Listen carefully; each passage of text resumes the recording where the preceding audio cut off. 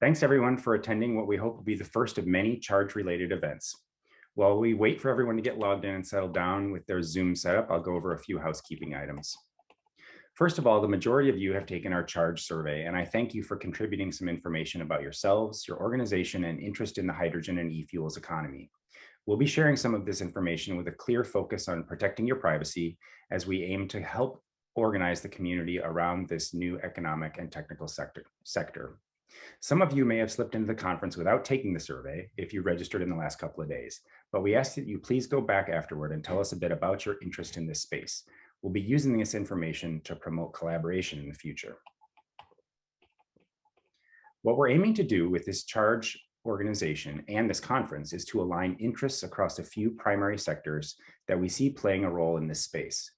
Those include industry or organizations that will contribute to the ability to produce hydrogen or e-fuels for energy storage, transportation, or industrial use, as well as companies or public sector operations that have an interest in using green hydrogen or low carbon e-fuels to decarbonize their operations. Of course, there are government organizations who are positioned to implement policies which enable the advancement of hydrogen and e-fuels. Research organizations like universities, national labs, or private sector R&D programs who will deliver both fundamental advancements in this technology and help improve scale, efficiency, and all importantly, the cost of producing and consuming these novel fuels. We have power utilities who sometimes fit within the above descriptors I just mentioned, but uniquely in the Northwest, these organizations have deployed renewable energy assets on top of an already clean, firm power base of hydroelectricity. This has produced the nation's cleanest power grid, one of the least expensive to operate, but also put utilities in the position where they occasionally produce power at negative cost or for free, something they aim to monetize and use to our region's advantage. And of course, there's also nonprofit organizations, industry groups, and advocates who represent our region's strong drive to advance new technologies and business opportunities with the aim of stopping climate change in its path. These are the groups who are present here today, and we aim to further align and bring together project teams that are going to do the work needed to make our region a global powerhouse in the hydrogen and e-fuels economy. For some of you, even though unfortunately I can't see many of you, I know your heads are nodding. However, I know there are many who are still curious about how this relates to them, so let me take a step back to explain a bit. First, I'll start by explaining why I'm doing this. I'm the director of JC Dream. We're big on fancy acronyms, and this one stands for the Joint Center for Deployment and Research in Earth Abundant Materials. You're right, there's nothing about hydrogen, e-fuels, or even that in that acronym like there is in the CHARGE, which stands for the Consortium for Hydrogen and Renewably Generated E-Fuels. By the way, thanks to Jake Leachman for that acronym. My first attempt was CHEETA, I think, and I don't even remember what that stood for, but I knew it would have been a big fail. Back to JC Dream, though, and Earth Abundant Materials. JC Dream was created by the Washington State Legislature, along with scientists from PNNL, WSU, and the University of Washington, to help avoid the use of critical materials and conflict minerals in our clean energy and transportation economy. In one example, you've probably all heard of rare earth elements in relation to the China trade war. Well, it's important to know that one of the biggest uses of rare earths is in electric motors and generators, something that's critical to the electrification of our light duty transportation sector. You may also have heard of issues with cobalt or lithium in lithium-ion batteries, which power our smartphones, electric vehicles, and provide backup power on the grid. Unfortunately, 2/3 of the global supply of cobalt originates in the Democratic Republic of the Congo under less than ideal conditions, not the type of supply chain that Tesla, Apple, or Samsung want to be doing business in. The supply of these formerly obscure elements is hampering the growth and progress of these vital new clean energy technologies, and JC Dream aims to promote awareness, develop earth abundant alternatives, and improve recycling in areas where we must use these critical materials. Okay, so how does that relate to hydrogen and e-fuels?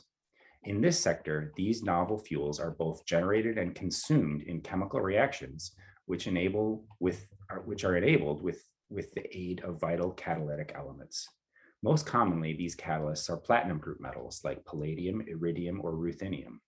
Platinum itself is extremely expensive and a rare metal, but is actually the most common and inexpensive of these catalysts. However, currently the electrolyzers that produce hydrogen or fuel cells which consume it to produce energy, and the chemical plants that produce e-fuels frequently rely on these elements. So this is why JC Dream has helped create Charge to prevent the same thing that is already slowing down the battery, wind, and electric vehicle space from happening to this burgeoning hydrogen and e-fuels economy. Now, we're not all here to talk about critical materials issues, but I'm glad I could address the topic with you. JC Dream has aligned with WSU organizations such as Ascent, which focuses on sustainable aviation fuels, ESSEC, or the Energy Systems Innovation Center, which along with the Advanced Grid Institute delivers power systems engineering solutions to the utilities, WSU's Chemical Engineering Department, which is a national leader in catalysis, the Hydrogen Properties for Energy Research, or HYPER Lab, which is the only university-based cryogenic hydrogen research lab, and the Innovation and Research Engagement Office at WSU. These groups have helped found Charge, and we're here to talk about vaulting the Northwest into a global powerhouse, both literally and figuratively, for the fuels that will power heavy-duty transportation and enable long-duration grid storage. Now, some people point to battery technology as the path to addressing these industries. I want you all to know that I'm a huge advocate of batteries. I've spent my entire career developing and commercializing battery technology. I strongly believe that it is the most efficient way to decarbonize many parts of our energy economy. However, knowing the technology as I do, I assure you that we are never going to send planes across the Pacific or even to Los Angeles. We're not going to propel ocean-going vessels or cost-effectively deploy long-haul trucks on a battery-only electric drivetrain. Additionally, when the power grid needs energy stored for longer than a day, we cannot rely on batteries to do this effectively. For these applications, we need fuel. We are currently using fossil fuel, but we need to transition to low carbon and eventually zero carbon fuels, such as green hydrogen or e-fuels, to power these sectors in the future. This is where that amazing Northwest power grid comes in. As I alluded to earlier, our local power utilities have found themselves with an existing base of clean and abundant low-cost hydropower. On top of that, just like other regions, we have deployed solar and wind power where those resources are available. This has produced one of the cleanest power grids in the world, which in Washington state is 95% carbon-free. However, utilities find themselves in situations where they're ramping down their hydro turbines when the wind assets are producing, or with contractual obligations to make power available 24/7, but with only occasional demand. In these situations, our utilities do their best to put these electrons to use, but are frequently stuck selling power at a loss. With the growing climate crisis we are facing, folks, we cannot afford to be wasting electricity. We need to find ways to put those clean, low carbon electrons to work. Instead of wasting electricity, we can use it to generate hydrogen in electrolyzers, where the clean electricity can split water into hydrogen and oxygen. If the hydrogen can be effectively stored or transported, then it can be used for transportation fuel in the fuel cell powered vehicles. It can also be used as an industrial gas to decarbonize a variety of many manufacturing operations, which currently rely on hydrogen produced from cracking natural gas, which produces millions of tons of CO2 each year. That hydrogen can also be recombined with captured CO2 or biosources of carbon and converted back into fuels that function much like fossil fuels. However, in the case of these e-fuels, the carbon has come out of the atmosphere instead of out of the ground, thus creating a circular carbon economy. These same molecules of hydrogen or e-fuels can also be stored for days or weeks or even months and used to later power the grid when renewable energy is less available. Here in our region, we have the power grid to do it. Our transportation sectors are predominantly heavy-duty modes of transport, including aerospace, trucking, and logistics, and maritime. And some of you already know this, but our regional universities and PNNL are already global experts in the fields of catalysis, chemical engineering, and electrochemistry, which are needed to propel this technology forward. Our local governments are already building a policy framework for success and funding programs to advance this new economy. Regional nonprofits are organizing industry and advocacy organizations. One notable example is the RH2 Action Plan, which was just released today, and you can download it from a link, which I think we'll have Mariah put in the chat. I would highly recommend doing this. The document does a great job outlining the issues, industrial players in the region, and calls for a roadmap and project-based focus in the coming years. We as a region can lead in this space. However, a recent article in Bloomberg showed South Korea, Japan, Germany, and France all ahead of the US in deploying green hydrogen. These countries all have dramatically higher costs of energy and carbon footprints when compared to the Northwest. For the United States to gain a dominant position in this field, we must lead in this region. So that's why we're here today. Coming out of the conference, I hope we will have shown you a few examples of how we're getting started in this new economy. We will follow up with direction for developing a new project and for developing new projects and a roadmap like that described in the RH2 action plan. Charge will aim to align industry and public sector researchers behind scale up and cost reduction efforts. And I hope in the not so distant future, government and private sector funding will find its way to projects here in the Northwest, enabling use of clean power, opening a marketplace for our heavy duty transportation sector, and creating a training ground for engineers and technicians who will build the Northwest into a global leader in the hydrogen and e-fuels space, or as I like to say it, leading the charge. Now, before we commence with today's discussions, I first wanted to share with you a bit of information from the Charge survey that you all completed. I'll include a little information now, some more around the time of our mid-morning break, and then also at our conclusion. So with that, let me turn on PowerPoint here. There we go. Okay, so who took the survey? I think this is great. We've got a really nice cross-section of energy customers or consumers, folks that produce hydrogen or e-fuels in the chemicals and fuels industry. The power utilities are very well represented. Government and national labs are well represented. And then we have a few, and also some students or folks that are interested in employment. We have these big bars over here on the right of university and other. So let's talk about that real briefly. If I can advance my slide, which I can't. There we go. So how would we describe other? It was a whole bunch of text, so it was a little hard to do anything data oriented, but you can kind of see there's a lot of expertise here. We have a lot of consultants, folks interested in energy, hydrogen, engineering, technology, and really I think that other category actually represents a great deal of expertise, which we would like to tap into. The other area of expertise is in the research focus of the national labs and universities. And once again, a really nice broad sector of different groups. We've got all the things we need to focus on: hydrogen and e-fuels, catalysis, as well as some of the economic parts of things. We're maybe a little light on life cycle assessment and resource allocation, but it's there. And I'm glad to see that we have those folks. So with that, I am going to get on with the rest of the agenda here. And I would like to start by introducing Judd Verdon. So Judd is the Associate Laboratory Director for the Energy and Environment Directorate at Pacific Northwest National Laboratory in Richland, Washington. He leads 1,200 scientists, engineers, and staff who are delivering science and technology solutions for the nation's complex energy and environmental challenges, including modernizing the power grid, advancing energy storage technologies, including hydrogen, increasing the energy efficiency of buildings and lighting, developing biofuels, and resolving complex issues in nuclear science and environmental management.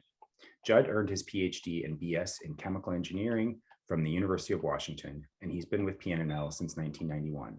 Welcome, Judd. Thank you, Aaron. Can you hear me? Yep, you're great. All right, thanks. It's really a pleasure to be here. As Aaron and I were talking a little bit before the event here, I have a long history, and we have a long history in hydrogen. I really started out early in my career as a DOE hydrogen ambassador to the region, teaching Hydrogen 101 courses over 20 years ago throughout the region. In 2003, we held an event at Bell Harbor in Seattle. It was a hydrogen and fuel cell transportation conference. We had the governor ride a DOE-sponsored hydrogen fuel cell bus around Seattle, which was just a fantastic event. And I think what you'll hear today from all the different speakers at this conference is, boy, we have just come so far in hydrogen research, hydrogen deployment, and fuel cell technology, and we're really at an exciting point in time. And Aaron, I'd like to thank you for your leadership of JC Dream. It's really making a difference in the state, and it's really helping to move these important areas forward. On my first slide, I show on the right-hand side here the Department of Energy Hydrogen Program Plan and the link down below. It's worth a Google. This program plan was released in late last year. It's a wonderful research roadmap for those who are interested in hydrogen research and the targets, which I'll show here. Later in the day, you'll hear from Sunita Satyapal, who's the lead of the hydrogen program and fuel cell program at DOE, and she has been doing a phenomenal job leading the Department of Energy's hydrogen programs. So if you're not familiar with PNNL, we are primarily located in Richland, Washington, but we have staff in Seattle, DOE's only marine science laboratory in Sequim, and in Portland as well. We focus in three main areas: scientific discovery, energy and environment, and national security. And we really integrate all the tools we have in chemistry, data science, energy, chemical engineering, machine learning, data analysis, and focus them on important DOE challenges, including hydrogen. And we're roughly now about 5,000 staff, about $1.1 billion in funding, and doing very well in our visibility around publications. I thought I'd start with this slide to kind of frame where we're at with hydrogen. And this is from the DOE roadmap, the Hydrogen at Scale program. And as I said, it's an exciting time, but there's still challenges across research, development, deployment, and demonstration I think we can all collectively address. And I think Washington is well positioned to address these. And it's everything from reducing the cost and improving the performance and durability of hydrogen technologies for production, delivery, storage. It's also, creating that reducing those market barriers and creating the market opportunities, whether it's through technology advances or regulatory reform and regulation, to help hydrogen kind of meet future needs and compete with existing technologies. There's still challenges and opportunities for demonstrating and deploying large-scale hydrogen supply and production. There's still opportunities to validate and integrated systems, and you'll see some examples of that. And demonstrations are so important to test out systems and new technologies. And then finally, is the value proposition and how to create policy, regulation, and allow new hydrogen systems to actually compete in the marketplace and add value for a variety of different applications. And then I wanted to help start with this slide as well. And it shows the DOE barriers. And in the world that I live in research, we are really fortunate that DOE brings together a variety of stakeholders, including US industry, does technical and economic analysis for all the research we do, and sets very clear and compelling targets you can read through here for cost of hydrogen systems, the durability that they need for various applications, and overall cost for things like the electrolyzer or the fuel cell system. So these are kind of our guiding lights and our research objectives. And again, the DOE Hydrogen Roadmap has great detail on all of these. So a quick summary of what PNNL does in the space. And as I mentioned, we've been in this area for a very long time, and you'll hear more about what we do from Jamie Holliday in the next panel. But we could break it down into really 3 or 4 main areas. It's hydrogen production, hydrogen infrastructure, hydrogen use, and then hydrogen safety. Then I'll really quickly talk a little bit at a very high level about what we do in each one of these areas. So first, let's talk about hydrogen production.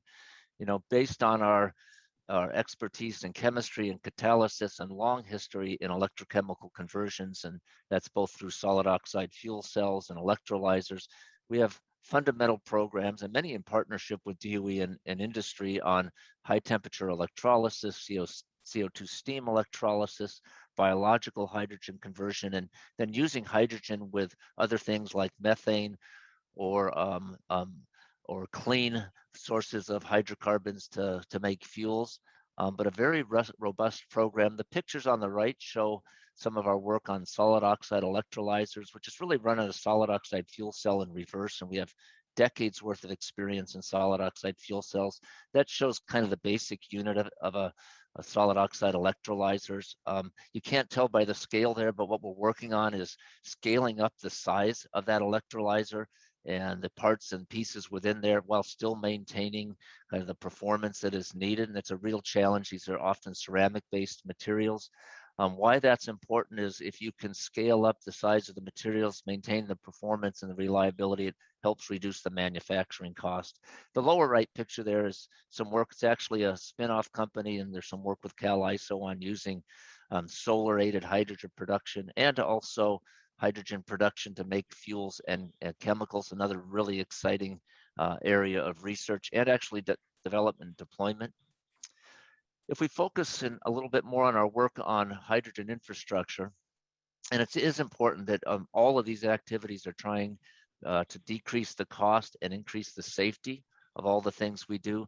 There's a list on the left-hand side, and I'll walk through each one of these, including the magnetocaloric hydrogen liquefaction, which is a really exciting area, improving materials compatibility, materials-based hydrogen storage, and then understanding some of the issues around blends and natural gas pipelines, and then physical hydrogen storage as well.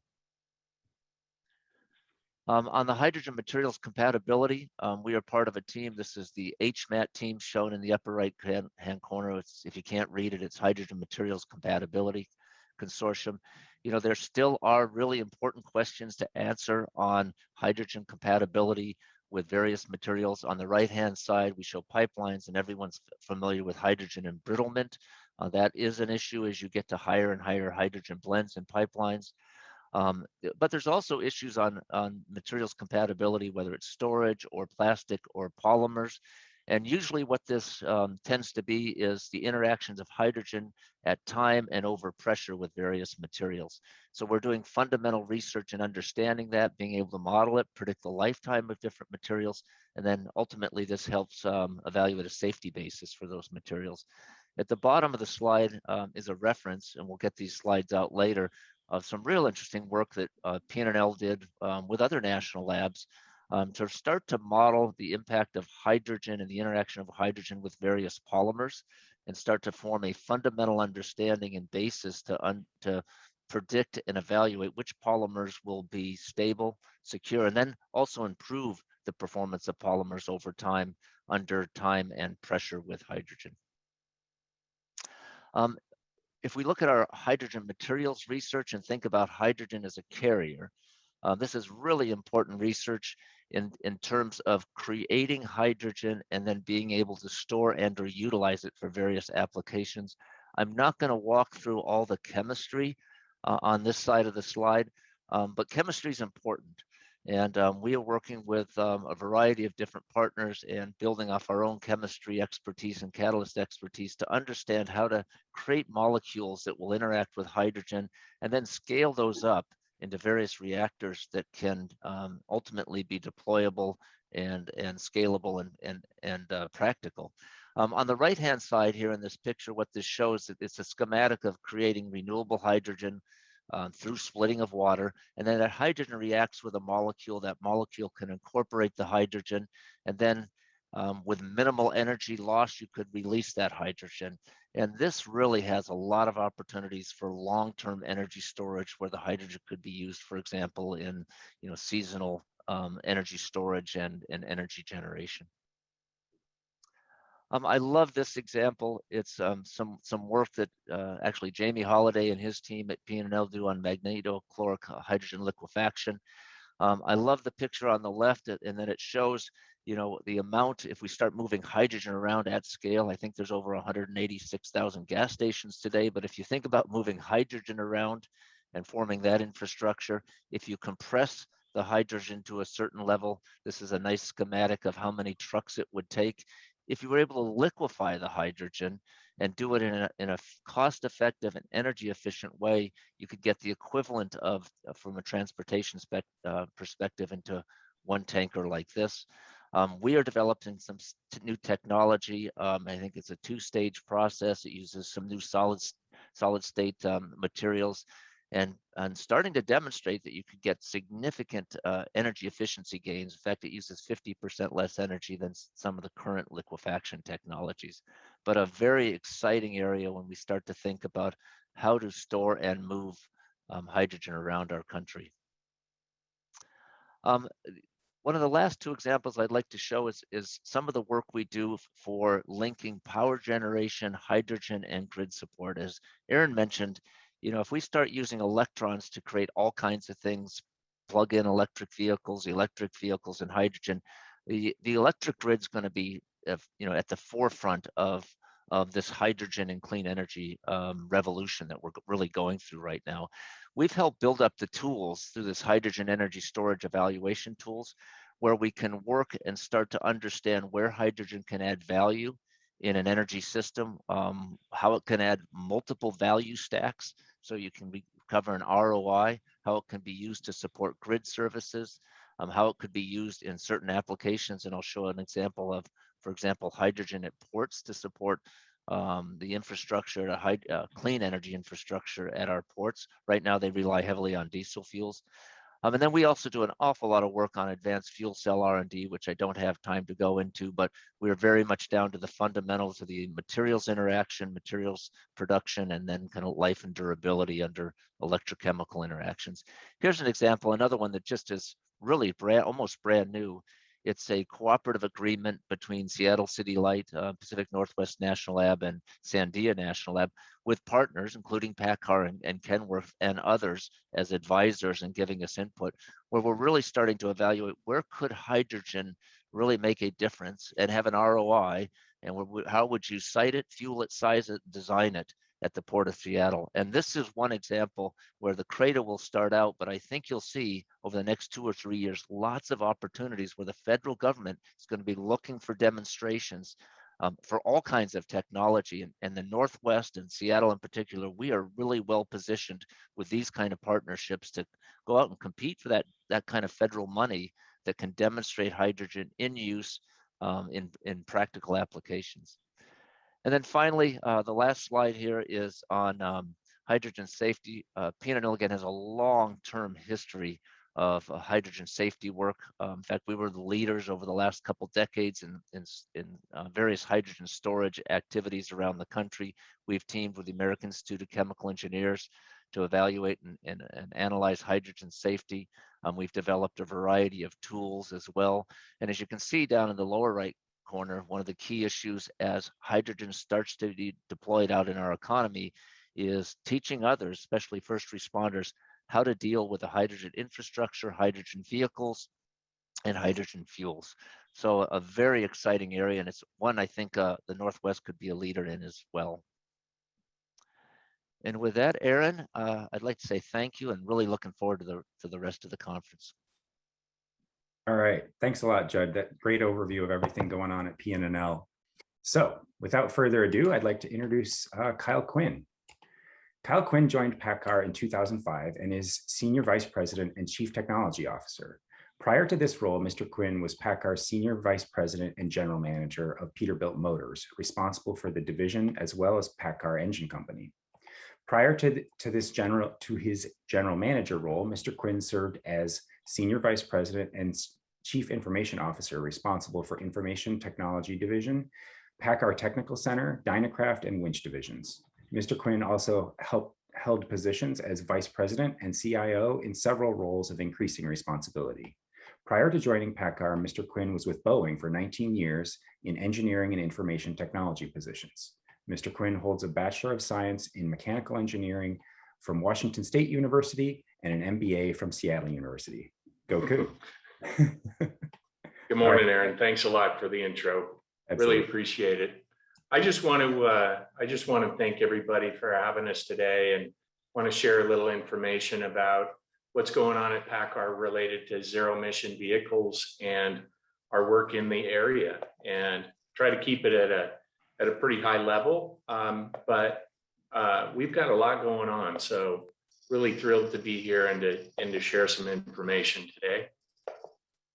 Okay, so to start off, we're going to talk a little bit about zero emission technology today and the work that PACCAR is doing to industrialize it. But for those of you who might not know PACCAR, we're based in Bellevue, Washington, and we've been in the area for 116 years. And we've done a variety of things over our history, and you can see some of those here. We built the structural steel for the Space Needle. We were in rail cars for many, many years. We built Sherman tanks in World War II, and we also built mining equipment. But today we're in the manufacturing business for medium and heavy duty vehicles under the nameplates Kenworth, Peterbilt, and DAF. And today we have about 25,000 employees worldwide and about 5,000 in the state of Washington. Over the last few years, we started investing heavily into zero emission vehicle development. And one of the things that Aaron mentioned earlier is that not all forms of heavy transportation are going to lend themselves to battery electric. But we are definitely pursuing battery electric primarily for local pickup and delivery vehicles. And in addition to that, for regional haul heavy vehicles. And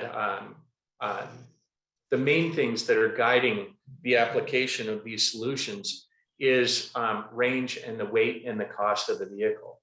But over the long term, we think that hydrogen fuel cell is critically important and has the promise of reaching the ranges that are necessary for long haul transportation. And as a result, we're making ongoing investments in hydrogen fuel cell. But no doubt, the hydrogen fuel cell development is longer term and looking into the future to achieve all of the things that are necessary to make it work for the long haul. And I won't go into a lot of details today, but it really relates to some of the things like achieving the range, getting the cost down, and overall building the reliability of the technology. In the meantime, we're beginning to offer battery electric vehicles for sale in 2021. You can see on the left that we offer a medium duty cab over vehicle under the Peterbilt and Kenworth nameplates. And on the right, we offer heavy duty vehicles under the DAF, Kenworth, and Peterbilt nameplates. And then in the middle, we've also recognized that charging is absolutely essential. Really, an electric vehicle doesn't have much value on day two if you don't have a way to charge it. And so we put a partnership together, and our PACCAR Parts organization is offering charging and infrastructure installations for sale. We have more than 60 trucks operating in the field, and this is really important to us. So far, we've accumulated over 600,000 miles with these vehicles. And this also includes our hydrogen fuel cell development vehicles. For hydrogen fuel cells specifically, we have a partnership with Toyota. We're using the Mirai fuel cell, but we're installing the overall systems to achieve a hydrogen fuel cell electric vehicle and use it in the field. Today, our demonstrations of hydrogen fuel cell are in California. We would really like to achieve a demonstration and some deployments in the state of Washington. And so some of the things that we see with Seaport Alliance collaboration that's going on that we're participating in, and also the Douglas County electrolyzer installation, those just thrill us because they'll lead to a situation where we can do a transportation demonstration in the state. And this is something that we're tremendously interested in. Just a little bit more about where our work is going on with electric and hydrogen fuel cell trucks. It's here in the state of Washington. Our corporate headquarters is in downtown Bellevue at 106th and Northeast 8th. Most of you have probably seen it. Our Kenworth factory and R&D center is in Renton, Washington, right next to 405, and that's where our hydrogen fuel cell trucks are being built. Our PACCAR Technical Center is in Mount Vernon, Washington. That's where we're doing all of our testing and validation of the vehicles. And then our engineering team is at Kenworth headquarters in Yarrow Bay, Washington. So there's a tremendous amount of effort going in into the state, and a larger and larger number of employees in the state working on these solutions. Now, because we really couldn't be present today and show you a truck, I want to show you a video of a demonstration that we did at Pikes Peak for both a Peterbilt 579 battery electric truck and the Kenworth T680 fuel cell truck.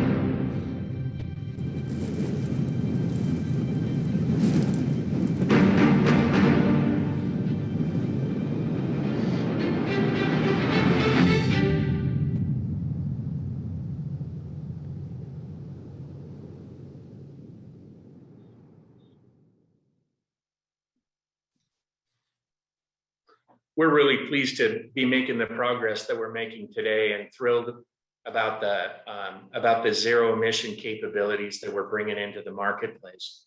We look forward to working with everybody in the state of Washington, PNNL, and others in the future to advance the technology and make it work for the transportation industry.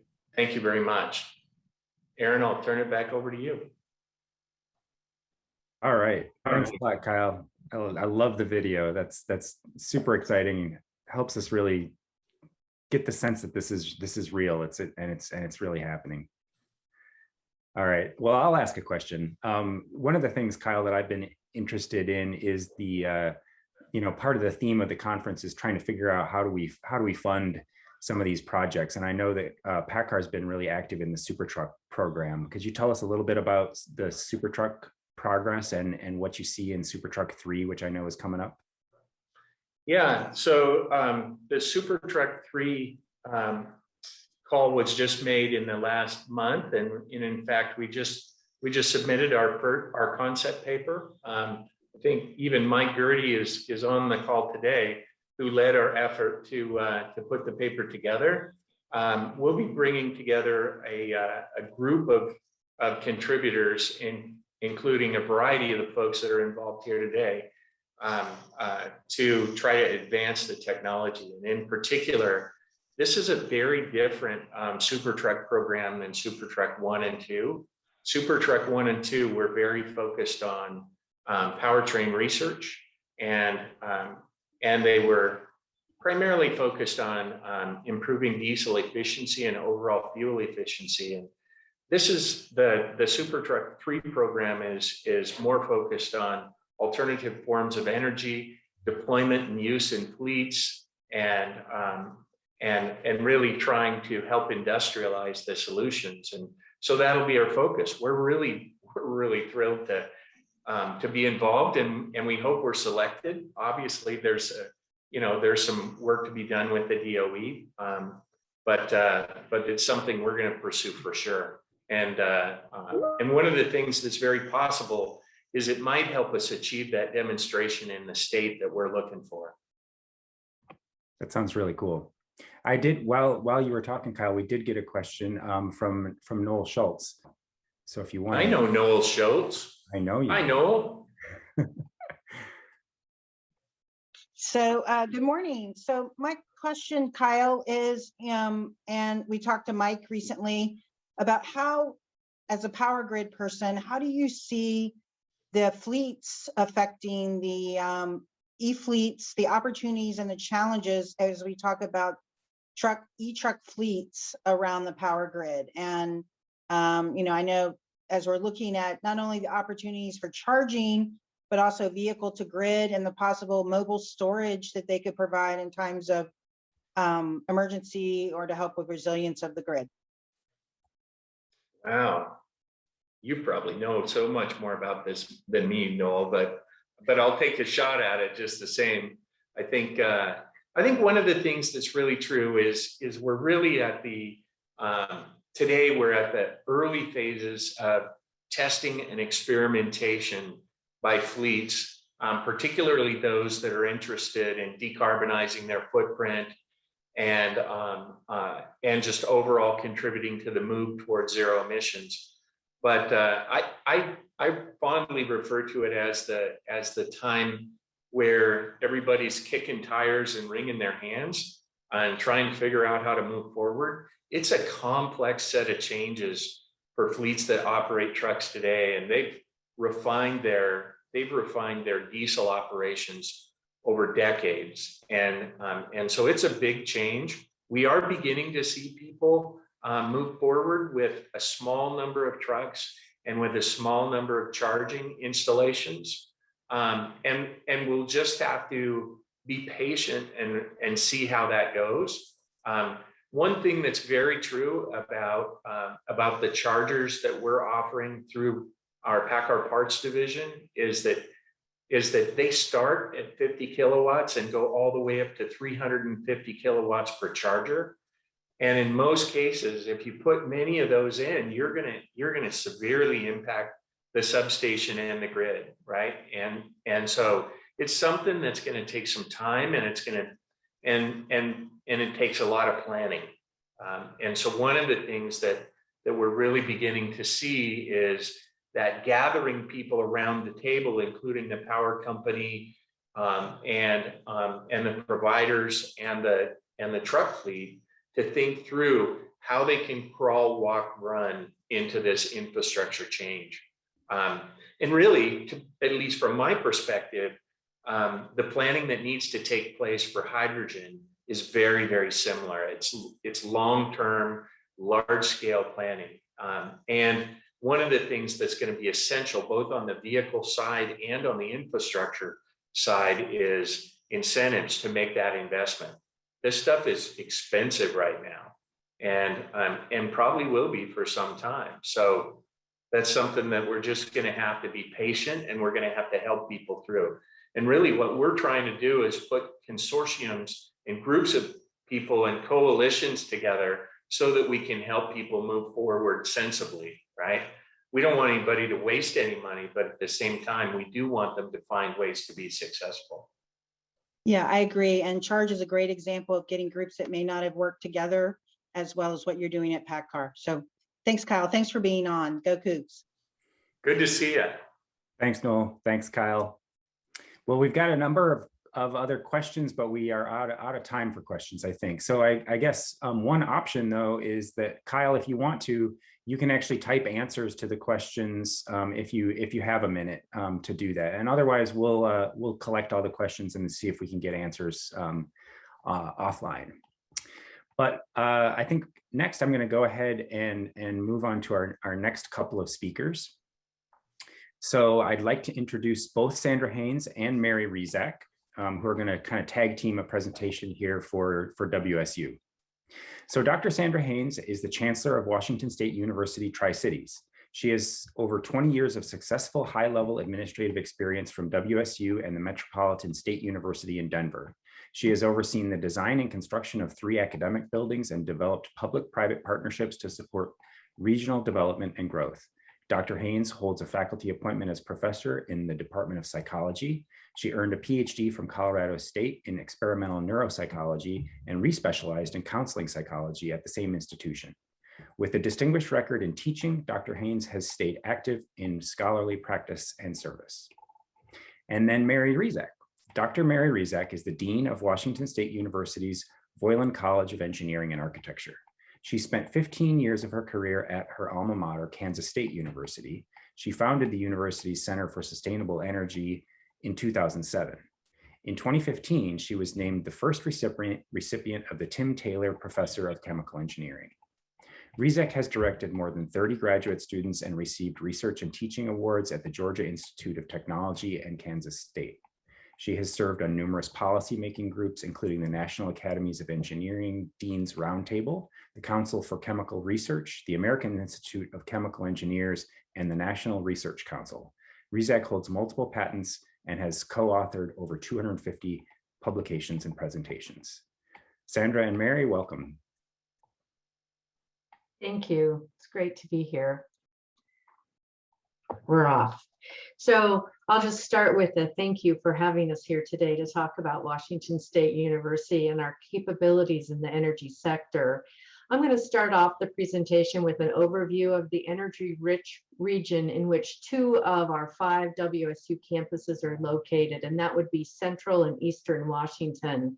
Having WSU located in these areas provides a tremendous opportunity for partnerships on energy research and development, scalability testing, creating energy systems integration, and having access to a highly prepared energy sector workforce. I will also address what WSU Tri-Cities is doing to integrate these assets with the myriad number of resources WSU writ large has on its campuses. Dean Mary Rizak will then discuss the wealth of energy expertise WSU faculty have, along with the full array of our energy industry partnerships. She will then provide an overview of our student demographics as well. So first, I'd like you to take a look at this map. Those green circles indicate areas of energy production, and the blue circles indicate areas of energy consumption in the state of Washington. The larger the circle, of course, the more the production or the consumption respectively. But if you look at this slide, it's really easy to see that Central and Eastern Washington combine to form a region that is rich in energy production. A significant amount of this energy production is in low carbon electricity generation, especially in the Mid-Columbia region, where there are ample sources of power generation from hydropower, nuclear power, wind, and to a lesser degree, solar power. This abundance of low carbon energy supplies much of Washington State's electricity needs, and it is also widely exported to other Western states. Combined with a readily available surface water, the South Central Washington region would also be an ideal place to produce green hydrogen. The region also has deep capabilities that cover basic research and commercial operations, including those that you see on the slide here. WSU partners with industries and utilities in the area, and of special note, we have a strategic partnership. We have actually several strategic partnerships with the Pacific Northwest National Laboratory, and as Judd said, it is located right here in Richland, Washington, where I am. And we have those partnerships in key areas that are related to energy production and distribution. There are 2 other important assets of the Mid-Columbia region as regards energy, and those would include, first, we have a vast transportation network, making energy readily exportable, or we use it quite widely here, especially with agriculture. And the second is our region's rapidly growing and highly diverse population to provide the workforce the energy sector needs.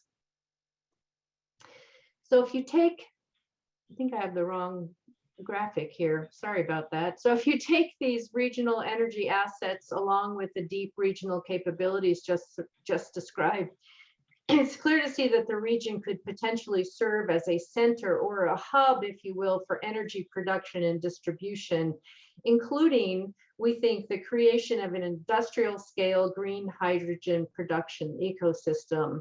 The latter would really help round out this evolving and dynamic regional energy system. With a campus located in the Tri-Cities, WSU is poised to help address how to best capitalize on the area's energy ecosystem and connect energy researchers, policymakers, companies, and consumers. So to do this, WSU Tri-Cities recently established the Institute for Northwest Energy Futures to connect WSU's significant research and education assets to the R&D and industry assets within these two regions. The Institute will use a systems approach that includes technical, economic, environmental, and policy perspectives to help solve energy issues from electricity generation to energy storage, to grid optimization, to alternative fuel sources. It will serve as an honest broker for helping address the complexities of the changing energy landscape. I believe that such a systems view will be more and more necessary to grow Washington State's energy presence and meet its decarbonization goals. I hope after this presentation, it's clear to you that the Mid-Columbia region can contribute greatly to the state's energy transition strategy to be carbon neutral by 2050. At WSU, we're very happy to be able to partner to play a role for our region, the state, and the nation. I want to now just turn this over to Dean Mary Rezac to discuss in further detail the capabilities of the WSU in the energy sphere. Mary? Thank you, Sandra. And thank you all for joining today. I really appreciate the opportunity to give you a little bit of a perspective of the systems research that's happening at WSU. As the Dean of the College of Engineering, I will acknowledge that my perspective is a bit focused in that area, but it's not, the research happening here is not exclusively within the college. We have research activity that is occurring in the College of Engineering, but also in the social sciences and other sectors. So across that system, the WSU researchers have directed more than $150 million in research related to this energy question over the past 5 fiscal years. The logos here represent a variety of centers and institutes that are organized on our campus around these various topics, ranging from JC Dream, which Aaron articulated in the beginning, to ESIC, which focuses on the grid, to others that focus on hydrogen or catalysis, fundamental catalysis development. So with this broad cross-section of researchers, they bring to bear a variety of laboratory equipment and test beds that allow them to advance research on these topics. We're really excited that these researchers have a strong and expanding group of industrial partners. Many of the folks on the call today are already partnering with WSU faculty around one or more of these topics, but we continue to create structures which allow us to expand that that capability and to increase the number of partnerships that we have. As one of the leading academic institutions in the state of Washington, we also recognize and embrace our role as your workforce development partner for really all sectors of the future energy economy. And we do that with nationally and internationally recognized faculty members who are recognized both for their research and for their teaching. And so I have the unenviable job today of giving you some highlights of those national leaders. And it's unenviable because there are dozens of faculty on the call today, and I could have picked any of them. But in the interest of time, I'm going to give you 3 examples that come from 3 different segments of this system and highlight their activities. I'm going to start with Yang Wang. Yang is a chemical engineering faculty member. He leads the catalysis efforts here at WSU, and he has a joint appointment between WSU and PNNL. So he really works to leverage the strategic partnerships that we have across those institutions. Yang, as a catalysis leader, really is working on fundamentally understanding how catalysts work to convert CO to CO2, as well as converting biomass-derived chemicals to fuels and viable chemical products. The images here are representation of some of his recent works that have made cover photos, and you can see he has been recognized regionally and nationally for his leadership in this area. In the grid space, I will highlight Anjan Bose. Anjan leads the WSU, serves as a senior technical leader for the WSU Power Grid Group. He has been a really active and insightful leader in this area for years. And you can see that his work has been in policy influencing at the regional and federal level. He is a National Academy of Engineering member and serves as the vice chair for the power and energy sector, for example. And then on the sort of younger end of the spectrum, I will highlight Jake Leachman, who's going to talk later today. Jake's a mechanical engineering faculty member who's been working on hydrogen storage. He leads the HYPER group here at WSU. He has been recognized as one of the rising stars by the Cryogenic Society of America, but he's also been recognized as an outstanding teacher and a policy influencer. And so the images here, right, you can see that he has written the book on thermodynamic properties of hydrogen, but also in the middle bottom, this is an image of a hydrogen-powered drone, the first university-flown hydrogen-powered drone in the United States. And it's a really nice example of Jake using his research as a tool for educating undergraduate and graduate students and helping them to develop the hands-on skills and problem-solving capabilities that we think are going to be important for future engineers in this space.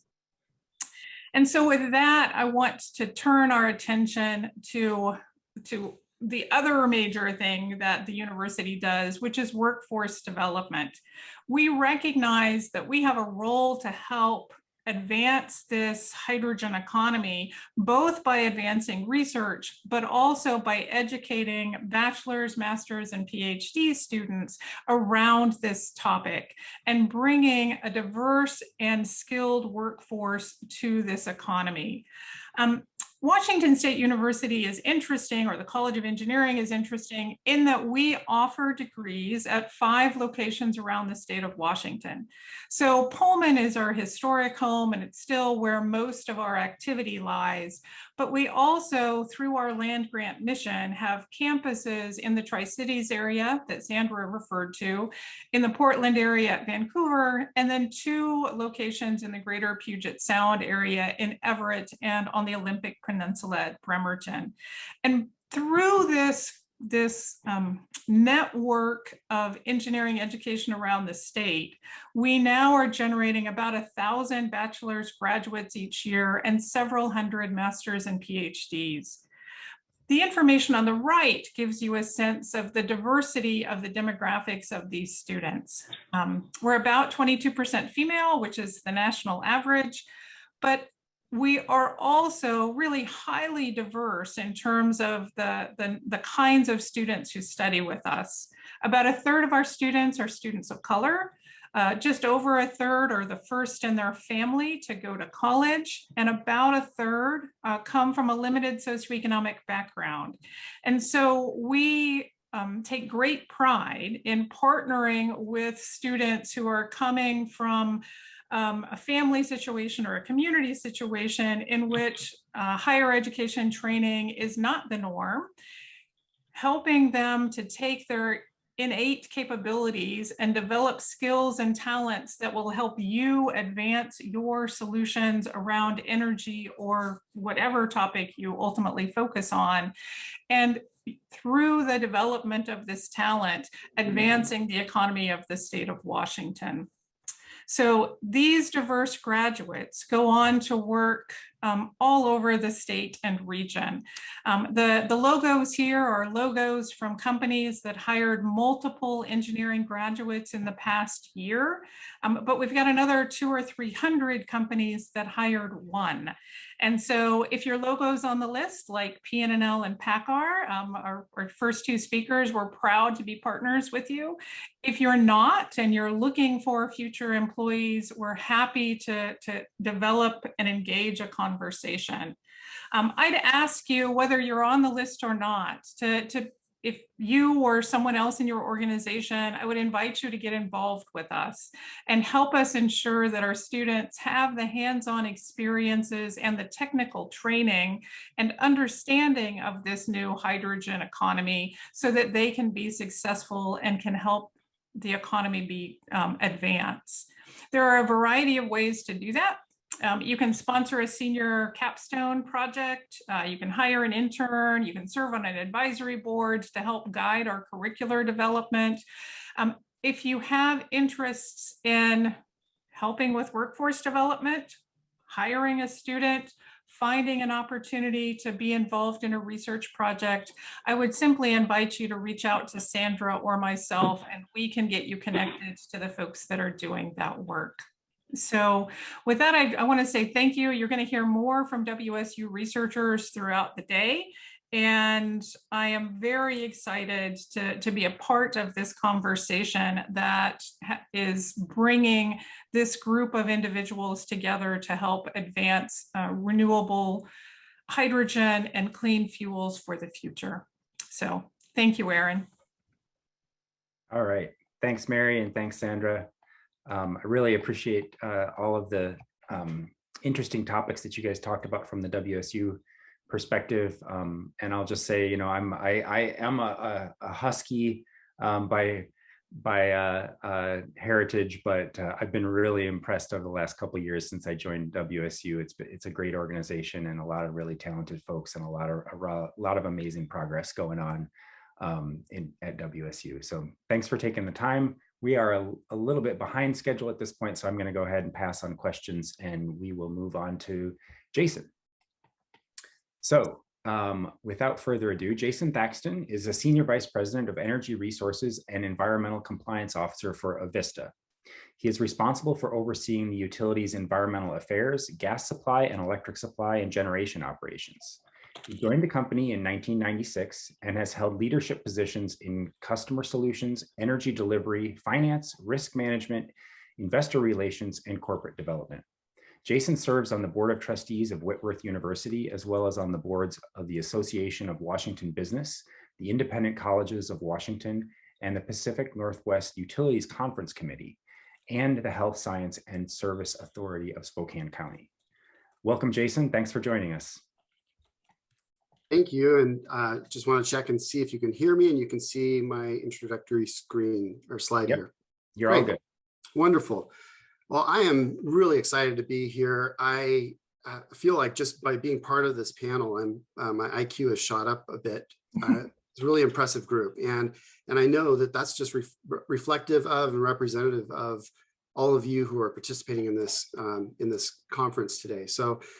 Avista is a natural gas and electric utility. We have operations in 5 states in the Pacific Northwest and Alaska. And we are really excited to be engaged in these kinds of conversations. And I'll talk about why as I spend a few minutes with you here. So one of the things that I always like as a utility, like to highlight for people is that I think the utilities that are represented here in the conference, whether you're a participant or one of the panelists, is we have a somewhat special obligation and consideration as we serve our customers with electricity or natural gas. It's really balancing these three components of affordability, the clean attributes of the energy that we serve, and making sure it's reliable, making sure the lights are on. We don't have to look back very far in the last few months, what happened in Texas last year, what happened in California with rolling blackouts, to have an appreciation for what a critical balancing act it is for us as utilities to find that overlap of what's clean, what's affordable, and what's reliable when we put our portfolio of resources together to serve our customers. So I always like to highlight that because it does apply to the conversation we're having here today. And I'll touch on the connections there as I go through my information with you. First thing I'd share with you is some of you may be familiar with Avista. Hopefully some of you are customers, thank you. But for those of you who may not know much about Avista, on the electric side, our generation portfolio is, as Aaron already highlighted and Judd did as well, we're part of a region that is blessed with clean, low-cost generation. For Avista, about half of our generation is hydroelectric generation, some of which was part of our portfolio or how we started our company 132 years ago. But when you add biomass generation and wind, and we have a little bit of solar as well, you can see that about 57% of our generation is already clean, carbon-free, renewable generation. But we can't have just that to serve our customers because our consumption is at its peak maybe around 6 p.m. on a January or February night when the sun definitely isn't shining, the wind may not be blowing. We're not getting a lot of water coming down the rivers because it's still in the form of snow up in the mountains. And so we do have some fossil fuel generation. 9% of our generation is coal. We own part of a coal plant in southeastern Montana that we're moving to exit, toward an exit of by the end of 2025. And then about 34% of our generation is natural gas generation. So even though we're starting as one of the cleanest utilities in the nation, the cleanest region in the nation for generation, we still have a ways to go. And a couple of years ago, many of you here in Washington State were familiar with some legislation that was passed, called the CETA, the Clean Electricity Transformation Act. And around the same time that legislation was being considered, Avista announced our goals for all of our customers, electric customers in both Idaho and Washington, to serve our customers with 100% clean electricity by 2045 and a carbon neutral supply of electricity by the end of 2027. And whenever I talk about this, I always want to make sure that I highlight these caveats to that goal, to that aspirational goal. The first is that going back to those three circles, we want to make sure that we're focused on reliability and affordability.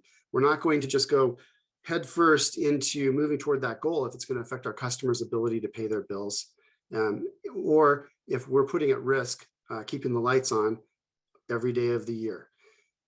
The other thing that we talk about, and I'll get to this a little more in a few minutes, is natural gas for now, for the foreseeable future, is an important part of achieving these goals of a clean energy future. And so these conversations we're having around hydrogen and renewably generated e-fuels are really important as we think about how we produce that power at those natural gas generation facilities and still move toward a clean electric grid and a clean energy future. And this third point is exactly, or this fourth point is exactly why we're here today, is that technologies and the associated costs of those technologies really do need to mature and continue to decline in cost in order for us to integrate them into our portfolio of generation and integrate them into our natural gas service. So we're excited about the work that's being done, and we will continue to stay engaged in ways that hopefully continues to advance those technologies and bring down the cost of those technologies. And then I always like to say too, it's not just about generation. Energy efficiency, conservation, working with our customers to help them use the energy differently, and working at the edge of the grid. And we have a lot of examples, which if I had more time, I'd share with you, about ways that we're partnering with others, including some members and participants on these panels, to be smart about the way that our customers use the energy that we serve. So I talked about natural gas and that it's part of, for the foreseeable future, part of our clean energy future. And so last month, we announced an aspirational goal to reduce the carbon footprint of our natural gas business that we serve to our customers. And our goal is to reduce our greenhouse gas emissions by 30% by 2030 and to be carbon neutral by 2045. And there are the same caveats on this side, but I want to highlight a couple of additional things. It's not going to be one solution to that, to achieving those aspirational goals. It's working on that supply of natural gas and focusing on opportunities like renewable natural gas, which is what this graphic on this page is showing, some ways that renewable natural gas can be generated, and hydrogen. This is a slide I've been sharing with our board, with our customers, our employees for quite some time. So I didn't modify it to cater it to the conference that we're in today. We believe that hydrogen and renewable natural gas are critical to helping us achieve those goals. But we also think that it's important to work with the upstream, with the producers of natural gas, to help them and target producers who are focused on reducing methane emissions, and then working with our customers. And then I've already addressed this, but just like on the clean electricity goals, it's important to focus on ways that we can help advance the technology and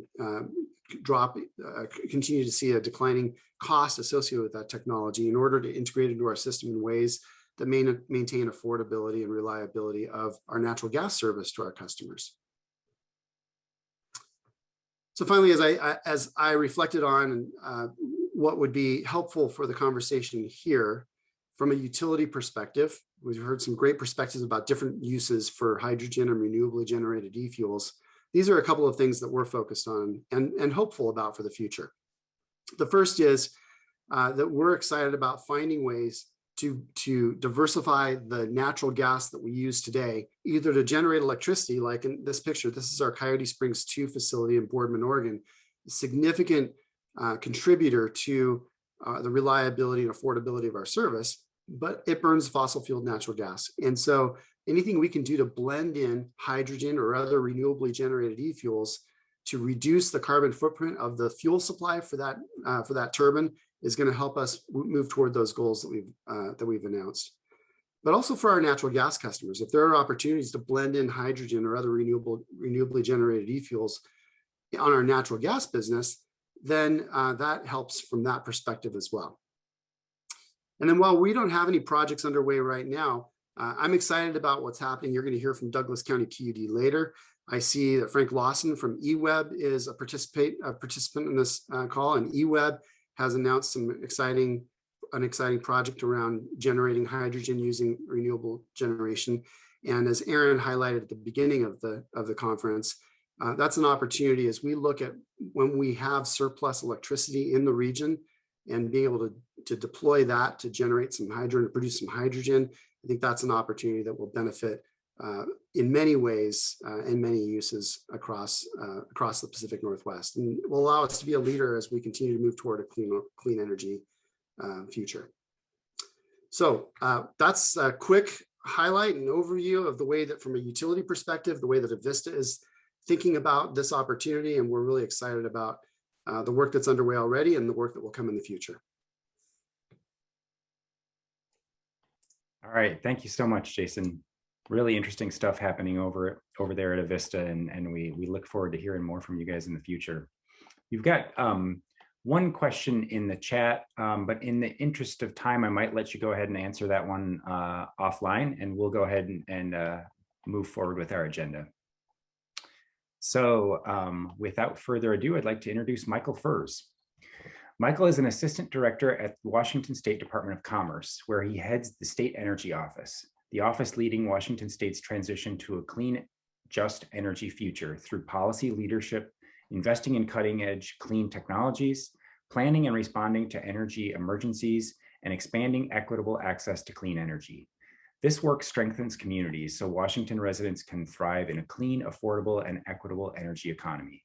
Furze also serves on the board of the National Association of State Energy Officials. He holds a master's degree in community and regional planning from the University of New Mexico. Welcome, Michael. Thanks for having me, Aaron. This has been a really interesting conversation, and I'm excited to be a part of it. I'm also excited about the conversations that will come after our meeting today. As many of you know, Washington State is on a bold path to bring down emissions. And the Department of Commerce, the Energy Office, is working with stakeholders to transform our energy sector and buildings electricity, transportation, and industry, in the same ways that you and the folks on the panel and in the audience are.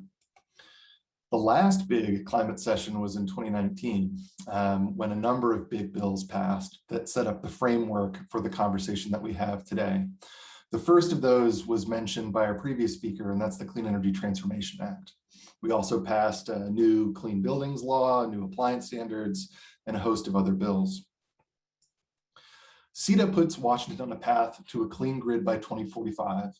And tucked away in that big bill was a request from the legislature that asked Commerce to develop a roadmap for the policy options that the state is going to need in the next decade to hit our emissions targets in 2030, 2040, and 2050. That 2021 state energy strategy was released this January, just before this past legislative session started. And it lays out how the people of Washington, the businesses in Washington, the communities in Washington can thrive in a clean, affordable, and equitable energy future. This past legislative session, thanks to Herculean efforts and Zoom-based leadership from many folks, including people in the audience today, they crossed a few items off the list. There's a lot more work to do to hit those goals in 2030 and then the next 2 decades. The state energy strategy itself sets the policy context by looking at economy-wide decarbonization, and it focuses on the key sectors that I mentioned previously. The good news from the state energy strategy is that we can meet our targets. To do so, all sectors of the economy must do everything they can to reduce emissions. We'll have the clean electricity that Aaron and others have spoken about. And we're going to want to plug everything that we can into those appliances, into the clean grid, our appliances, the building systems, elements of the transportation sector, industry where appropriate. There's lots of possibilities for us in the coming decades. The state energy strategy also looked at hydrogen. It did so in an interdisciplinary way, considered hydrogen as a new fuel, an emerging fuel, and one that requires careful consideration as we think about how to nurture the ecosystem that was mentioned by the folks from WSU and the research context that was mentioned by Judd.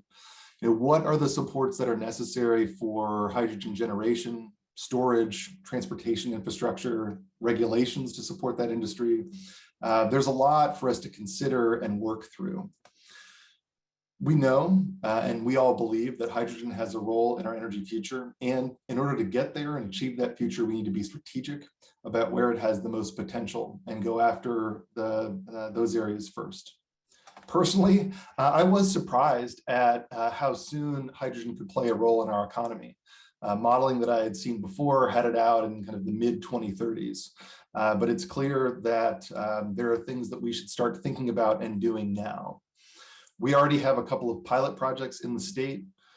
Judd alluded to the interest of the federal government to potentially fund more demonstration projects. This legislative session has followed up on some investments through the Clean Energy Fund that we administer. I'd like for us to think critically and consider our next steps carefully so that we might achieve the full economic development potential that we can unlock in the state with the resources and the talents we have. The state energy strategy did not chart that course, but it looked at a range of potential uses, whether that's flexible industrial loads, which could become kind of a new and emergent industry in the future to produce hydrogen through electrolysis, whether it's the blending in natural gas distribution that was mentioned a moment ago. And then it seems likely that biofuels and other e-fuels could provide valuable flexibility to reduce transportation emissions from the difficult to decarbonize sectors of that economy, whether it's aviation, long distance or heavy duty trucking, or maritime shipping.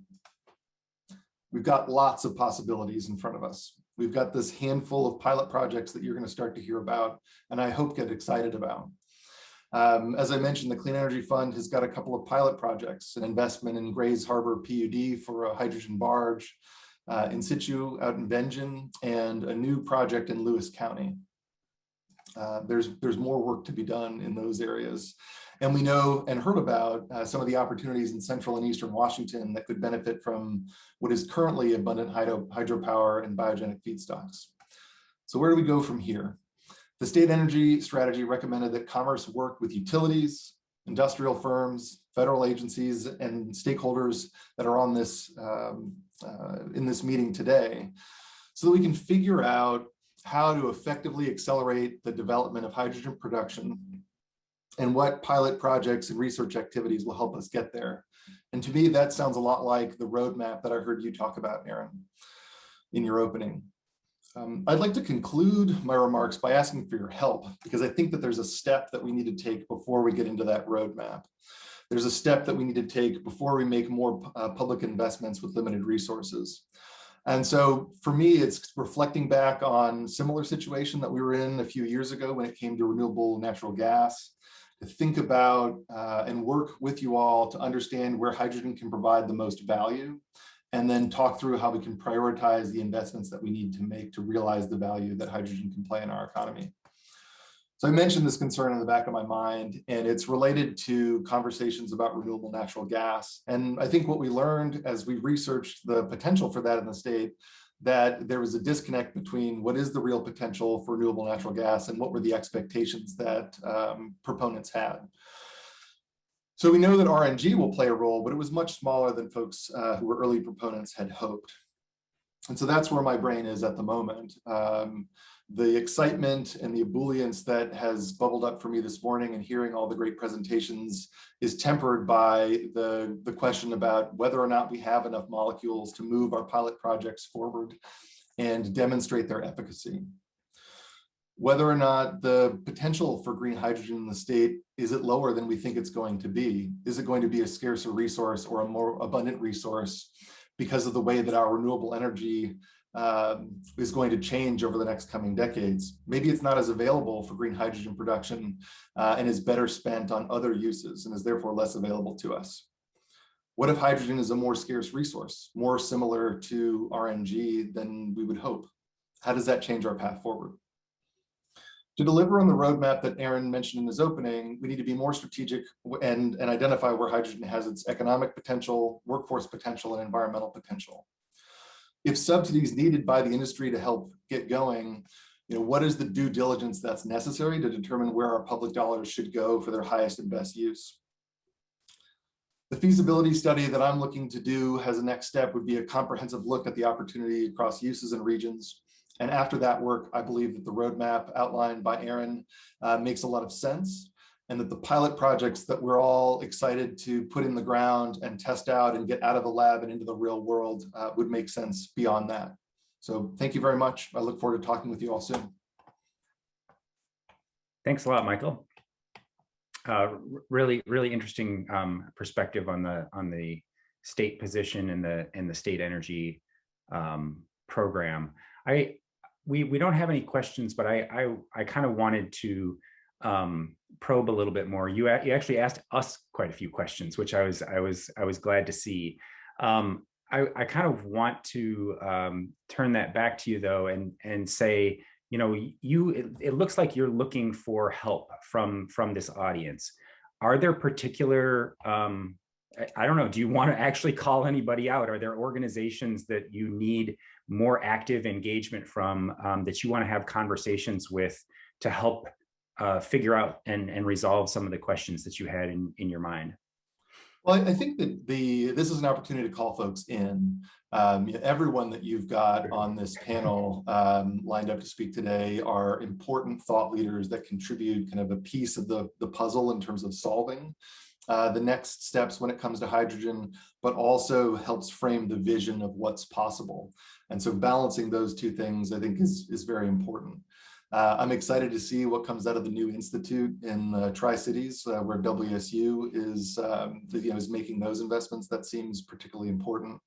And we've got legislative leaders who are eager to help chart the course for the state's clean energy future. So it feels to me like you've got a large percentage of the people who want to be in this conversation, and that this time that we're spending together today is framing kind of where we are at the moment. What did different folks see as the sets of next steps? And so it feels to me like you and I and other folks will be talking at the end of the day or maybe tomorrow about when we can convene again and how we structure those conversations to learn more. Yep, that sounds right on. And I think that does line up really well with what we're aiming to do. I'll talk more towards the end of the event about what we want to do next. But this is not the last meeting. I think a series of more focused conversations around particular sectors, particular projects, different ideas that people have, I think are something that's definitely going to be in the works. So I look forward to involving you and others in state government in those conversations. Yeah, I think it's really exciting, Aaron. So thanks for you and your team for pulling this together and moving the conversation forward. All right, absolutely. It looks like we do have one question from Manny. Manny Venkatasubramanian is the director of ESSEC, which I mentioned earlier. So Manny, you want to raise your hand and we'll open this up so you can ask Michael a question. So I can see the question in Q&A. It was about this feasibility study that I mentioned. Is it underway or is it being planned? Okay. And so as long as that is your question, this idea had emerged as kind of an additional next step that the state energy strategy was needed.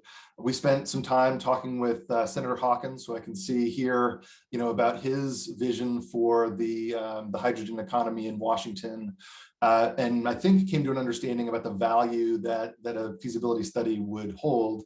Over the course of the negotiations across a range of really important bills, the funding for the feasibility study didn't end up landing in either capital or operating budget. And so we're at the point now of looking for the resources that we will need in order to do that type of convening work, something smaller than the state energy strategy, but more than I can do in the time that me and the team have got. So I think there are some things we can do in the near term, and that's the conversation that Aaron and I were just having about next steps. I think we'll see what comes in the supplemental session, and then we'll also see what comes out of a federal infrastructure package, which would increase, knock on wood, funding for the state energy office to do things like this that are necessary to plan for our future. So those seem like the next opportunities for us to get the funding to be able to do something like this. And I would expect it to be, part of a conversation with Aaron and the cohort of folks that are on this call about how we might fund something like that to understand the highest and best uses of hydrogen in the state. It's a great question. Thanks for asking it. All right. Thank you very much. Thanks, Manny. Thanks, Michael. All right. Well, thank you to all of the speakers that we had during our plenary session panel. Really enjoyed all of those talks. And we're going to move on now to our next portion of the agenda, which is a panel discussion around green hydrogen and specifically some work that's been going on at Douglas County PUD. So I will go ahead and introduce our moderator. Jamie Holliday is the moderator for this next session, and Dr. Jamie Holliday joined the Pacific Northwest National Lab in 2000 and has been working on solving our nation's energy problems ever since. He is the chief engineer and team lead for the Catalysis Science and Applications team and the sector manager for the Fuel Cell Technologies office. Since 1996, Jamie has worked on chemical systems ranging from electrochemical synthesis, fuel cells and batteries, to thermochemical processing of methanol, natural gas, and emissions reduction. Jamie serves as a member of the Hydrogen Production Technical Team for US Drive, a government industry partnership to accelerate the development of affordable clean vehicles, and is part of DOE's H2 at Scale initiative for the DOE Fuel Cell Technology Office, where he is on the executive steering committee and is leading the high temperature hydrogen production thrust. Jamie received his BS and MS in chemical engineering from Brigham Young University and his PhD from Washington State University, and he is a proud Coug alumnus. Welcome, Jamie. Thanks, Aaron. Thanks for, can you hear me? And I hope you can see me. Great.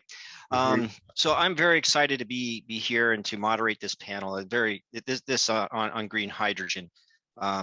First thing I want to do is define green hydrogen. As a scientist, I have to say, hydrogen is a colorless gas. So it is not that the hydrogen itself is green. It is the technologies that we're using to make the hydrogen don't produce any carbon emissions. And so that's when we talk about green hydrogen, that's what we're referring to. So it's a renewable type of power as opposed to the other types of colors of hydrogen that are out there.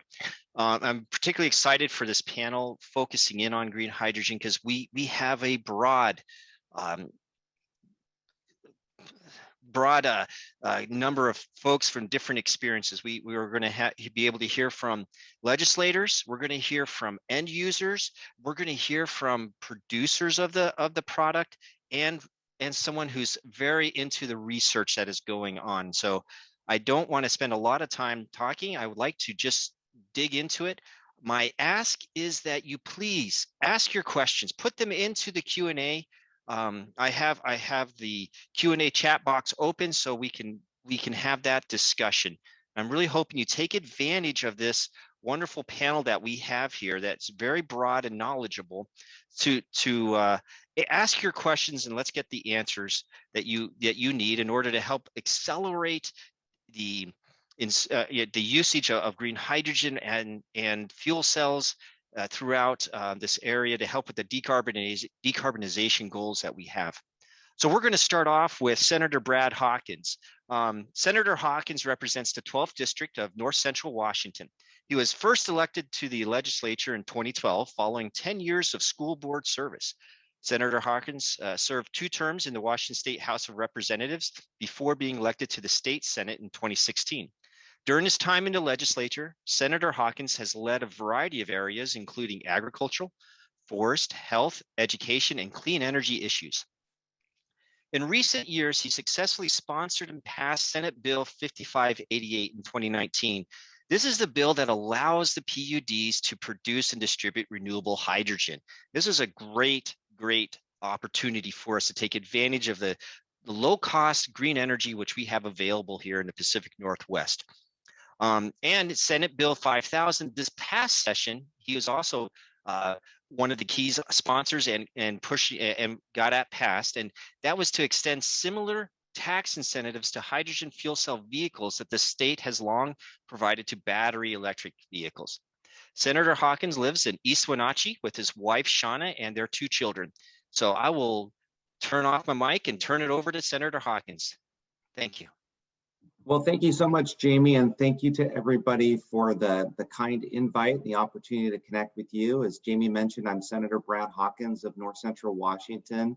What I thought I'd do in my time is tell you a little bit about the 2 bills that I sponsored and passed in Olympia in cooperation with Douglas County PUD, and then also talk a little bit about kind of the conversation that has been flowing in Olympia over the past few years, basically with the Senate Bill 5588 from 2019. So that was the bill that, as Jamie mentioned, would allow public utility districts across the state to produce and distribute renewable hydrogen. And in that bill, we defined renewable hydrogen as a hydrogen produced from an emissions-free electricity source. So it's not defined as green hydrogen per se in statute, it's defined as renewable hydrogen. And since that time, there has been sort of a potential bubbling up of a conversation about maybe a broader definition of green hydrogen, which might not be from a 100% emissions-free electricity source. But fortunately, that's what we have in my district, and that's what we're able to successfully pass in 2019. I was very pleased because all of the bills that I sponsor are bipartisan, but this particular bill garnered upwards of almost 25 to 30 bipartisan co-sponsors, some of the most conservative Republicans in the state Senate, as well as some of the most progressive liberal Democrats from Western Washington. So it was really exciting that we could bring everybody together in support of that bill. Gary Ivory from Douglas County PUD and one of his commissioners testified on that bill. And we had some of the most conservative utility elected officials from the state testifying for the bill alongside some of the most progressive environmental groups, because there's, as we all know, some huge benefits to renewable hydrogen. A couple years ago, after talking with Gary, we could clearly see the benefits in North Central Washington because we have hydropower dams in our district, and they're basically what are known as run-of-river dams. So they don't really store water. They basically have to either spill the water or generate with it. And we like to generate with it, but with the expansion of wind and solar throughout the Pacific Northwest over the last 10 to 20 years, we have had some instances where we have basically surplus generation on the grid. So renewable hydrogen provides us a huge opportunity to deal with that. And also, as a legislator, I think it provides a lot of harmony between the legacy hydropower renewable producers like Douglas County PUD and the new non-hydro renewable energy producers of wind and solar. For a while there was always like this growing tension, because as wind and solar generation picked up throughout the Pacific Northwest, it kind of created this tension with the legacy renewable operators. So I'm really excited about the opportunities for renewable hydrogen in that regard. But that kind of bill kind of put this issue on the map with my legislative colleagues. That was 2 years ago. And it was among the first conversations our state really has ever had at the legislative level on hydrogen. And it was really took a lot of kind of education as we went through these different committee steps. And 2 years later now, I sponsored a bill, Senate Bill 5000, to extend sales tax incentives to hydrogen fuel cell vehicles that are similar to what the state has provided to battery electric vehicles. I support both types of technology, but our state has been supporting the battery electric vehicles for a number of years.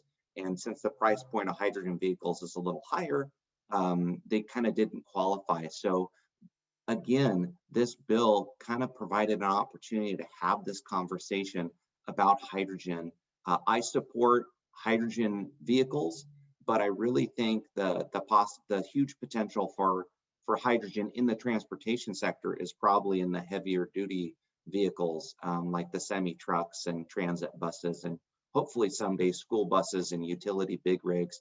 But this bill kind of made sense for our state to be technology neutral when it comes to incentives for zero emission vehicles. So I was excited to sponsor it. And I called upon a lot of the same sponsors from 2 years ago.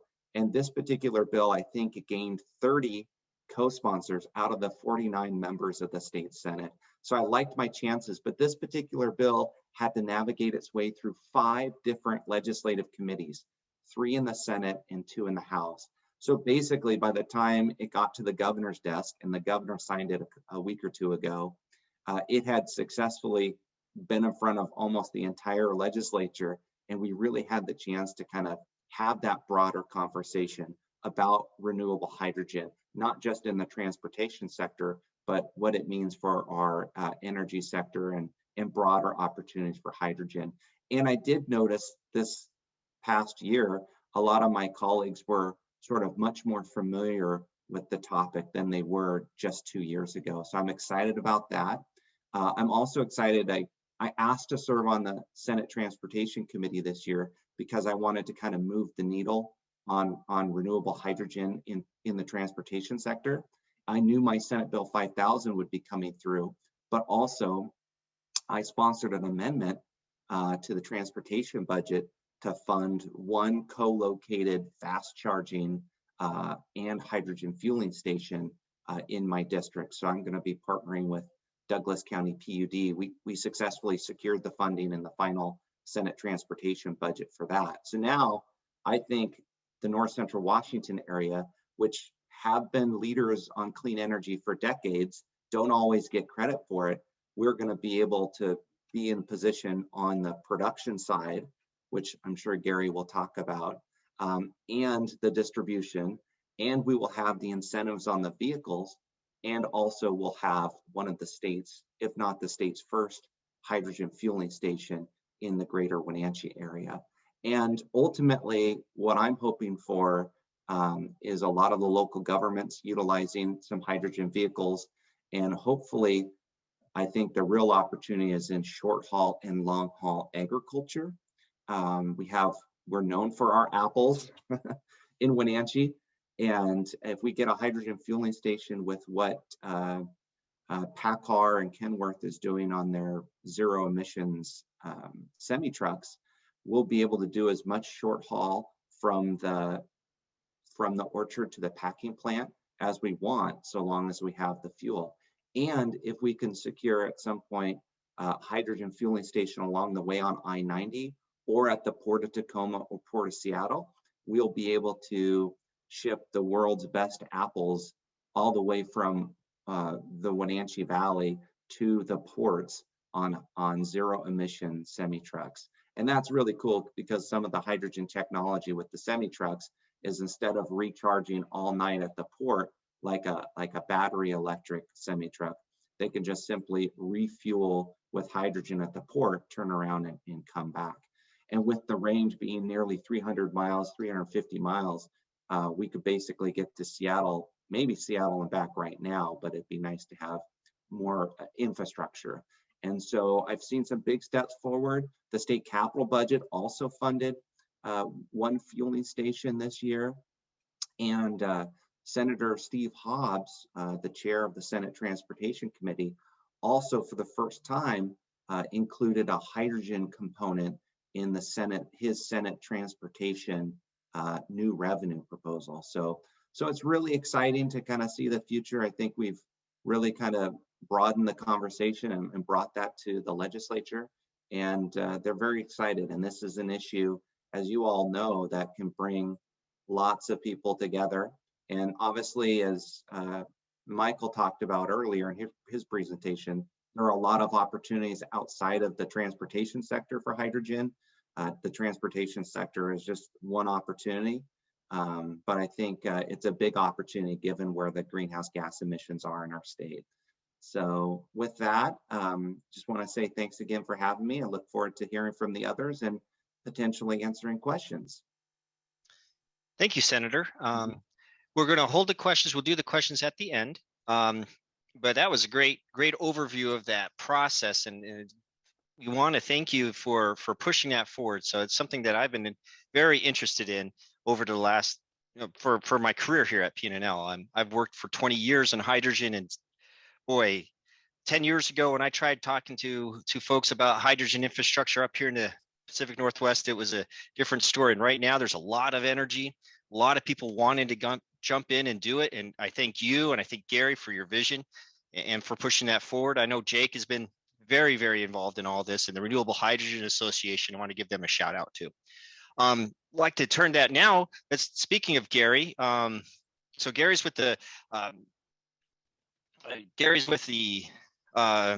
sorry, lost my point here, Douglas County PUD, and he's an end user. He's using the electrolyzer to generate the hydrogen and to help with the whole grid balancing. And I'm excited to hear, I've heard Gary speak before. He's a great speaker and has some very fascinating insights into how the electrolyzers can help stabilize the grid and get more renewable power, more renewable energy onto the grid in an economic and safe and stable way.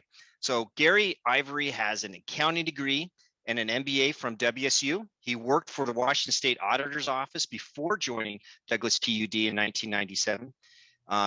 He worked as the district's chief accountant, auditor, and treasurer before being named general manager in July 2017. He has held leadership roles in the community with the Bridgeport School Board and the Wenatchee Valley Chamber of Commerce. So Gary, the floor is now yours. Hey, thank you very much, Jamie. And it's so good to see everybody. And I'm so impressed by all the brain power that's put behind this hydrogen research in the Northwest. And it's very cool to be part of sort of putting all that research and development to the road. We're gonna take the power and bring the rubber to the road with our pilot project. I'd really like to thank Senator Hawkins for all of his leadership, because without his leadership in 2019, Douglas PUD would not be doing what we're doing right now with our pilot project. So thank you, Senator Hawkins, for all your leadership. I do have a couple slides I'd like to show, and let me see if I can share my screen with you real quick. Are you able to see my screen? Okay, awesome. So just a little bit about public utility districts. We are kind of like co-ops. We're owned by the people that we serve. Douglas PUD has an 840 megawatt hydro plant on the Columbia River. And it's really hard for me not to sort of brag about what we do a little bit. We have one of the most complex hatchery programs in the nation. And we actually produced an extra 1 million salmonids for the Orca program this year. We were also the first utility in Washington State, public utility, to 22 years ago be involved with fiber optic program, where we started allowing customers to use our fiber optics, and that developed into something larger where now all of our customers have access to our fiber optic program. We have some of the very lowest cost power rates in the whole nation, which is very exciting too. Our retail rates are around 3 cents. Washington State averages are 9 cents, and in California it's around 19 cents per kilowatt hour. So we're really excited to be a producer of very low cost hydropower. I know you're here to hear about our electrolyzer project. So we have actually started on a 5 megawatt PEM electrolyzer project that will be completely powered by our hydroelectric power. We broke ground in March, and we plan to be in production by the end of this year, 2021, which is really exciting. You know, the goals for us are to solve some of our hydroelectric power production problems that I'll talk a little bit about, and obviously to produce low-cost hydrogen for the region. A little bit about hydroelectric generation. This is a typical day at our hydro plant, and all the swings that you see up and down are reactions to what's happening out on the electrical grid. You know, we had Jason from Avista talk a little bit ago. He is one of our power purchasers, and he sends us a signal every 4 seconds that determines where our power plant is in relation to the water coming down the river and in relation to the power that we need to generate to keep the grid stable. And so every 4 seconds, we're turning units at our hydro plant on and off, and we are adjusting blade angles and adjusting the flow of water across those blades to produce electric power. And it produces a lot of mechanical wear and tear on those big generating units. So this is one of the problems that we're looking to solve with an electrolyzer. Electrolyzers being, you know, a non-mechanical device that we feel like we can swing the power generation up and down on those non-mechanical devices a little bit quicker. So this is a picture of one unit at our hydro plant and what it does from about 6 in the morning until noon. Again, we have 10 units at the hydro plant, and again, we dump more water into the units to produce more power. All those wicket gates and blades that are used, again, are very mechanical. So again, this slide is just intended to show you the mechanical wear and tear that happens at a hydro plant on a under normal operations.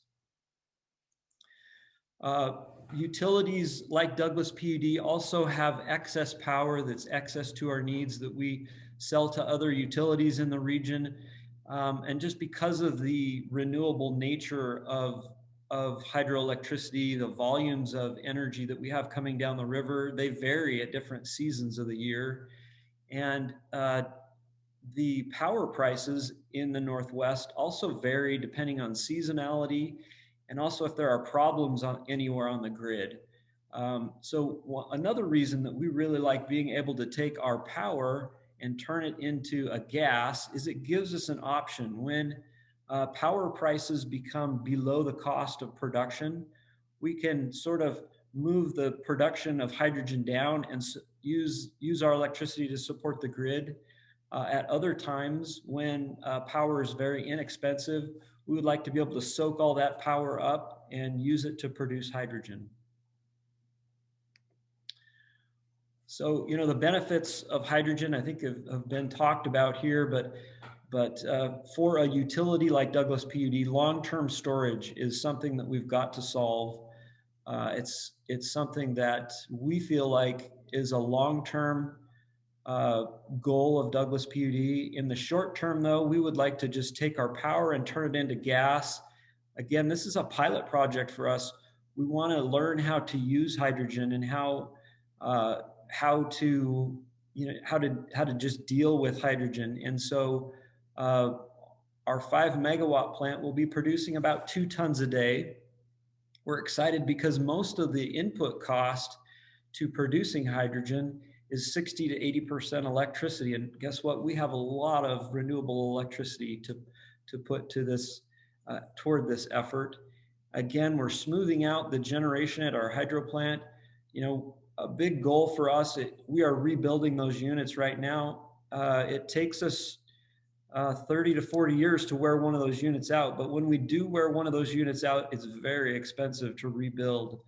We're rebuilding a unit right now to the tune of about $2 or $3 million a month. So if we could smooth out the generation at that plant and extend the useful life of those hydro units, a huge benefit for a utility like Douglas. And then grid services, you know, reserves. We produce excess. In order to keep the grid balanced, we produce excess or have the capacity to produce excess energy.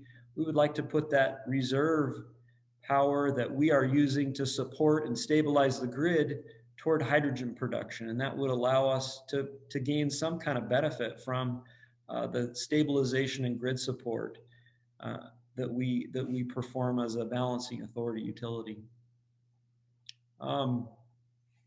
This final slide is just sort of an equipment overview of what our plant is going to look like. The bottom right-hand corner shows a picture of a Cummins electrolyzer.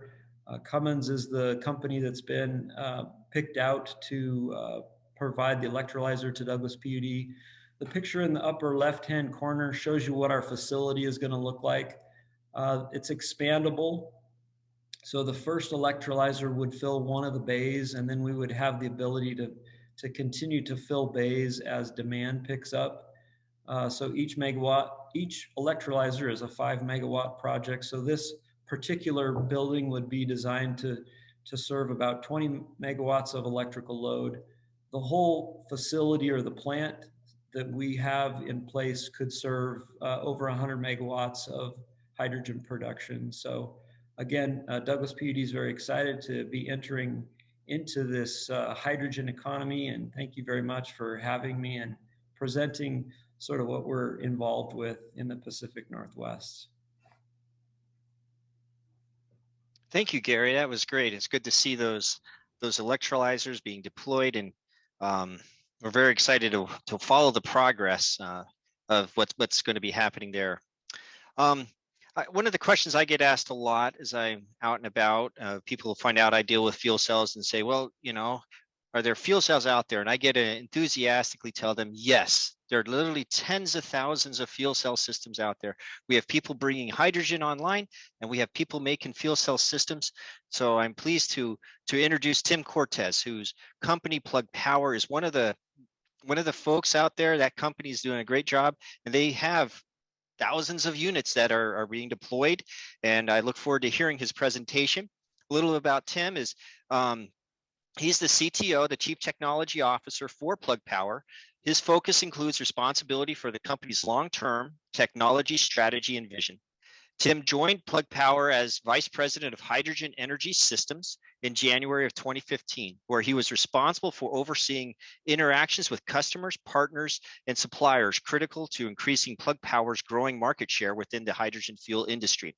In 2020, he added responsibilities for overseeing the business development efforts for Plug Power's electrolyzer products.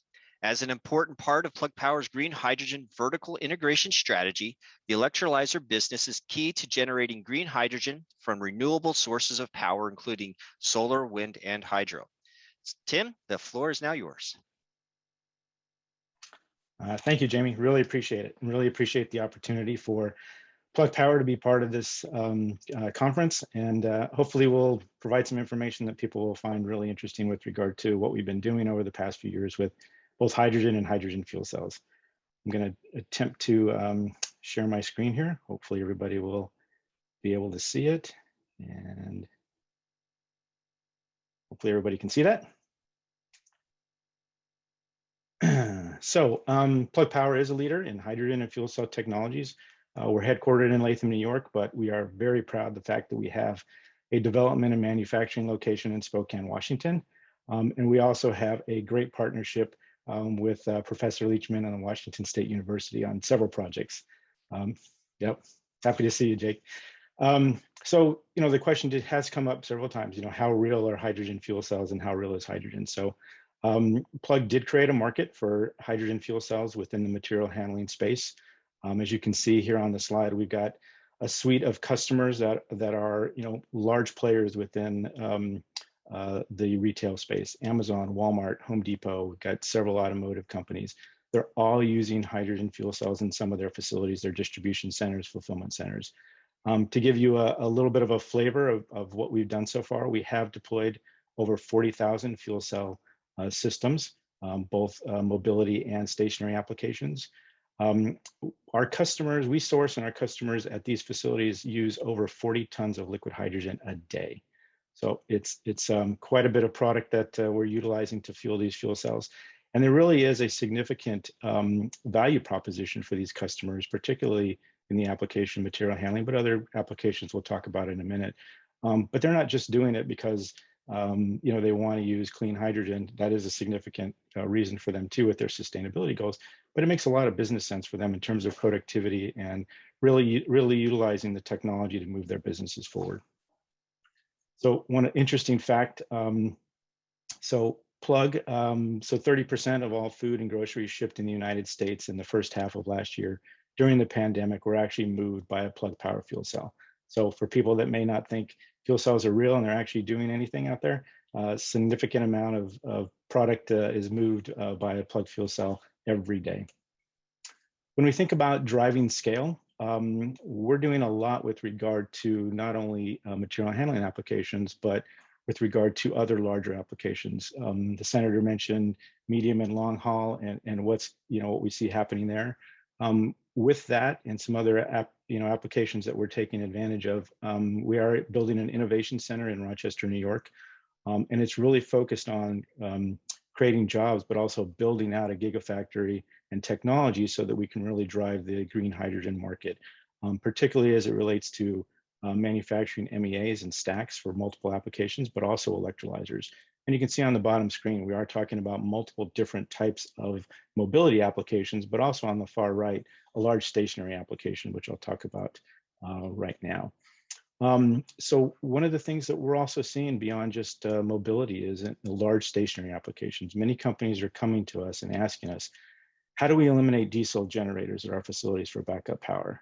Obviously the emissions are an issue, the noise is an issue, but they really want to take advantage of the new technology, take advantage of clean hydrogen, and really push to move some of these traditionally, fossil fuel-based solutions to be able to reduce the carbon emissions, but also improve their overall sustainability. When we look at the overall hydrogen market, Bloom New Energy basically is estimating that this market can be as big as $10 trillion. And this is worldwide, but I'll talk a little bit about what's happening just in the United States as well. But for Plug, we really are trying to be in a position where we've got a global leadership stake in what's going on. And we're doing that in several ways. We're looking at how do we become a major player in the green hydrogen economy? How do we look at the different applications with regard to on-road stationary markets as well as other mobility applications? And what do we need to do in terms of partnerships and investments that we need to take on going forward? And we will be doing this in both an inorganic and organic way in terms of partnerships and acquisitions. The McKinsey Group, working with several different companies over the past couple of years, put out a roadmap to the US hydrogen economy. And in that study, they really looked at several different aspects. They looked at how many different sectors there were, how big they were, what were the opportunities for jobs, how much investment was going to happen. And if you take a look at some of these numbers, it's pretty impressive. We're talking about up to $8 billion of investment by 2030 and well over 500,000 additional jobs that could be generated just from this particular economy alone. And actually the number was closer to 700,000 when it was all said and done. when they look at within the United States getting to 2050, what could this really mean? Well, you're talking about $750 billion of potential revenue, 3.4 million jobs, and the ability to get to, completely sustainable, domestically produced energy that would really drive down emissions. And it's really what it's all about, is how do we do that, and how do we do it at scale, and how we do it fast. And this is really a collaboration, if you look at what it's going to take at the federal level, the state level, companies doing R&D, as well as investments by companies across the board. So for Plug in 2019, we started to look at our 5-year business plan and said, hydrogen was becoming such a big, important aspect of our business. We really needed to vertically integrate that piece of our business. So 2 years, we did 2 acquisitions, a company called United Hydrogen based in Pittsburgh. They have a liquid hydrogen facility in Tennessee, and a company called Giner ELX. They were a world leader in electrolyzer stack technologies. And with those 2 acquisitions, it really put us on the path to vertically integrate not only hydrogen into our business, but green hydrogen. And that was really a place that we felt was really important for us going forward from a cost standpoint, a sustainability standpoint. And we started to hear from our customers that they had these lofty sustainability goals, and they wanted to see how hydrogen and the infrastructure and the systems that they already had in place could really help them achieve those goals. So they really started to look to us to help them with that. Based on those acquisitions, we are building the first green hydrogen generation network across the United States. Our current targets are for us to have production of over 500 tons per day by 2025 of green renewable hydrogen. And that number is going to go up to 1,000 tons per day by 2028. And we're doing that again through our partnerships, but also through the acquisitions we did through our electrolyzer and our liquid hydrogen facilities. If we look on the right-hand side, today, we literally have over 125 refueling stations across the country with our customers. And those stations have approximately over 500 dispensers. So our ability to distribute hydrogen already is in place, but now we're going to go a bit further in terms of the generation. We've got 5 sites already identified within the United States that we're going to be building our infrastructure for our generation facilities. We've got one in Western New York, one in Georgia, one in Pennsylvania, one in Texas, and one in California. We are looking hard to see how we can put one in the Northwest. As everybody knows, it's probably on this call, hydrogen availability in the Northwest is not where we would like it to be. We have customers there. We would love to be able to have a bigger footprint in the Northwest. And hopefully part of the conversations today will help all of us get there quicker and faster. As I mentioned before, it really is an effort between companies and universities doing R&D and innovation, the public sector in terms of investments and deployment and expansion and believing that hydrogen is real, and also from a legislative standpoint in terms of local and federal tax incentives. And it's really more of a market access. How do we make hydrogen and green hydrogen get to the point where it's as ubiquitous as gasoline, but it still has all the benefits that that we see that can be provided to us. So it's really how do we scale up? How do we scale up deployment? And that scale up is then going to drive down the cost for everybody. So we really believe it's a joint effort between multiple entities, and we're really excited to be part of that. So with that, I will get it back to the team here and hand it back over to Jeffrey. Thanks, Tim. That was a great presentation. I learned some things. Jamie, that was sorry. Wonderful. Oh, it's all good. I answered almost anything. So yeah, but I appreciate that. And really also want to give a reminder, everyone, to all of our participants, that if you have questions, please put them in the chat box. Also take a look at the Q&A, because you can vote for questions that you like the most, and we'll answer the ones with the most votes for first. So please take some time as the speakers are speaking and put your questions in there. Our final panelist that we'll hear from today is Professor Jacob Leachman. Jacob and I have known back many years, and he and I have discussed the potential future of hydrogen many times, and we're excited to be together and see some of the visions that we had starting to come to fruition. Jacob is an associate professor in the School of Mechanical and Materials Engineering at WSU, Washington State University. He initiated the hydrogen properties for Energy Research, or HYPER, laboratory at WSU in 2010 with the intent to advance the technology readiness level of cryogenic hydrogen systems. Jacob earned his bachelor's and master's degrees in mechanical engineering from University of Idaho. His master's thesis has been adopted as the foundation for hydrogen fueling standards and custody exchange, in addition to winning the Western Association of Graduate Schools Distinguished Thesis Award for 2008. He completed his PhD in cryogenic engineering laboratory at the University of Wisconsin-Madison in 2010. He is the lead author of the reference text Thermodynamic Properties of Cryogenic Fluids, second edition. In 2018, he received the Roger W. Bloom Award from the Cryogenics Society of America. I also want to add that his students won a student design competition for a hydrogen filling station. Jake, you can correct me on that, but I believe that was in 2017, 2018? 2014. 2014, okay. And that was a very exciting time. So so he's not only doing great research, he's doing great mentoring and helping to develop the next generation of scientists, engineers, and people who can work in this industry. So Jake, the floor is now yours. Thank you, Dr. Holliday. And I just want to start by thanking everybody that's here and putting in their time on this. I mean, this is over a decade in the making that we're all here talking about hydrogen and renewably generated electrofuels. You know, when I was a kid growing up in Lewiston, Idaho, we played on the banks of the reservoir. We played in the reservoir down there behind one of those dams that Gary's responsible for helping to manage. And I knew we didn't have any domestic fossil fuel resources in the region. We depleted those a long time ago.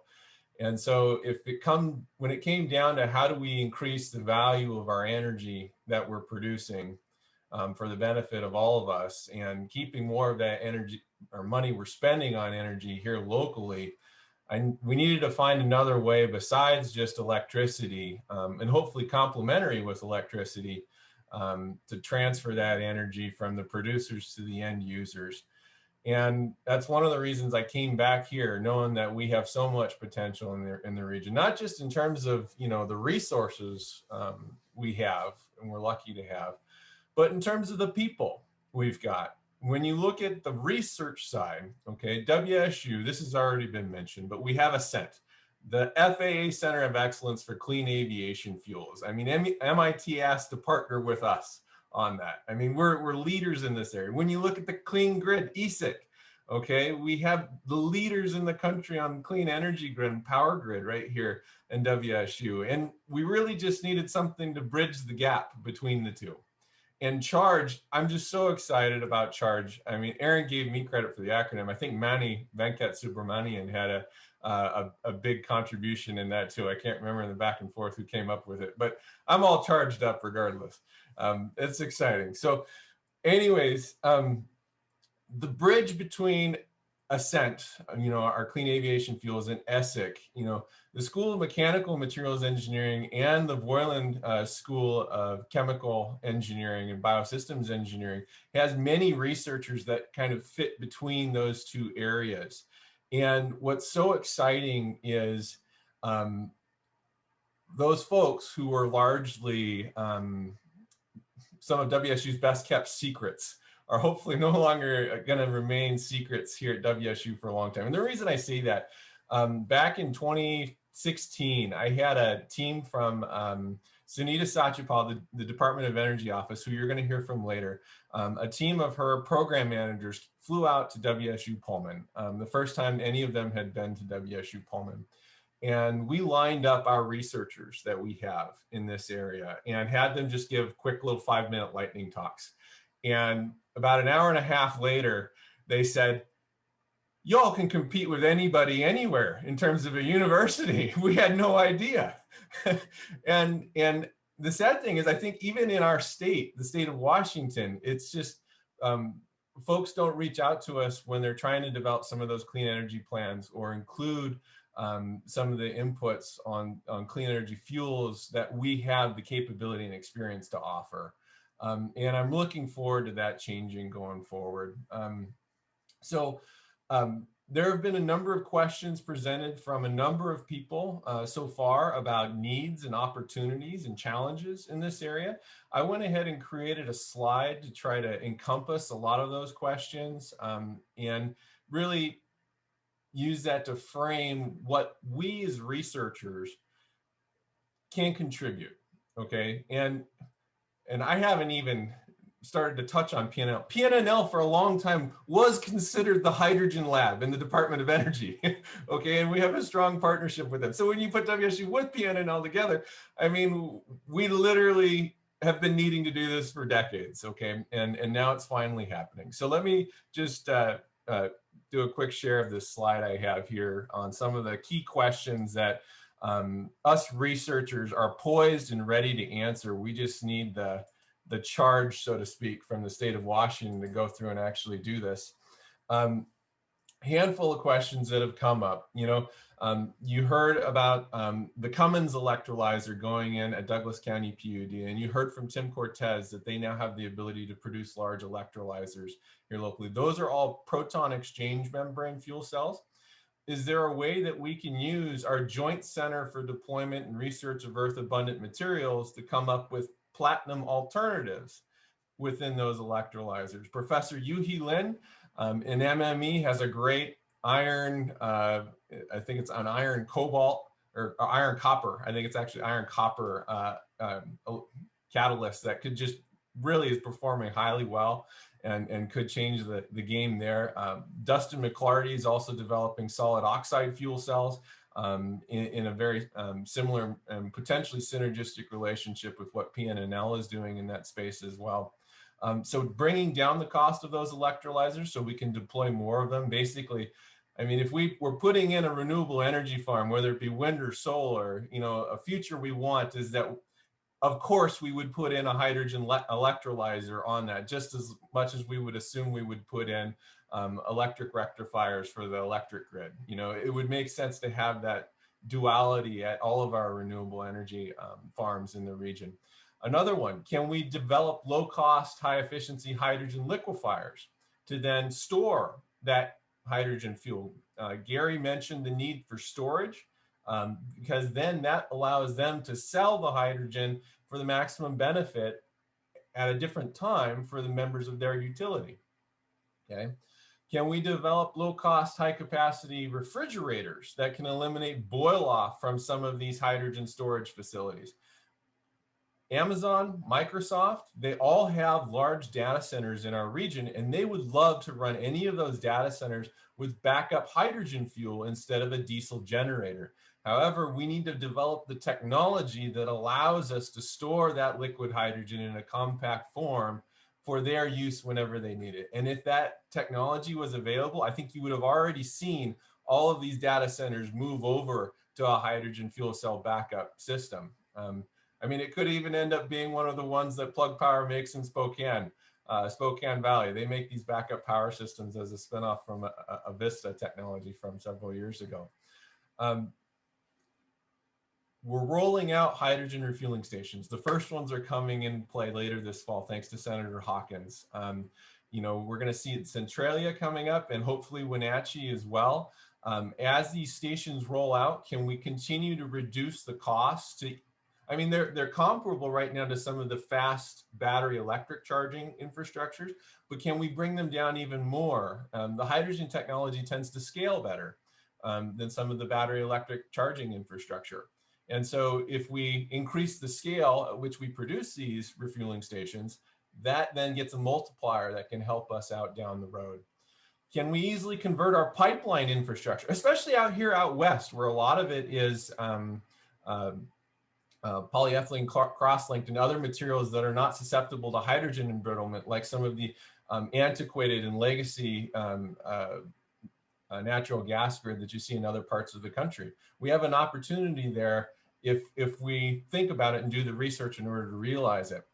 A big question I keep getting asked from a lot of people, how is the techno-economic mix of hydrogen and electrofuels going to play out as we start producing more and more hydrogen?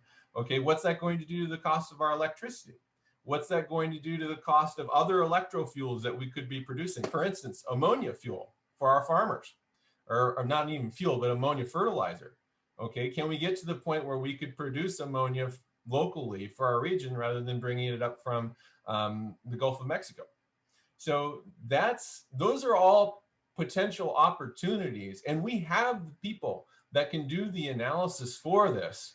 We're just missing that charge, okay, to say we need to go in and do this. And now that we have charge, sorry, I'm saying charge a lot, it's fun. We can start doing this in a real strategic and beneficial way. And not only can we do that, but the research organizations, PNNL and WSU, we can also start training the people that our region is going to need to do this, because the rules with hydrogen are different than the rules with other fuels, okay? It's not that it's necessarily no better nor worse or any less safe. You just have to know a different set of rules and be ready for that.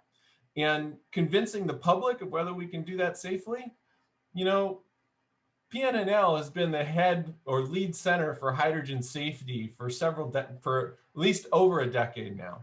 We have the expertise in our region to do this, okay? I'm so excited that now we're here talking about this, ready to take the next step forward and actually take action where we can start rolling this out in an effective way and quit talking about hydrogen as the fuel with a lot of potential possibilities that's going to happen sometime in the future, because it's happening right now. And now's the time to really get strategic and get in gear.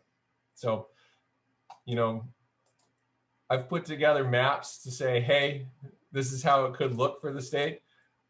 I mean, I'm just making this up. Sure, I got, you know, a gasification project there in, you know, outside of Wenatchee. Sure, I got the refueling station there in Centralia. I got lucky with those. We can do the analysis and get strategic about it and do it right. And it'll be for the benefit of everybody in our state. So with that, those are some of the research needs and opportunities, and we're ready and raring. Jamie, back to you. All right, well, thank you. That was very informative, Jake. You covered a lot of territory in a short amount of time. We have some questions, and so I'm going to look at these and start asking them out. The first one, I guess, we'll direct to Gary and to Tim, and that is, what are projected maintenance costs and needs of an electrolyzer? Tim, I don't know if you want to take that one on or not, but go ahead if you want to start. I can tell you that the electrolyzers themselves are fairly low maintenance from what we know so far. You know, we don't have one on site yet. We believe that the compressors, though, in order to compress the hydrogen into the highly compressed state that we'll be compressing to 500 bar, for example, to fill the trailers that are going to come, the tube trailers that are going to come to our facility. So from what we've heard so far, the compressors are going to be the main point of maintenance. So we have different mechanics and stuff that work at public utility districts. We plan to get them up to speed, and we already have compressors that we operate. So we're fairly savvy with that technology, but we know we're going to have replacement parts and such. But you know, the electrolyzers, from what we know, will last for 10 to 15 years before the membranes need to be looked at. But I'm sure there are other experts on the call today that could probably better answer that. Yeah. So Gary, you're exactly right. They're low maintenance. The stacks, in terms of our expectation for stack life, is many, many years. And then if you think about some of the other moving parts, there's some pumps, there's the DI water system, there's some purification and dryer beds that would need some periodic maintenance more annually. But those things aren't very expensive. But when you do start to think about all the other pieces of equipment that you put around, and now you've got the hydrogen, you need to do something with it. You either need to compress it and deliver it, or liquefy it and deliver it. You know, you start to add other pieces to the system. But even there, most, you know, Gary's right, compressors are notoriously difficult in terms of reliability and maintenance. But those are even getting better too. So, you know, for all these things, technology-wise, there's improvements being made in life, reliability, performance, and I think with scale and a lot of R&D that's going on, these things, they're all improving. But for the electrolyzer itself, it's fairly low maintenance. All right, great. And the next one was, what is the status of magnetism in terms of cryogenic storage? I'm not sure what you mean by magnetism. If you're meaning about the spin magnetism, I'll turn that over to Jake. If you want to talk about magnetocaloric liquefaction, then I can answer that one. Hey, Jamie, yes. we could actually have, it looks like Greg Simmons asked the question. I think we can actually have Greg go ahead and ask. Maybe he can elaborate for us what he's. Perfect. And while I've got you, I also wanted to point out that there are questions that have already been answered in writing, but let's go ahead and answer those verbally. Yep, I'll get to those next. Yep. Cool. So Greg, if you could elaborate a bit on your question, that'd be wonderful. Thank you. Sorry, I had two things going at once. Imagine that with Zoom calls. The one question I had, there was mention of magnetism being used to enhance cryogenic storage. Could you elaborate on that? I'm not familiar with that. Or is that, I mean, the short answer, I imagine it's something that's a lot more complicated than totally off the cuff. Does that make sense? I think I understand, and I'll try to be brief. That's not my strong point, as Jake can tell you. So using magnetocalorics, what you're doing is replacing the traditional vapor compression cycle that everybody uses. That's what your refrigerator uses. What your freezer uses. It's what your air conditioner uses. We're replacing that with a solid state refrigerant. And that refrigerant is this material, when you put it into a magnetic field and you pull it out of a magnetic field, it will heat up and cool down. And so it's a brand new cycle that has the potential to be very, very efficient. And that's it. And if you want the long version of it, I would love to talk to you about it. Of course, you need to set aside a couple of hours. That's fine. I appreciate it. Yeah, and so where are we now? So we've gone from room temperature down to about 100 Kelvin. So about minus 173 degrees Celsius. I'm sorry, I'm a scientist. I speak metric. I'm trying to translate that in my head into Fahrenheit. We need to go down to about 20 Kelvin, which we're going to do and liquefy it. We're planning on doing that by this summer. So think about minus 400 degrees Fahrenheit is about where we need to get to liquefy the hydrogen. And we hope to be able to do that in a two-stage process. We'll be demonstrating the second stage this summer. And then we're pretty excited about that. That'll be the first time we've gone from room temperature all the way down to liquefaction in that area. So that's the very brief Cliff Notes version of that. Thank you. I appreciate that. And I actually should have had an add-on question because it certainly seems relevant.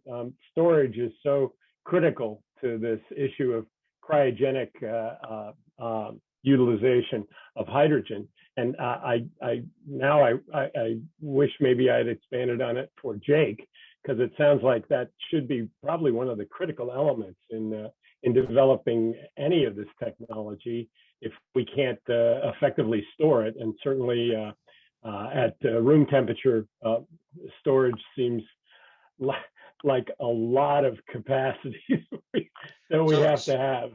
So cryogenics seems like such a natural, or possibly solid state storage of some kind. But yeah, I guess maybe that probably would have been a more accurate question for me to ask after my question about the magnetism. So Jake, would you like to quickly address the storage question? Well, the classic thing, you know, when I teach new engineers, they all want to work on the engine, right? The thing that has the power, right? Or Sure. the thing that makes something. And they then realize that the problem isn't often the engine. There's lots of people working on the engines. The problem often comes the logistics as far as getting the fuel to the engine, because without that fuel, you're not running the engine, right? And it needs to be, you know, have a certain minimum purity on the fuel. So, you know, when I got into this early on, I realized that there's a lot of folks working on the front end, the production, and that has to come first, because you can't produce it, you can't go anywhere else. Okay. Now we're starting to get to the point where the cost of the fuel cell stacks, they're trending, you know, on par with wind and solar energy in terms of how quickly they're improving and, Sure. and expanding in production. And so now it's really the problem is shifting into that logistics, storing, distributing, as being the limiter now in the process. And so, yeah, that's something where we need a lot more people researching. Dr. Holliday and I have a great opportunity for collaborating on that going forward. And it's something that WSU and the state can really lead on. Oh, great. Right. Well, So, thank you. yeah, and just to elaborate a bit more, the Department of Energy is putting a lot of research dollars into storage, and they have for a very long time, both into physical storage and in what we call chemical storage or material-based storage. In fact, they're one of the areas that they particularly look at is liquid hydrogen carriers, and that is when you're using a material that you can easily put hydrogen on and off, and that allows you to store these materials for long periods of time without having a lot of the issues of boil off or other things, or to move them around without having to move a gaseous hydrogen or liquid hydrogen products. It's just another alternative out there that there's a lot of research on, that's going on. And there's a lot of excitement about, but particularly for if you want to store for seasonal type storage, you want to store for months. This may be this may be an attractive solution out there. And if you want more information about that, please just drop me a line and I can connect you with the heads at the DOE and other national laboratories and PNNL that are working in this area. Hey, Jamie, thank you. If I could add another comment to that point. For us, we do see storage and distribution as the two of the main, what I'll just call inhibitors to large scale deployment and utilization for all the applications. I mean, if you think about how do you get the generated hydrogen to the point of use? How do you get it to economically? And we're not just talking large storage. Large storage is really important when you do talk about potential seasonality storage and how do you take advantage of curtailment of renewables and all those things. But also, at the point of use, storage for the devices, whether it's a mobility application in a forklift or it's a long haul truck. The storage can impact the range and the system's performance and the time it can operate. So we're talking, when you talk about storage, you're talking about both ends of the spectrum, right?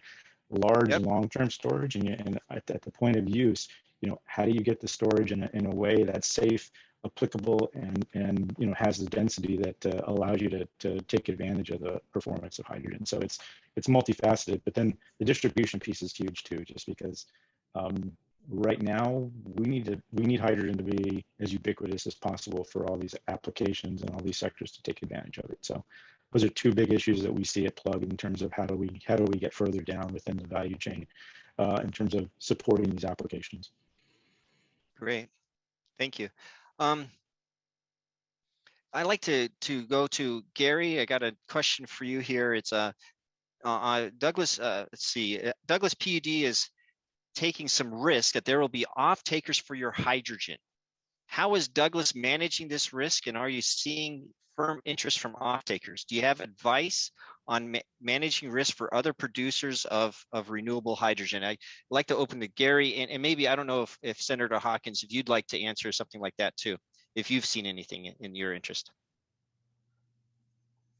Yeah, there's no doubt that the PUD's taken on some risk related to generating hydrogen. I think some of that we've tried to mitigate by being involved with these fueling station grants around the state. So there are 3 fueling station grants that we're participating in at 3 different stations. One of them's, because of Senator Hawkins' leadership, is going to be hopefully located in Wenatchee, another over in Centralia. And then we're working with a group, Bonneville Environmental Foundation and Toyota Motor Company, to try and locate the 3rd station that we've received grant money for. So the hydrogen for those stations will be from Douglas PUD's production facility. So that's one way we've tried to mitigate risk. It was mentioned previously, there is just a lack of compressed hydrogen in the Pacific Northwest. So we are actually seeing really good demand for the compressed hydrogen that we will be producing. The real value is going to come when we're allowed to sort of move beyond this pilot project that we're entering into.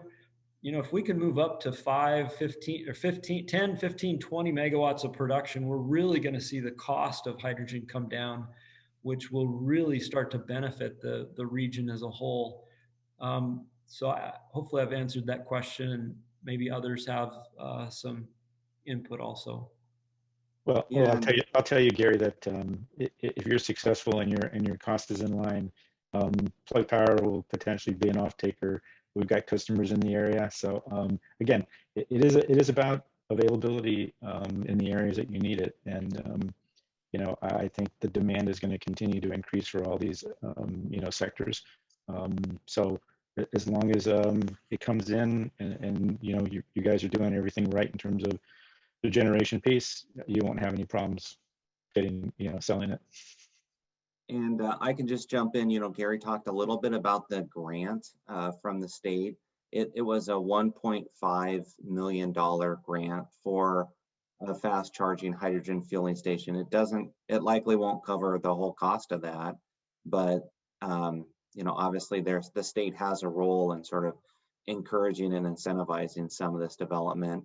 And frankly, to the question, I mean, the PUDs in our area, as Gary talked about with broadband deployment over the last 20 years and other things in clean energy, they've been risk takers for a long time. And that's we have a real innovative spirit in North Central Washington, whether it's been with growing apples and putting in wine grapes or deploying broadband. I mean, I think people are, you know, the PUDs at least have a lot of credibility in this space. And with hydrogen, I mean, I think the public recognizes there are some risks, but the PUD has been able to deliver on risk. And frankly, to the things Gary was talking about, I think there's a risk of not doing it.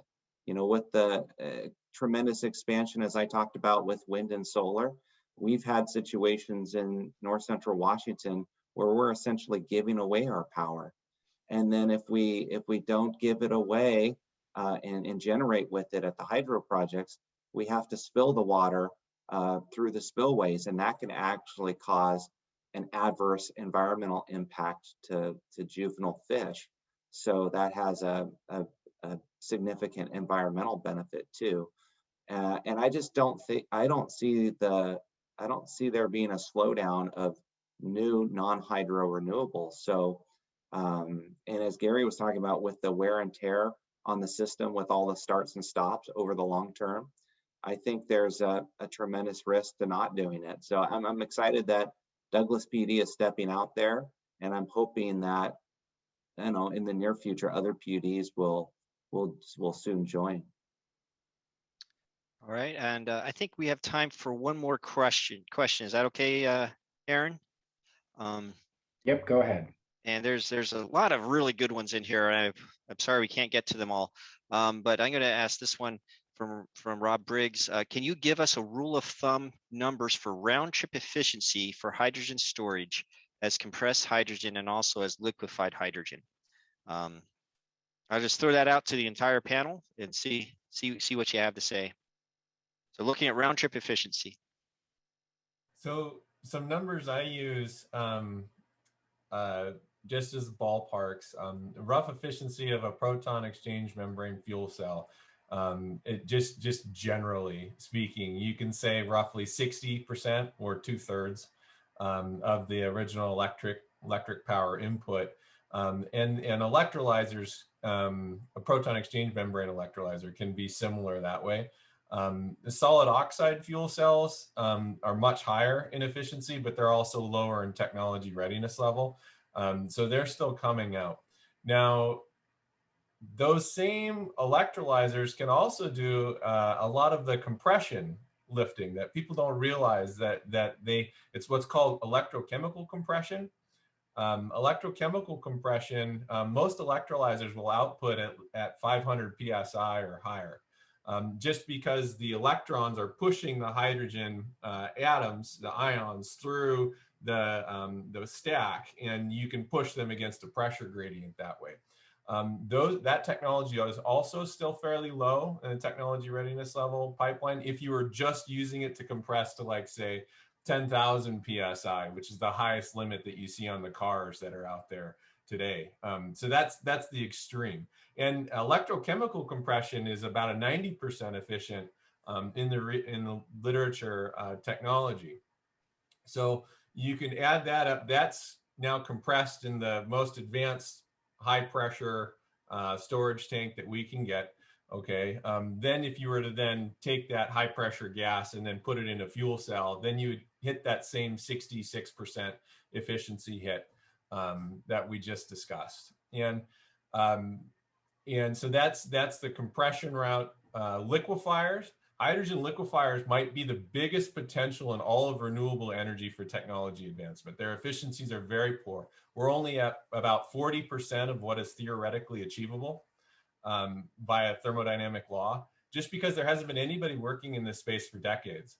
So when you look at that, yeah, the performance of the hydrogen liquefiers is very poor, but there's also incredible opportunity for R&D in that area that I don't think people realize. They just see the poor number and they say, no, that's never going to happen. Well, we have a lot of room allowed by physical law in there to get better. Okay, and so when you look at that round trip efficiency, it's definitely, you know, far in advance of most hydrocarbon or fossil fuel technologies. And when you look at the types of vehicles that it can actually electrify, where you wouldn't even have the ability to run that vehicle off of a totally battery approach, or just purely electric and not going an electrofuels route, means that it doesn't matter that it's slightly less efficient than some of the battery technology. It's the only way you can electrify some of these technologies in a way that makes sense right now. And so hopefully that gave you some of the numbers. I just grabbed general numbers. There are folks in the room that have very much more specific numbers. I'll turn it over to them if they want. No, Jake, those numbers are in line with what we see. And I think the point about PEM electrolyzer being able to put out a higher pressure is significant, because we talked a little bit ago about maintenance and what it takes, and compression was an issue. You can actually reduce one of the stages of compression that you might need if you weren't putting out at a higher pressure, right? So that eliminates that equipment, it eliminates that the maintenance, but it also eliminates the energy required to make that output higher pressure that you need in the application available. So no, that's exactly in line. Gary, would you like to chime in, or? You know, I think you've all covered hit it right upon it. Yeah, you covered it. Yep. Yep. And Jake very cleverly, and Jake and Tim very cleverly answered another question that was posted on there. So it was a twofer. Well done. Well done. Well, I'd like to let's thank our panelists one last time, and I'll give them a round of applause. At least they can hear something. And with that, I believe we're heading into the break. Aaron, I'll turn it over to you.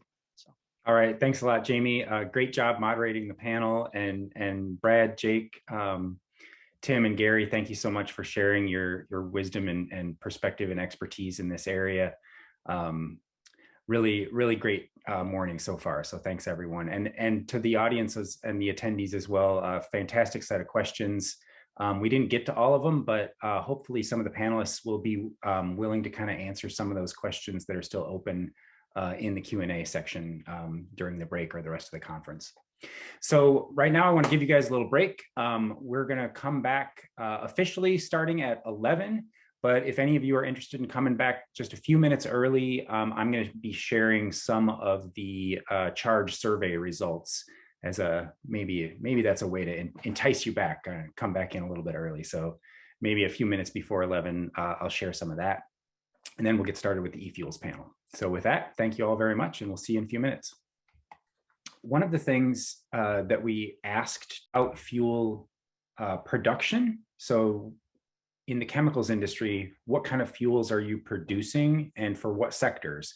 And then we also asked end users what kind of fuels they need and for what sectors. So this I thought was kind of interesting, because it gets to the question of whether we're aligned in terms of production versus need. We did have roughly similar survey, I guess, attendance or survey interaction from both of those different industries. And you can see over here in this traditional fuels, diesel, jet fuel, and syngas, those are all lined up really, really pretty well, and interestingly kind of in a similar ratio to each other. There are some areas where we're not aligned, it seems. And of course, this is we got 220 people answering the survey, so it's a decent number, but we're talking about, you know, a small number of tens of responses here, so we can't read too much into it, but I don't know, I thought it might provide some insight. So for instance, it looks like with ethanol or methanol, perhaps there is more demand out there than there is chemical industry focus on producing that. And conversely, on the hydrogen side, it seems like perhaps the chemicals industry is very focused on hydrogen, where perhaps end users maybe are not quite as interested in that. And there's a few, you know, these are probably too small of responses to register in some of these other fuels, but it's worth taking a look at. Methane actually also looks like there's another one where there's substantial demand and not as much emphasis. And then we can also take a look at this by sector. So we've done the same thing here. What sector are you planning on delivering fuel to versus where is it needed? And we interestingly have a little bit of an offset there in the heavy duty vehicle fleet space, where that really seems to be where the majority of the demand for fuel is. And it is actually one of the highest for a chemical industry fuel focus, but it's a little bit skewed. At a smaller level, interestingly, over here, the port power space also seems somewhat underserved, where there's a decent number of people interested in powering ports with alternate fuels and relatively little emphasis on that space, and actually a little bit more, maybe a little bit too much focus on emergency power. So this is kind of interesting. See, again, these are small numbers, so I wouldn't worry about it too much, but good alignment in the marine space, grid storage, and aviation. So that's all kind of interesting. Anyway, that's just one little snippet. I can share a little bit more with you later on, but I did not want to delay the conference, so I'm just going to go ahead and stop sharing my screen and introduce the next panel on e-fuels. Good morning, Aaron. Hi, John. How are you today? Good.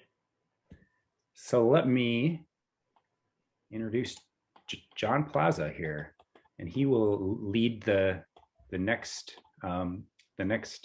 panel. So John, as an avid aviation enthusiast and pilot, as well as a successful biofuels entrepreneur, John has been at the forefront of the aviation biofuels industry since 2006.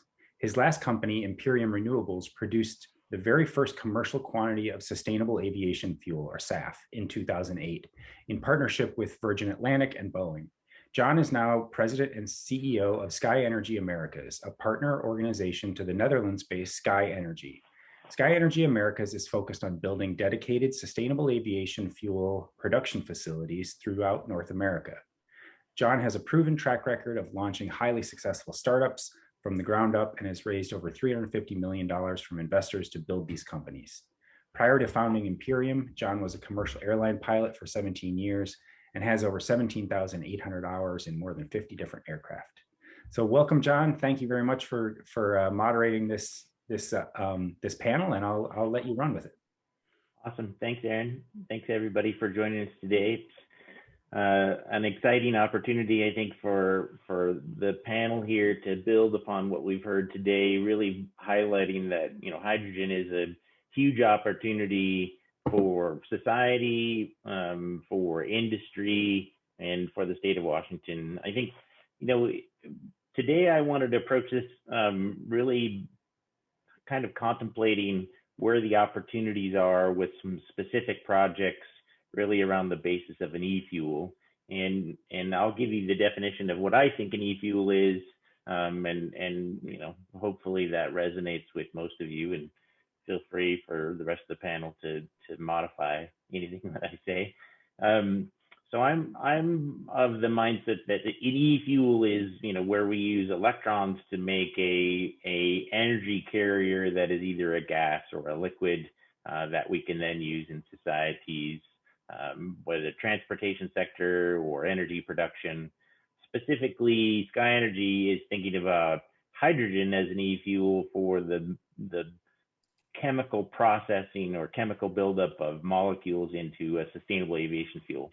So we spend a lot of time thinking about how hydrogen can be a solution for aviation, not as a new fuel source, but how we can make a hydrocarbon equivalent to kerosene, but from a sustainable source.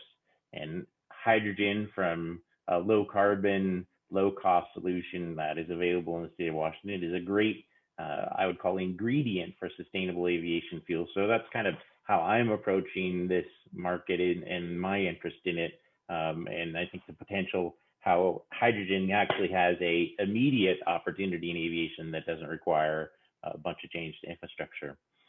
And so as we sort of transition into the day, we really want everybody to take away, you know, as we've heard, we've been thinking about hydrogen in the state in the research arena for 10 to 20 years. I think we're all feeling like it's reached a tipping point where it's real, it's viable, and it's a really tremendous opportunity for both business and technology development to see this industry scale. So we're kind of past the point of research and now we're into deployment, and that's a pretty exciting time. I think today we're going to give you hopefully lots of great perspectives, and we really want to have an engagement with all of you. We encourage the chat, but we also hope to get 20 minutes or so of back and forth where we have people participate from their homes in a more traditional conference manner where we get people to communicate back with us and we get some good engagement. So with that, I'll launch right into the discussion with really our first panel is Sue. Sue's a professor from the University of Washington, Washington State University, big Freudian slip there, that's focused on generating hydrogen gas from biomass, as well as other super interesting electrochemical reforming technologies, thinking about sort of the whole value proposition across the hydrogen research focus. And I think he's here today to talk a little bit about some of the novel ways that some of the other panelists are thinking about using hydrogen. So Sue, I'll turn it over to you. Okay, good. So again, thanks for introduction. And as you know, currently many people around the globe, they are interested to produce clean electrical energy from different types of renewable energy sources, such as solar energy and wind energy. So when you try to integrate this renewable energy source to existing power grid system, you will face really big technical challenge due to the intermittency of intermittency nature of these renewable energy sources. So for example, it's very hard to predict the velocity and direction of the wind during day. I mean, they will change throughout the day without any patterns. And same thing for solar energy. Their intensity will change throughout the day, and it's hard to predict. And because of this intermittency nature of renewable energy sources, basically the conventional power plants, such as hydraulic dam in Washington State, must be scaled up and scaled down to match the rise and fall of energy production from these intermittent renewable energy sources throughout the day. And the consequence of that is basically there will be overall decrease of efficiency and overall increase of cost of energy production, which is something we want to avoid. So in order to mitigate this problem, I mean, basically what we need to do is we need to develop energy storage devices so that you can basically put between this intermittent energy source and power grid so that it kind of buffer out this intermittency nature of these windmills and solar farms. And people thought about using lithium-ion batteries, but we all know that it cannot do the job because obviously limited energy capacity. So at WSU in my lab, we try to address this issue by developing regenerative fuel cell technology. You can think regenerative fuel cell technology like a chemical battery.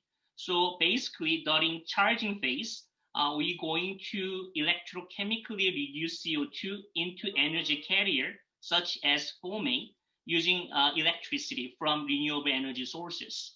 So you can think that we are storing this electrical energy in form of chemical bond. And during discharging phase, we basically electrochemically oxidize this energy carrier fomate to produce electricity that you need. And in order to operate this regenerative fuel cell efficiently, we need to have a catalyst that can facilitate both the CO2 reduction for charging phase and fomate oxidation during discharging phase. So you need a catalyst that can do both the jobs. And we are basically trying to develop such catalysts. And one example is what you see in this TEM picture on the right-hand side. We have developed this iron oxide core shell structure nanoparticles. And basically size about 9 to 10 nanometers. And we basically can convert the CO2 into fomate using this catalyst with the Faraday efficiency about 96%. And also these same catalysts are very effective in terms of oxidizing fomate to produce current. So if you look at here in this diagram, our iron oxide based catalyst actually produce order of magnitude higher current density output compared to the palladium based catalyst. And other area we are interested at WSU in my lab is intensified production of compressed hydrogen gas. So, people want to produce high pressure pure hydrogen from oxygenated hydrocarbons such as ethanol. The reason is because you can produce ethanol from biomass, which means it can be renewable source. And also it's liquid, so easy to store. And you can use the existing infrastructure to transport them. In conventional way of producing hydrogen, compressed hydrogen from ethanol is what you see in this picture. This conventional process requires many unit operations, including CO2 separator and external hydrogen compressor. And also it requires steam, which means that its capital cost and operation cost will be very high, which leads to high production cost of hydrogen. So in order to address this issue, to lower the hydrogen price, in our lab, we want to bring the process intensification by eliminating many of these unit operations, especially external compressor and CO2 separator, and also get rid of the need for steam use. And we achieve that by developing electrochemical reforming technology we call CAPER.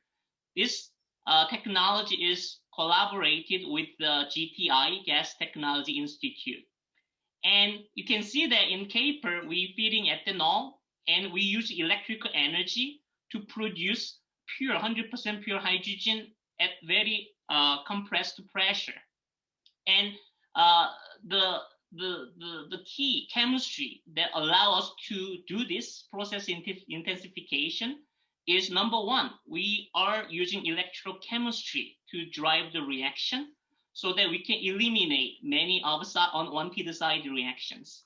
And number two, we are using this carbonate bicarbonate chemistry where this liquid phase aqueous carbonate will selectively only react with the CO2 and leave hydrogen gas alone. And basically with this chemistry, we can capture CO2 during reforming process. And this is some of our data. Basically, we can achieve Faraday efficiency of 200%, which means that all the electrical energy we use will consume to produce hydrogen gas. And overall energy efficiency about 70%. And nowadays, actually, we are optimizing our reactor design, and we can see that it will go easily higher than 80%. And right now, we are producing pure hydrogen. We don't get any other gases except hydrogen at 50 bar. And the pressure of hydrogen that you get is determined by operating condition of electrochemical cell. So it's very easy to control the outlet pressure. And this last slide, we can operate this electrochemical reformer CAPER at different temperatures. As you increase operating temperature, the thermal energy requirement increases while electrical energy requirement decreases. The total energy requirement, which is sum of thermal energy and electrical energy for our CAPER system, is between 18 to 25 kilowatt hour per kilogram of hydrogen. And this is this is basically smaller than compared to the conventional water electrolyzer, which require about 40 to 50 kilowatt hour per kilogram of hydrogen. So we are very exciting about this technology, and I'll be happy to answer any more questions about this and any other questions related to e-fuel. Thank you. Thanks, Sue. We'll definitely take questions at the end, as we mentioned. So we've heard a pretty good, example today across sort of WSU on research, and Sue's lab is working on some novel ways to, improve the efficiency and production of hydrogen, but sort of transitioning from the lab and into commercial deployment. We're going to talk with Todd, who's the CEO and co-founder of OkoChem. Super interesting company that is really developing a really novel way to leverage CO2 and electrochemically convert that into a zero carbon e-fuel, and then potentially into other things. And of course, critical to all this is hydrogen. So Todd, why don't you tell us a little bit about what you guys are doing at OkoChem? Great, John. Thank you very much. I had a couple slides I could throw out that might be helpful to the audience here. Let me do that. Yeah, so my name is Todd Bricks. I'm the co-founder and CEO of OkoChem. And we've developed what we believe is to be a little bit smarter way to make, move, store, and use green hydrogen, which is kind of one of the key topics today. The challenge, and it's kind of come in multiple different speakers so far, is that green hydrogen is a great answer to the kind of the core challenge of our time, which is how to store large amounts of renewable energy at low cost for a long time. And green hydrogen has much is the answer, we believe, and why we started OKO, because it can be made sustainably from water. It has tremendous storage capacity and very high energy density, and is expected to be a very large market, as was mentioned previously in the Plug Power presentation as well. The key challenge, though, with hydrogen is this cost of distribution. And so while we've made a lot of progress on making green hydrogen more affordably producing it, moving and distributing the cost of hydrogen hasn't really changed that much in over a decade. And if you look at the kind of the table at the side here, you can make roughly green hydrogen using various technologies today at around $46 a kilogram. That's about 2 to 3 times as expensive as how you make hydrogen out of natural gas. But regardless of what the source or how you make your hydrogen, the cost of distributing it is around $12 a kilogram, which keeps the price relatively high.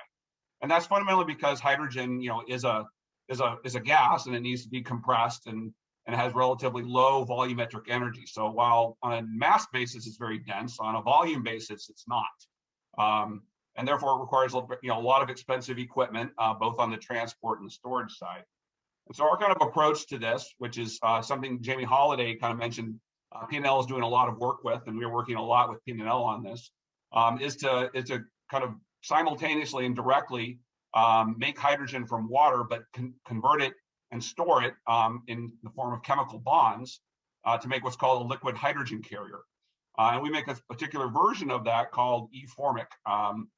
And the process is relatively straightforward because it works a lot like a regular hydrogen electrolyzer, except instead of just making hydrogen, you add carbon dioxide to it to make an electrofuel, which then can be moved and stored like a conventional hydrocarbon fuel like gasoline or diesel, except for the fact that it's not flammable and a little bit safer to handle and move around.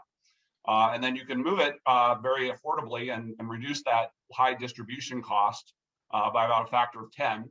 And then when a customer wants or needs the hydrogen, you can reform that e-fuel by cracking it back up and therefore create a kind of a neutral carbon cycle, a neutral water cycle, and deliver hydrogen for a variety of different uses like power generation, vehicle fueling, or chemical material production.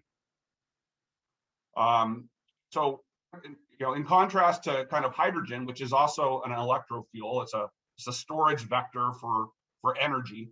Electrofuels, when they're produced, they absorb energy using water in a load following and demand responsive way. And when they're stored and moved, typically a lot of e-fuels, including ours, can be moved at room temperature, room pressure, without the risk of catching fire or igniting, and kind of can be stored in existing kind of large volume and low cost tanks and fuel liquid hydrocarbon infrastructure that already exists to move products like gasoline and diesel around. And then when you consume that hydrogen for like a transportation application, there's no particulate emissions, no SOx or NOx. You do so in a fuel cell. There's no noise kind of pollution associated with that. And then you can generate that power at a wide range and scale of operation. And so one of the projects that we'll be talking about here with some of my other co-panelists is that we're a Washington-based company where we have our facilities located in Richland, Washington, where we've recently consolidated last year from pilot plants that we had in Oregon and in Ohio to primarily be close to one of our key R&D partners, which is the Pacific Northwest National Lab. And one of the opportunities that we've been looking at for a large-scale deployment of this e-fuel production technology is around the Port of Tacoma area, where we've identified a lot of different types of applications for consuming e-fuel on a local sustainable basis made from Northwest water, Northwest electrons, and Northwest CO2. And those would scale up over time to include things like portable power replacement for diesel gensets, mobile shore power, dispatchable fixed backup power, distributed hydrogen for transport and industry, and ultimately, we believe e-fuel exports, particularly to Northeast Asia, which is very hydrogen poor, and is right now building supply chains that extend throughout the world to bring hydrogen in different liquid hydrogen carrier forms, to Japan and Korea and China. And we believe Washington State, not only Tacoma, but many other regions in the state, because of our large abundance of renewable and zero carbon energy, and the fact that we have a number of great locations and sites throughout the state where we used to operate aluminum factories, which have all the kind of high power density infrastructure needed to go make electrofuels, are already existing and supported by the local statewide utility grid. And so, from a trend line perspective, all the three key inputs for making e-fuels have gone down dramatically over the last decade and are continued to expect to fall even as rapidly over the next decade. Renewable electricity, particularly solar, has fallen 90% in cost over the last 10 years and is predicted to go down by another 36% in the next 10 years. Carbon capture technology, which is really an important technology for us to not only just kind of reduce the amount of CO2 emissions in the atmosphere, but actually extract CO2 back out from the atmosphere and turn it into sequestered products and materials, has fallen 30% in the last 10 years and will continue to fall that amount, if not more, in the next 10 years. And finally, electrolyzer equipment, which are the devices that convert water into either hydrogen or electrofuels, have fallen about 70% in the last 10 years and will continue to fall a similar amount over the next 10 years. So we think, both for Washington State and the country as a whole, all the key cost inputs that will make e-fuels increasingly competitive with fossil hydrocarbon fuels, those trajectories are already kind of baked in and will continue with the expanded scale and volume of production. I'll just conclude with the fact that OCO is a relatively new company. We started about 3 years ago.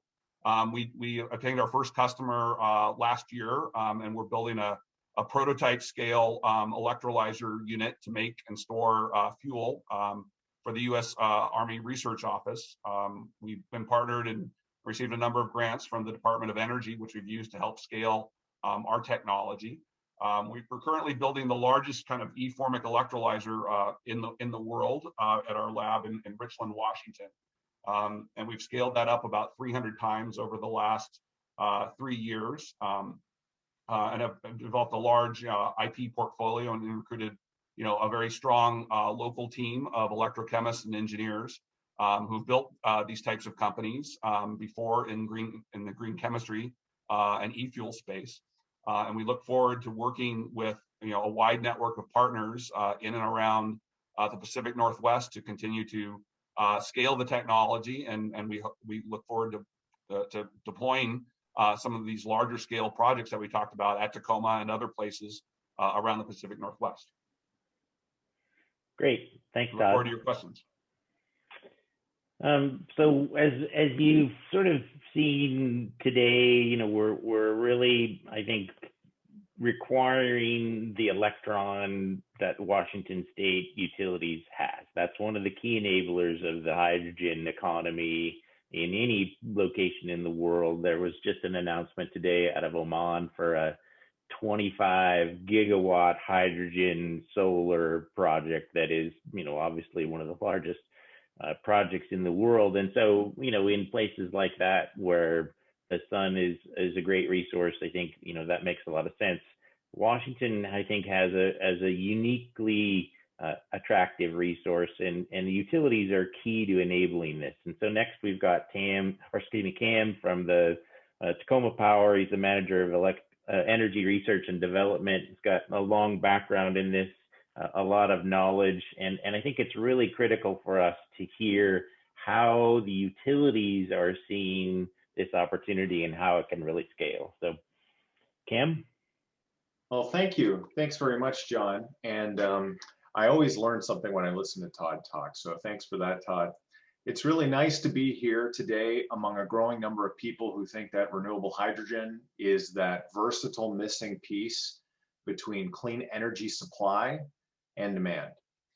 And so I work for Tacoma Power. So just a brief word about Tacoma Power. Tacoma Power is a municipally owned utility that serves the city of Tacoma, the Port of Tacoma, and several other communities in the South Sound area. We serve our customers with a mix of owned and purchased clean renewable hydropower. And we have surplus hydropower. That's one of the factors among several that we think makes Tacoma an environment rich in the factors that make the production and use of renewable hydrogen successful. So as I mentioned, we have a significant residential, commercial, and industrial load center, a place that can use renewable hydrogen. We have surplus, low-cost renewable power, and we seem to have more and more every year. We're very good at giving out those LED light bulbs, and so we have more surplus power every year than we know what to do with. So we have also, we're lucky to serve the 4th largest container port in North America at the Port of Tacoma, a deep water port that carries a lot of material goods through it every day. A really important engine in our local economy, and we have a high desire to see that those operations decarbonize.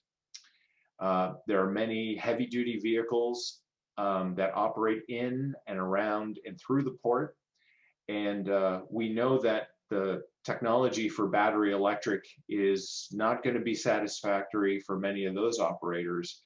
So that's where we think that renewable hydrogen can really play a key role for us.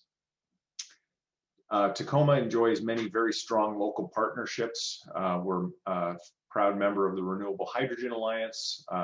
We work very closely with Washington Maritime Blue and the Clean Tech Alliance. And of course, we're very lucky to be in a state that has supportive state legislation and shares our vision of decarbonization through electrification. So I think we're in a great target-rich environment that has many great factors that mean that we are an excellent place to be a renewable hydrogen hub. That is our vision for a clean energy future.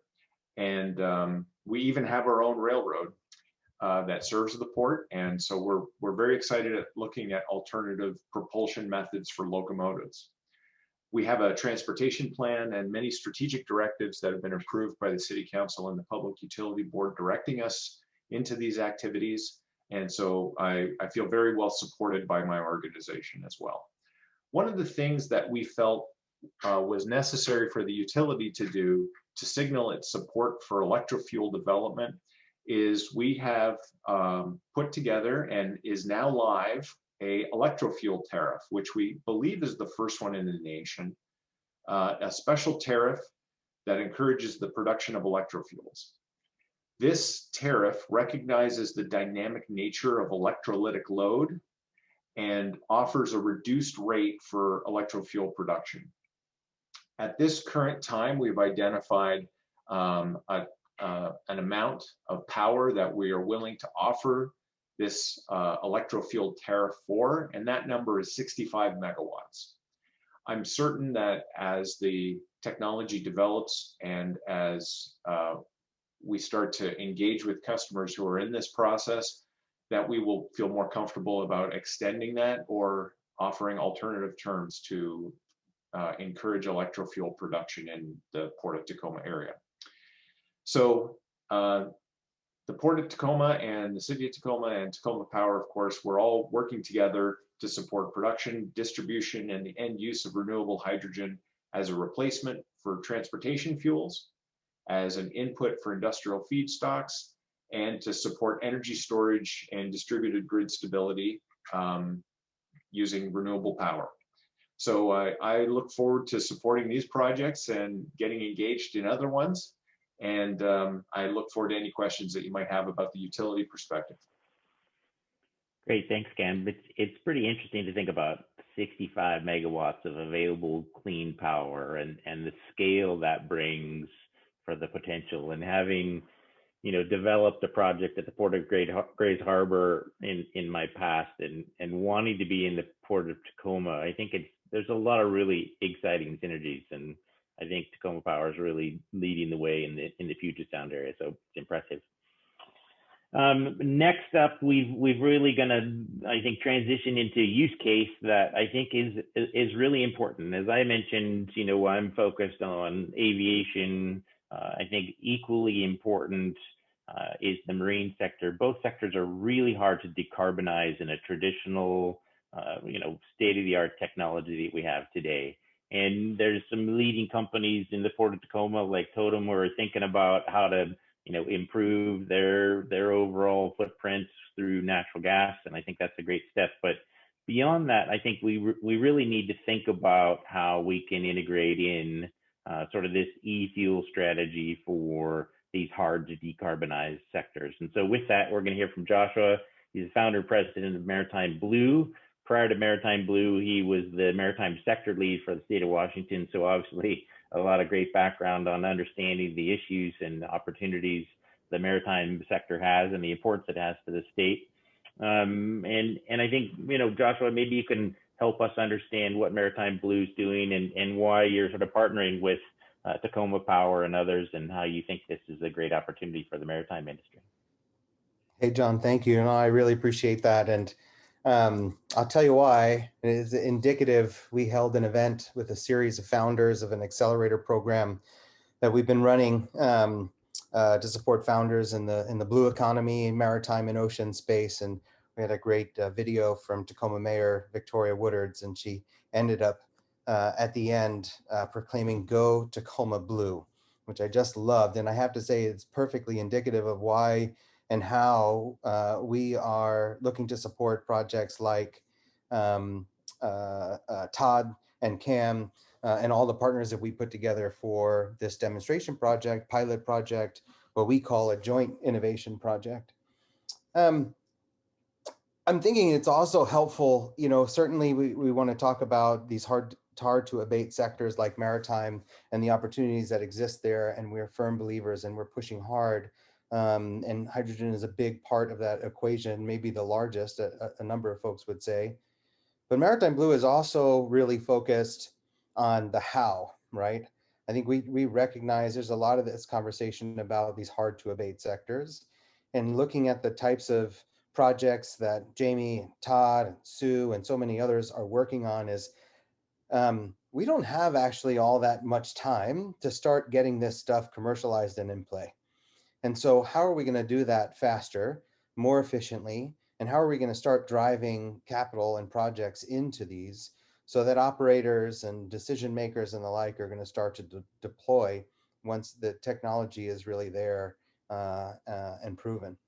And we're right on that cusp. And it's our organization, Washington Maritime Blue, and the model that we have picked up from many others around the globe, our good friends in Northern Europe and Norway, Finland, Denmark, Sweden, but also our friends in Singapore and Dubai, Portugal, using this model of what we call a cluster organization to help accelerate this technology innovation and really work on that really hard area of commercializing these technologies.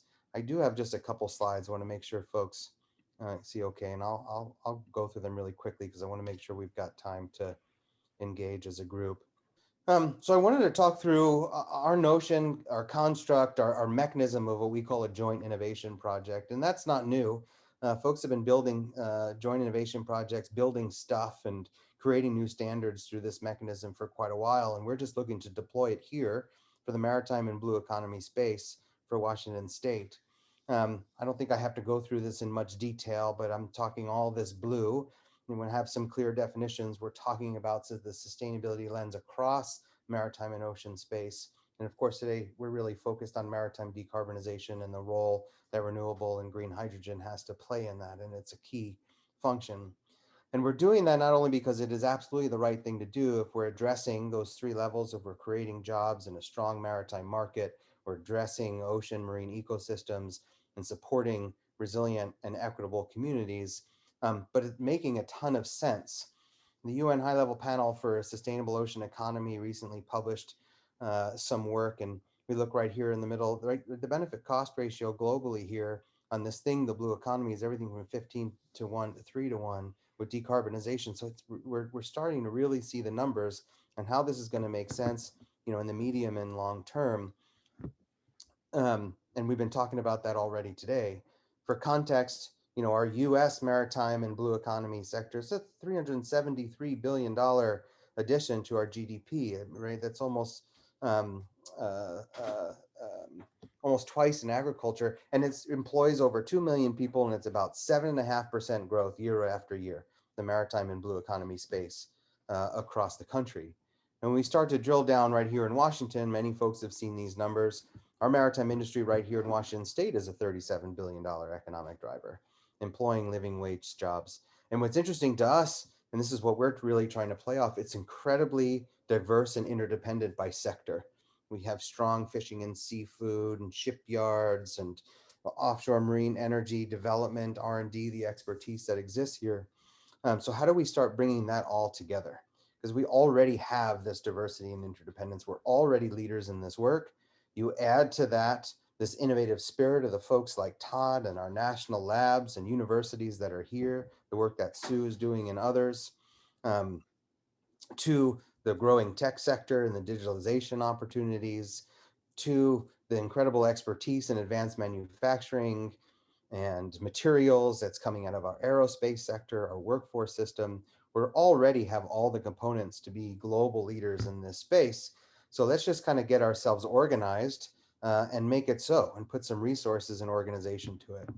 So about 4 years ago, working with the governor and an innovation advisory council we put together through the Department of Commerce, we created still the first and only comprehensive statewide strategy for the blue economy, looking at where our assets, resources are, and expertise and opportunity is.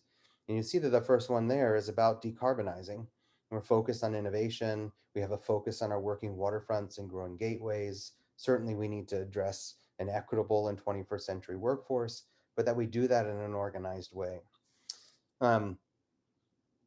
This plan itself is actually steeped in actual demonstration projects in all these areas. We went out to the stakeholders and said, what are you doing? What do you need to do?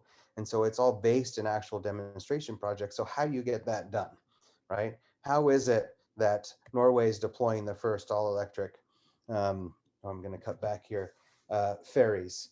Where is that capital coming from? How are they bringing together those partners? And they all have this thing called an organized cluster, capital C cluster organization, that is that quadruple helix between industry, government, research institutions, community and workforce partners, investors, funders from public to private, with this mission to accelerate innovation for a decarbonized maritime industry and broadly the blue economy.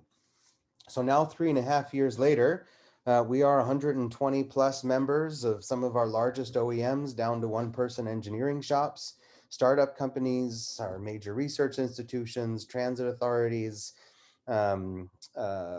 municipalities, nonprofit organizations, workforce partners that are working together to accelerate this work.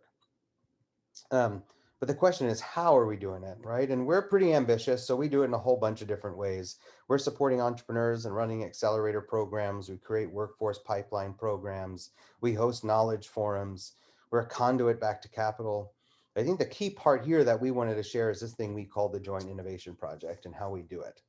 You know, this is an area where we take those demonstration projects that came out of our statewide strategy and we go make them happen. We go get stuff done. And what we've learned from so many others, right, is that if we can use our collective strength as a cluster, address absolute local needs, share resources, take advantage of that proverbial kind of hybrid stack of capital, where is it that public dollars and private dollars, equity, debt, green bonds come together to start providing opportunities to pilot, demonstrate, and commercialize new technologies.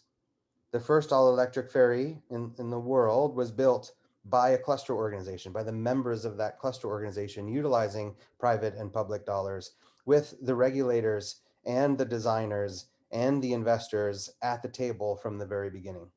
This is an area where we can, you know, start with all those challenges at very upfront and address and include an entire value chain or supply chain along the way, right? So we're not guessing at what we're doing. We're not guessing in what the funding strategy is going to be. We're not guessing at where the economic impact and the techno-economic feasibility studies are going to go. We do that all at the same time, and we do it together. This is the one we're talking about today, and we do this in a whole number of different areas that we can share about.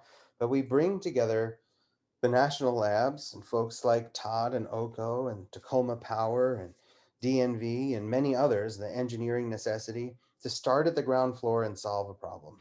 So we are proposing this shore power, green hydrogen shore power program that works with the technology that Todd was sharing, alongside the work that Tacoma Power is doing to help enable, alongside the operators and needs and the folks in the tide flats of Tacoma, alongside the regulators and even the investors and funders, to be able to demonstrate and pilot this project. Because when we look at the opportunities in the maritime space, we don't have that much time. We have to get things starting to be deployed now that's going to make sense for the long term. And particularly in our sector for maritime, right, we're, you know, the IMO targets that are being set and are being held up even more now with the new administration, we have to get there fast. These assets, let's just take the vessels themselves. The assets and the vessels, you know, we're building the vessels now for 2030 and for 2050. When we start to back that out, we really only have 5 to 7 years to figure out what the zero emission fuel of the future is going to be. And we're all pointed towards hydrogen, but what's going to be the solution where we can have that level of energy density on sort of vessel that's crossing oceans at any given time? Well, just this could be a game changer if we can safely store, right, in this e-formic capability, the hydrogen on board a vessel could be a game changer, but we need to demonstrate and pilot that out. And the Port of Tacoma, be able to utilize it at a pilot version, but actually be supporting shore power or other transportation needs within the tide flats is a perfect place and very pragmatic place to be able to pilot and demonstrate that project. So this is the work and how we get it together, and we can talk as a team more. We're deploying this in a number of different spaces. As an organization, we are coming to design and building a zero emission foiling fast ferry with a whole supply chain together, everything from route analysis to economic and environmental benefit and impacts, as well as the design of what we think is a game changer for transportation, but all the way down to how we're responding to COVID-19 and building partnerships to do early detection and support the maritime industry, from vessel operators to manufacturers, and to keep their workforce safe. As well as how we're working to address acoustics for addressing vessel noise for our southern resident killer whales. We do it in partnership, we do it in the structured way, and our cluster organization acts as that binder, that catalyst to get projects done faster and easier. So give that for some context, for some more conversation. Happy to talk more about our opportunities, certainly in maritime. But for us right now, it's about the how, because we've got to move faster, stronger, and we know that we do that better together.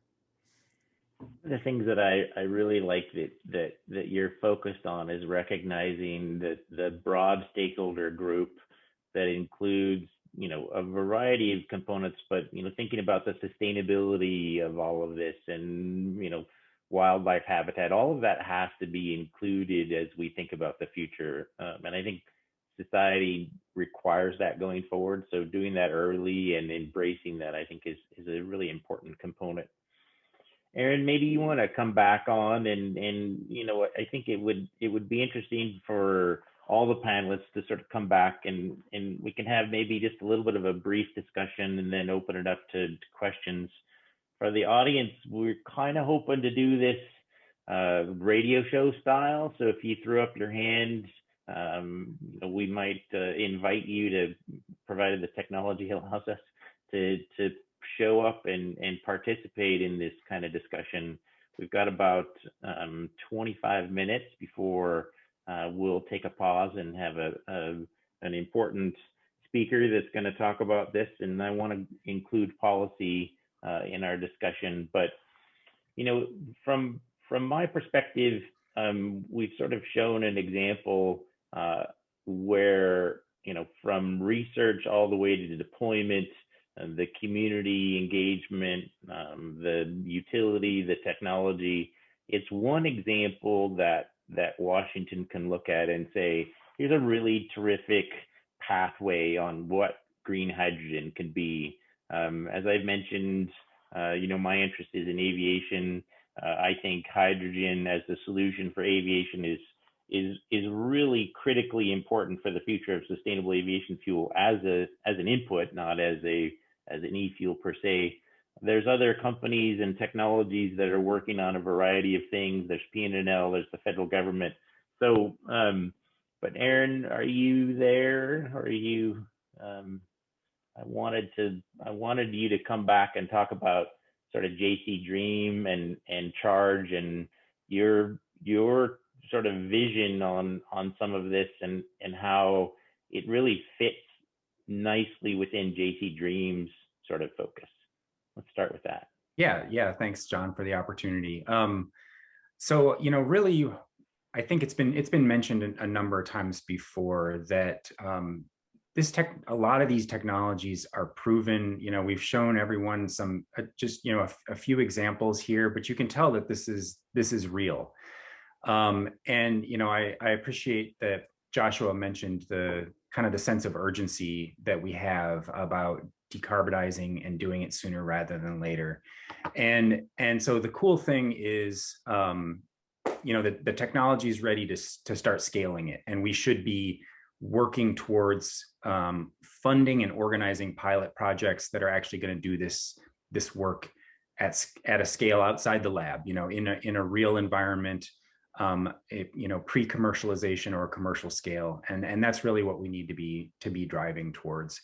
From the JC Dream perspective, the way, you know, one of the things that I think is super important about JC Dream, and a part of the reason I wanted to join the organization in the first place, is I see all of these critical materials issues as essentially just supply chain challenges that insert all kinds of friction into the system. And you're already seeing that, like I pointed out earlier, in the electric vehicle space, in the in solar, and you know, with batteries and rare earths.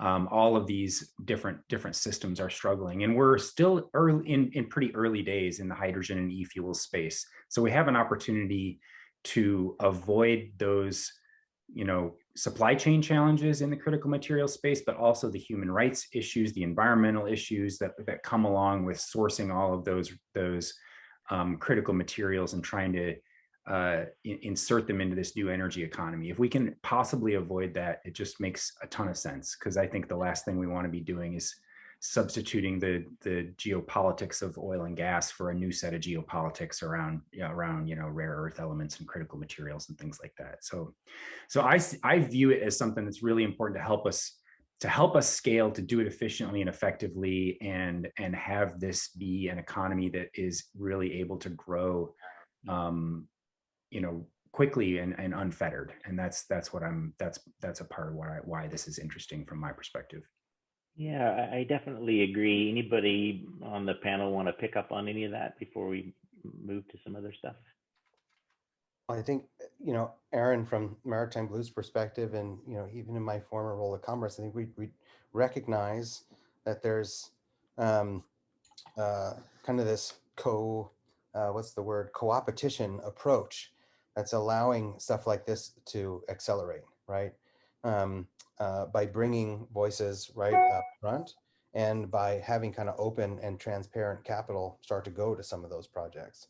We're seeing that happen really quite quickly in other places. And so if we can start putting the mechanisms in place, particularly, I believe particularly it's about being able to stack public and private capital to do that, right?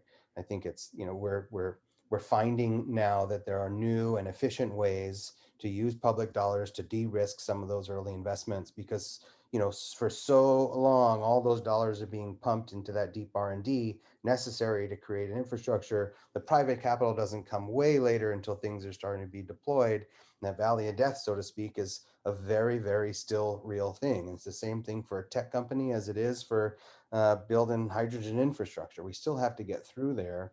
And if we can de-risk it, certainly by the different types of capital we're using, but we de-risk it because we're doing it as an ecosystem, right?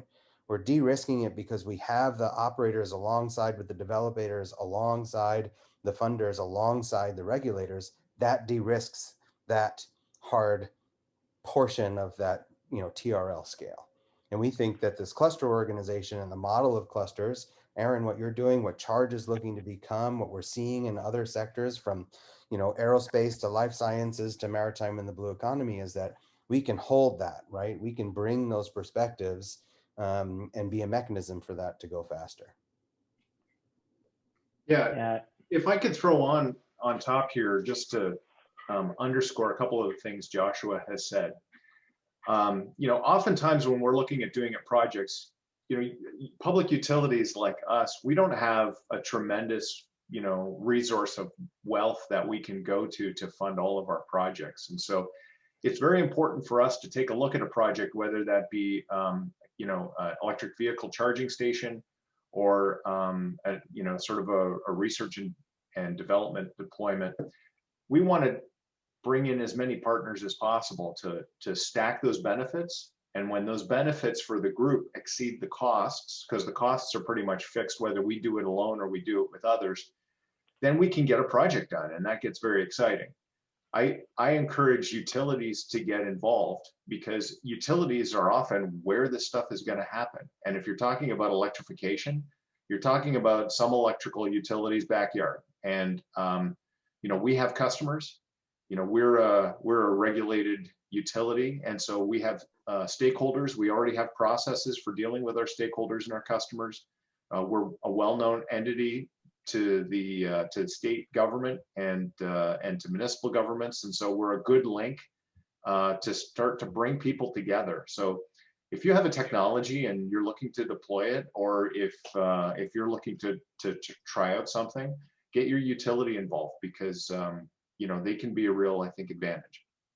Yeah, and I think what's interesting about that, both with Douglas County PD and Tacoma Power, sort of showing this initiative, whether it be in the deferral or lower cost rate, or going as far as to build the capacity in anticipation of the demand. I think that leadership is pretty exciting, not just for the state, but for the nation to see actual deployment and initiatives and efforts. And I think that really jumpstarts it. I want to talk a little bit about policy. Sue, there is a question that I think is kind of specific to you, and maybe you could take a chance on responding to that in writing, because I want to make sure we talk about some of the big macro stuff. We're obviously in transition around fuel for the on-road sector with the electrification. The state of Washington has big news on a low carbon fuel standard. All of this is starting to create a pretty interesting dynamic. If you look up and down the West Coast, British Columbia, Washington, Oregon, California now all have meaningful policy to mitigate carbon from transportation. How does policy like the low carbon fuel standard come into play from anybody that wants to talk about it? Because we haven't talked about it at all today. And from a biofuel perspective, I live and die on policy. It's been a material component to everything I do, and I think the policy developments of the last few years have been really exciting. And to me, hydrogen and e-fuels is all part of that. And I'd love to hear how people are thinking about it. I can kick us off, I guess. Tacoma Power was an advocate for the low carbon fuel standard for the last 3 or 4 years since it first came onto the scene and was starting to be talked about in legislative sessions. I think it's a really important piece to the puzzle, and identifying the carbon intensity of the fuels and having a declining standard so that people can get involved and participate in trying to reduce their carbon intensity of their fuels and finding alternatives and being rewarded for making those investments in infrastructure. I think it's really important. I'm very excited because it means that there may be funding available for us to continue our good work, and it really kind of puts us on a path towards really cleaning up transportation fuels. And so I'm very pleased to see that. Very pleased to see some of the other bills that passed. Tax rebates for hydrogen equipment. I think it was SB 5000 that passed recently. Also very welcome. Cap and invest, and 1512 that passed in 2019 that allowed utilities to get involved in transportation electrification, and Senate Bill 5588 from a couple of years ago also allowing public utility districts to get involved in renewable hydrogen production, distribution, and retail sales. So I can't say enough about the leadership that the state has done to sort of help open up this as an opportunity for us to move forward. So yeah, thanks for that. Anybody else want to chime in on low carbon fuel standard policy? So I might. This is Todd. The only thing I say, I think the low carbon fuel standard is a great step forward, and it's been a key catalyst in California to kind of promote the development of different technologies and companies. The only thing I'd say from our perspective is that it only represents 28% of the CO2 that's emitted in the state, right? And if you had kind of a general carbon tax for any and all emission sources, then you tend to get the most efficient technologies focused on the easiest to capture and use kind of CO2 to get the biggest bang for the buck. And so I think low carbon fuel standard is a step in the right direction, and there was a template for that based on what California had done. But it doesn't address carbon from many other types of sources, which would be actually much easier, at least from our perspective, to kind of leverage and remove. Yeah, I think it's a good point. There's also some challenges with federal policy recognizing sort of the pace of development around hydrogen, and hopefully that's coming. I think Connor Dugan asked a pretty interesting question. Joshua, you might maybe want to take that trade-off between pure battery electric versus hydrogen fuel cells for the Washington Ferry. I mean, that is super interesting to contemplate. I don't see the question, but I'm happy to wax poetically about batteries versus hydrogen for ferry applications. Good. As I can. We need those answers right now, and we're ready to put batteries. This is off-the-shelf technology to electrify the Washington State ferries. With the commitment that we have from the governor and from our DOT, from the number of utilities that are going to have to engage in this and the various different terminals across our whole region, we're ready to deploy today. We just need to put in batteries and put in motors, and it's off the shelf. We can compete it, and we can do it right now, and that'll go for quite a while. Now, when we start talking about the foiling fast ferry that we want to get from Tacoma to Seattle with a stop in Des Moines, well, we're going to need to look seriously at hydrogen technology for that. So as the application changes, we start looking at short sea shipping opportunities. We start looking at the less predictable routes. I mean, the batteries are great for those short, predictable routes. And we can make a big difference literally tomorrow if we could install them. Yeah, we're going to have to deploy pretty quickly. We're starting to see some models and examples. They're putting the first hydrogen ferry in the Bay Area that's coming to play, designed and built in Washington State, by the way, by members of the Maritime Blue Cluster Organization and others. And we're doing the same right here. So I don't see the exact question if I'm addressing Connor, your question exactly, but we're going to start deploying that here pretty quickly. So we need ready to get moving. Yeah, I think one of the things that, and this is a good segue for one of my pet peeve topics that I can get on the soapbox about for a second. So as a developer of projects in the region, and having built and developed a 100 million gallon a year biodiesel plant on a deep water port, I always tend to think about permitting. And you think about hydrogen storage. I really like what Todd's doing because that addresses a lot of some of the concerns. But you think about the hydrogen infrastructure for us to become more of a hydrogen economy. And I see this as actually a pretty big challenge in an urban environment to integrate hydrogen in. Anybody want to take that on? And maybe our folks that are joining us, to me, these are statewide issues. And leadership's going to have to help us navigate this, because it's not a community by community issue. It's a Department of Ecology permitting issue. And to me, this is one of the biggest roadblocks. So how do people want to talk about that? I think Cam's got a great line on this, but I would say it's not a statewide issue. This is a global issue for my sector, right? Absolutely. We've got ships plying over the globe, and what's the infrastructure there that's going to support that? And we talked to, my good friend Lee Keinberg over at Maersk, and we were testifying together back in DC virtually. 70%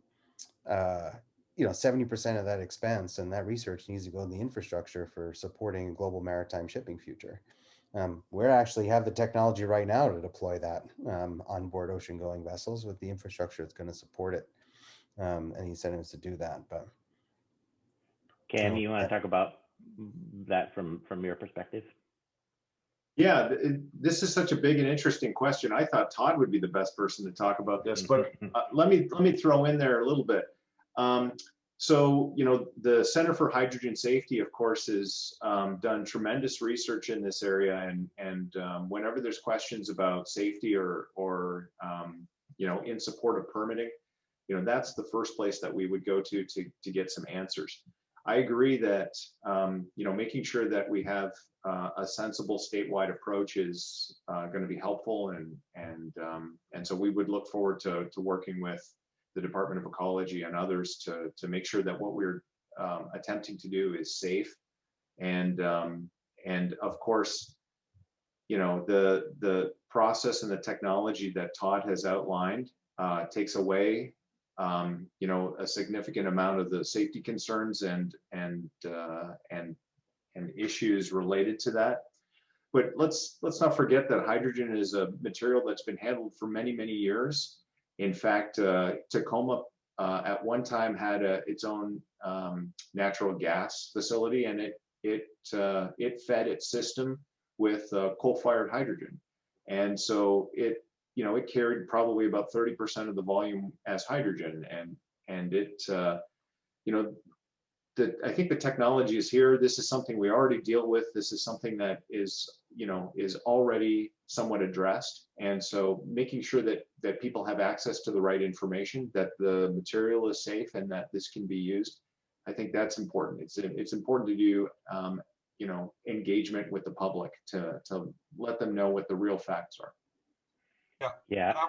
I would just add to that, Cam, is that my background is as a hydroprocessing engineer. So I've worked with hydrogen all my life. And you can manage, store, handle, and move hydrogen safely. It just requires proper training, proper permitting, and the right equipment that's properly maintained. And if you can do all those things, and they do cost money, right? But you can do those things, and so people should not think that hydrogen can't be very safe. It just our approach was in terms of what we were doing is the energy carrier we wanted to make to store and move hydrogen. We wanted to leverage kind of existing, fuel distribution infrastructure, like the fuel trucks you see driving around the street. We wanted to use those exact same things. Why? Because it's less expensive to move around. That's that at the end of the day, and it's safe as well, right? And so whenever you're dealing with fuels or chemicals, there's appropriate safety standards and regulations that have been sensibly put in place over decades, and they work. And so no matter what you're working with, no matter what kind of e-fuel or vector, you just have to order yourself appropriately and use the right equipment. And some equipment will cost more to operate certain e-fuels, more expensively than others, and that's just the way it is until time progresses and production technologies get more efficient. So Sue, kind of going back to some of the work that you're doing, are there big macro actions the state could help WSU with besides sort of the support of some of the help that's gone on today? But I always look at Bessel as a great strategy for joining PNNL and WSU as a solution to focus on a particular strategy, and that was all about bioenergy. And I think Bessel is really a national leader. To me, it feels like we need to sort of have a more defined and dedicated focus on enabling this technology, not from novel cutting edge technology, but this commercial deployment need that we have to address some of these infrastructure issues. What would you say the state could really do? Yes, I think I can say a couple of things on that. But number one thing is, I think it's very important for us to have the leadership that can actually combine all these little efforts that we are doing in different places, different parts of Washington state. For example, I know a number of people doing researches and R&D development to efficiently convert the this energy vector into hydrogen, or to come up with a novel technology to transport and store hydrogen in a more efficient way here at WSU, but also at UW and PNNL. But I think oftentimes we do not communicate to each other. And what I see here is that in the future, as we go forward, we need to have some kind of platform or mechanism where all these, important players in the state of Washington, who are really expert, who can address these technological issues that we actually discuss for entire today's conference. We need to bring these people together and work together and solve this problem with how should I say, one focus. So I think, in my opinion, we just have a little bit of efforts here and there. In my opinion, that need to be combined, and that's the way to use the limited resources more efficient way. And other thing I want to mention is, I think we need the education system in order to train next generation of engineers who can address this issue. This is what I mean. For example, like I had a brief conversation with the Todd the other day through a Zoom meeting, but basically, when we try to hire electrochemists, we're not talking about PhD expert, just electrochemist, undergraduate engineer who can do electrochemistry for a company like Todd that has. But we cannot find these people because past like 20, 30 years, we basically got into a place where we were not investing our resources to train these peoples. So I think in future, one thing that state of Washington, for example, can do is think about have an education system at UW or WSU or Western Washington State University. Just think about one cohesive education plan or programs that can actually train this next generation of engineers. For example, if I want to hire somebody right now, I need a student who can do research, but I cannot hire because there are no people who are capable of doing electrochemistry. So as we go forward in e-fuel technology and e-fuel sectors, that's something we're willing to think about. Do we have enough people who can work on this area?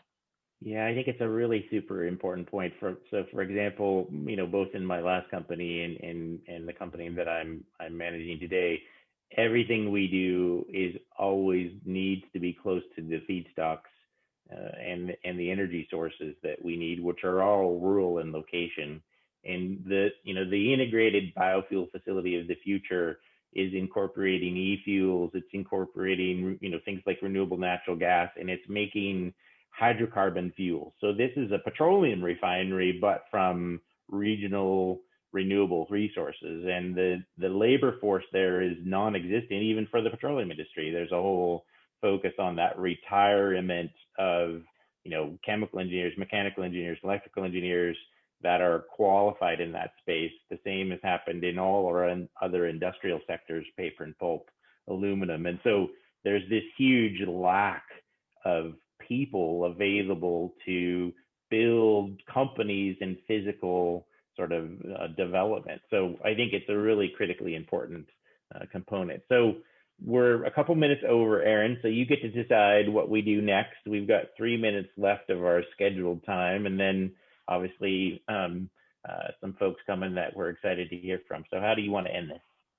The governor is on. Oh, okay, excellent. Well, I think given that, I think we'll go ahead and end the panel now, and I will go ahead and introduce Governor Inslee. Thank you so much for joining us, Governor. Of course, the governor needs no introduction, but I'll go ahead and say a few words about our own Governor Jay Inslee, just to introduce him. He may not remember this, but I actually met Governor Inslee at his office in DC when he was a US representative for Washington's 1st Congressional District. At the time, I was a newly minted PhD and working on getting a battery startup called Energy 2 off the ground. Then Representative Inslee was extremely engaged in our technology and business plan, even asking me for technical papers that I'd written on the subject. In the coming months, he played a leading role in helping move the AARA stimulus bill of 2009 forward. And this ended up making a huge difference for a number of clean tech projects across the country and enabled the Department of Energy to fund the growth of companies like mine into successful US manufacturing operations. I later had the opportunity to show Governor Inslee around our Seattle labs and headquarters. The AARA program was just one of the many things that the governor has done over the years to move us forward in the battle against climate change. Notably, Governor Inslee has set aggressive decarbonization targets for Washington State in the Clean Energy Transformation Act, or CETA, which aims to completely decarbonize our power grid over the coming decades. And during the 2020 presidential primary season, Jay Inslee truly elevated the national dialogue on climate as the climate candidate for president. Something particularly recent and relevant to hydrogen and e-fuels, Governor Inslee just signed into law a carbon cap program and a bill on the clean fuels standard. It sounds like we have a little work to do on that one still, but I'm confident that we can come together as a state to continue leading by example as we take these important next steps towards combating climate change. I'm so happy to welcome Governor Inslee here today to tell us more about his vision for the future. So welcome, Governor Inslee. Glad to have you. You bet. Thanks for a chance to say hello of some far out thinking and really ambitious people thinking about using hydrogen as part of our economy. I think you chose very well to pick the most common element in the universe as a fuel source. That was a pretty good choice.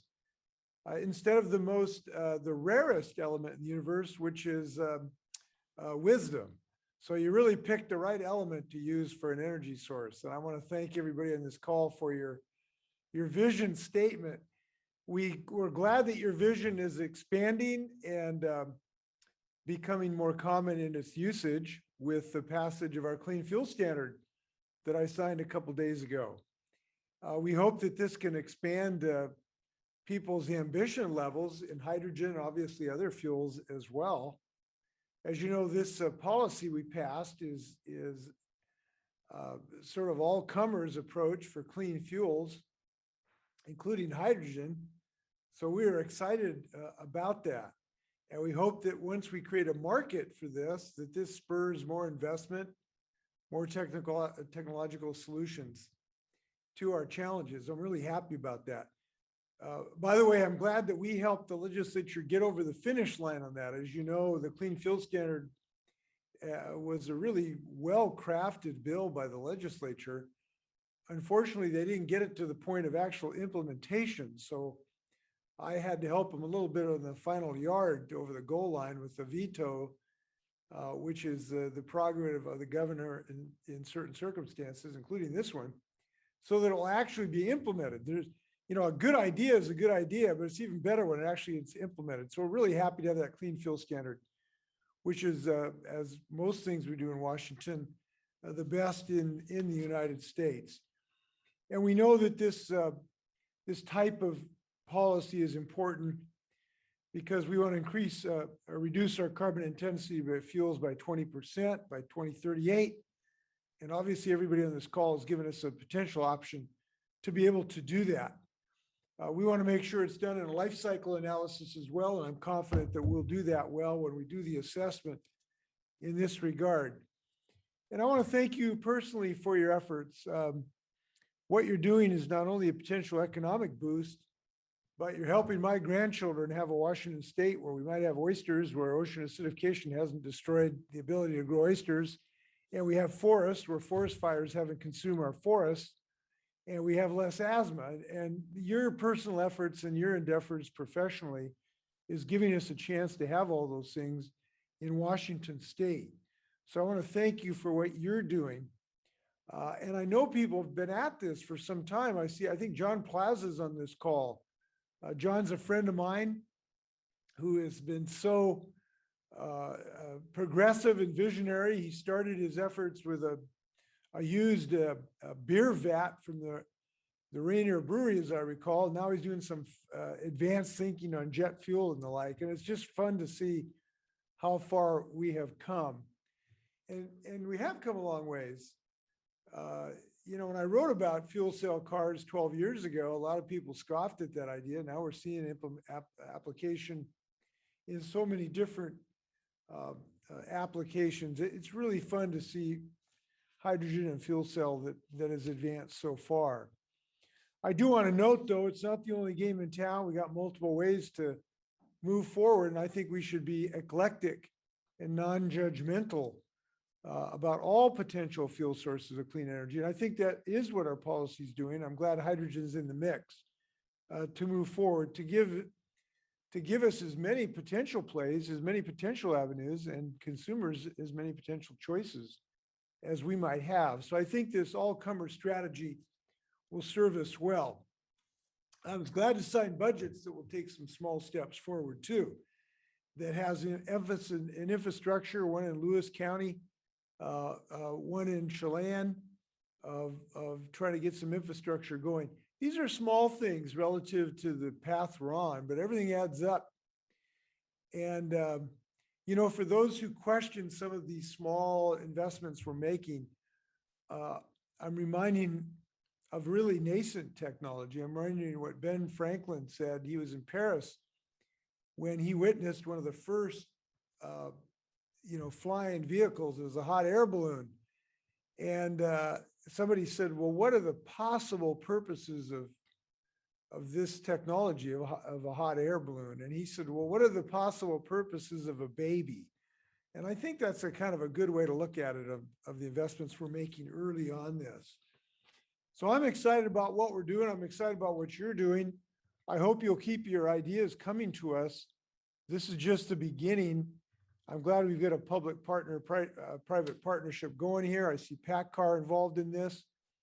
And I like to see good involvement. I think Senator Hawkins helped us get this project in Chelan County. It's good to see people on the east side, west side, public-private, moving this ball forward. So congratulations. And let's go use the most common element of the universe to the most challenging task we have in human history, which is to defeat climate change. It's a good pairing. So with that, thank you for a chance to say hello and congratulations. Thank you so much, Governor Inslee. We really appreciate your leadership and willingness to come and talk to us about your vision for Washington State. So thanks for joining us. It's a good one. We need you. Good luck. And get vaccinated, by the way. Yeah, do it. Thanks a lot. All right. Thank you, sir. All right. Well, with that, I think we will move on to Dr. Sunita Satyapal has some update from us from the Department of Energy. So I'll go ahead and introduce her. Dr. Sunita Satyapal is the director of the U.S. Department of Energy's Hydrogen and Fuel Cells Technology Office within the Office of Energy Efficiency and Renewable Energy, or EERE. In this capacity, she is responsible for the overall strategy and execution of hydrogen and fuel cell activities, including oversight and coordination of about 150 million per year of research and development programs. She has about 25 years of experience, including academia, industry, and government. Prior positions within the office include chief engineer, deputy program manager, and hydrogen storage team leader. And she has coordinated hydrogen and fuel cell activities across DOE with other agencies and with international stakeholders. Dr. Satyapal received her PhD in physical chemistry from Columbia University and did her postdoctoral work in applied and engineering physics at Cornell University. She has numerous publications, including in Scientific American, has 10 patents issued, and a number of recognitions, including a Presidential Rank Award. Welcome, Dr. Sunita Satyapal. Thanks very much, Aaron. You didn't have to read that whole bio, but appreciate Why it. not? And congratulations to all of you on this partnership. And what I'll do is I'll share my screen for a second, if that's okay. Okay, so I just wanted to, say a few words about our activities in hydrogen and start with the big picture here. Of course, the big change and focus, as you've all seen, getting back into the Paris Climate Agreement, huge emphasis on net zero by 2050. Obviously, Washington and the governor has been, a big player there, and concrete goals. So completely carbon-free grid by 2035, and a huge progress and activity underway. So clean energy and innovation, accelerating deployment, that'll be major focus. Environmental justice, I want to call your attention to, so big focus there on jobs and disadvantaged communities and so forth. So this is, really exciting time. So thanks again to all of you for the activities that you're undertaking. And so hydrogen is just one part of a very broad portfolio. So if you haven't seen the DOE-wide strategic plan that we released just a few months ago, it's online. And we have a number of targets.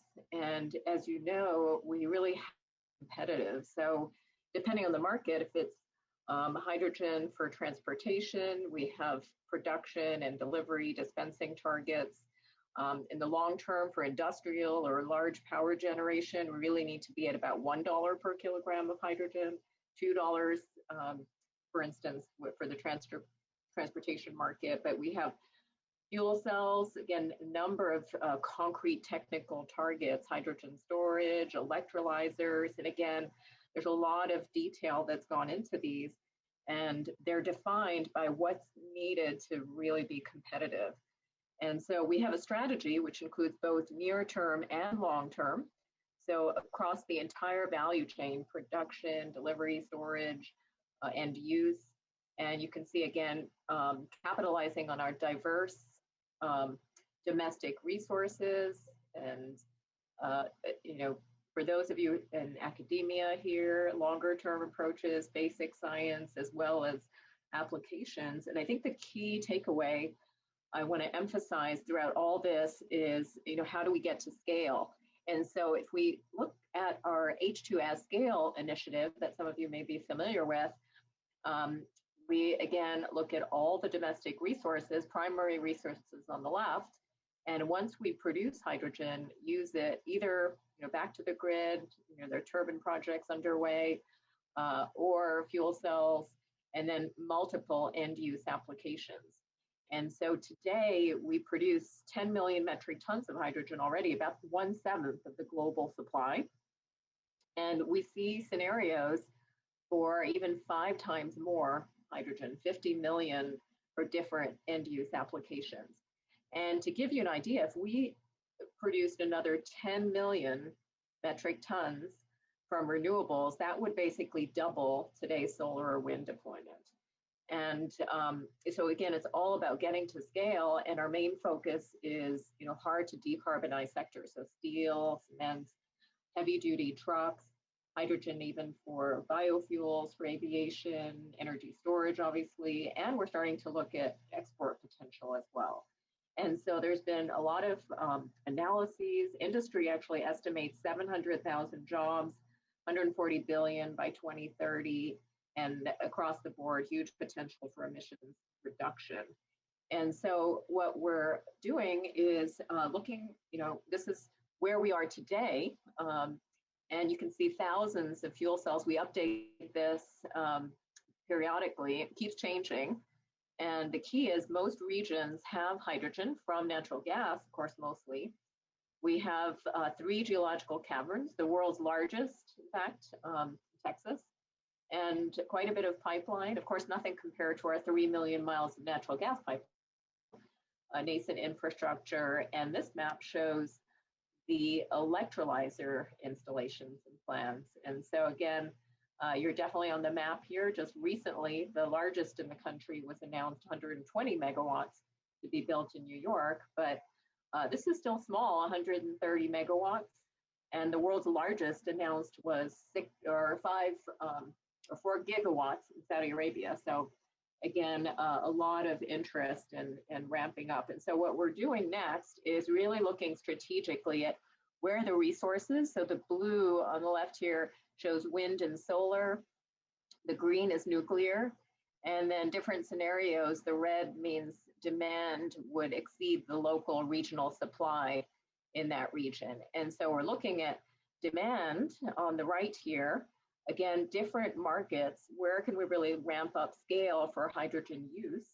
And then we launched a number of projects, H2 at scale projects. And so congratulations, your state, Washington State, will also have a data center fuel cell project that we're funding. And this is, again, a really exciting time. So we have California, the first maritime, will be fueling on a floating barge, 0.5 ton a day, hydrogen.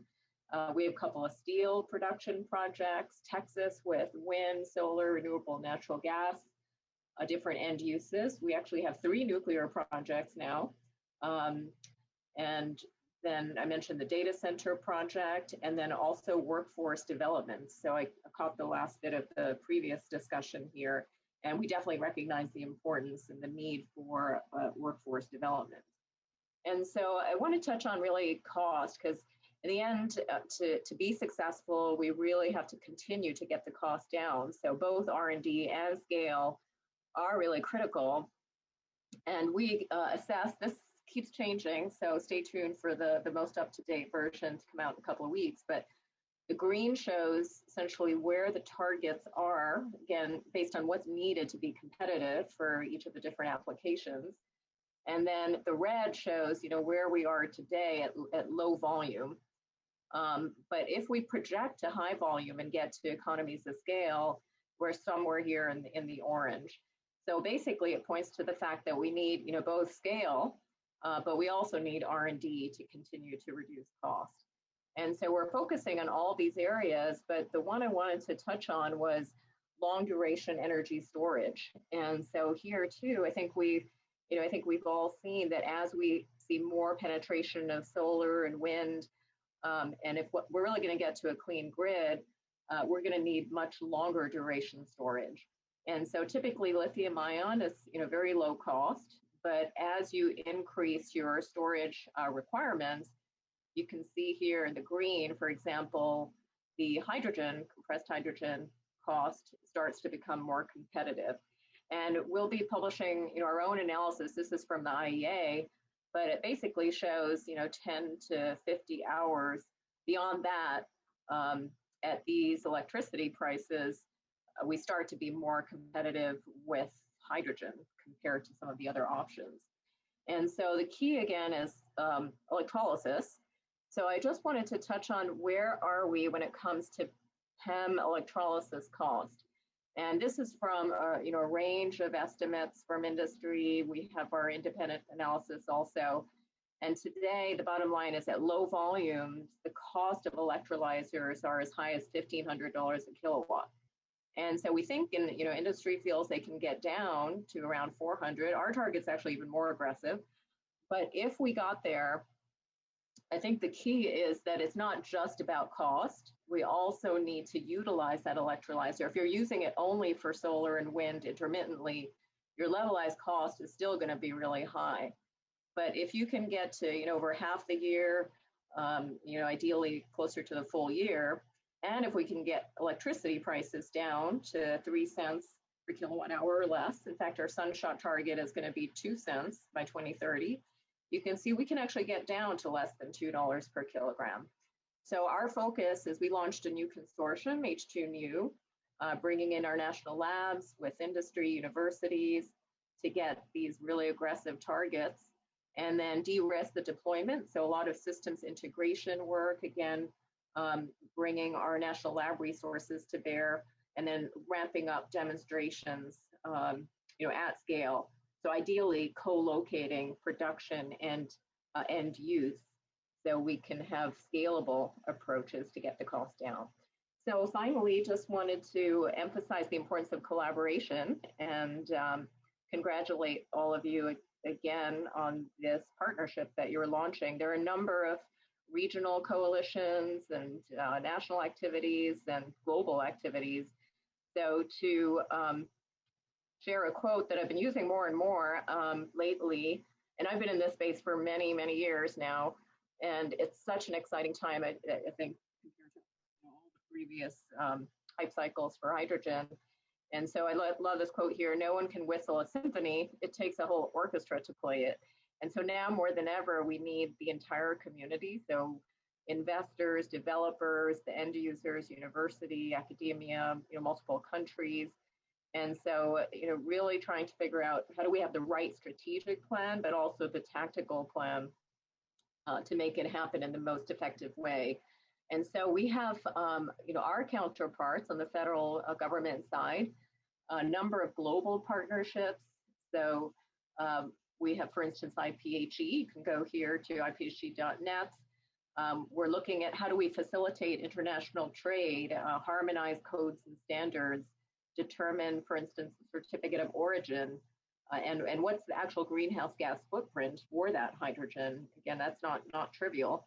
It needs to be clean hydrogen. And then we have a number of ministerials, mission innovation, IEA.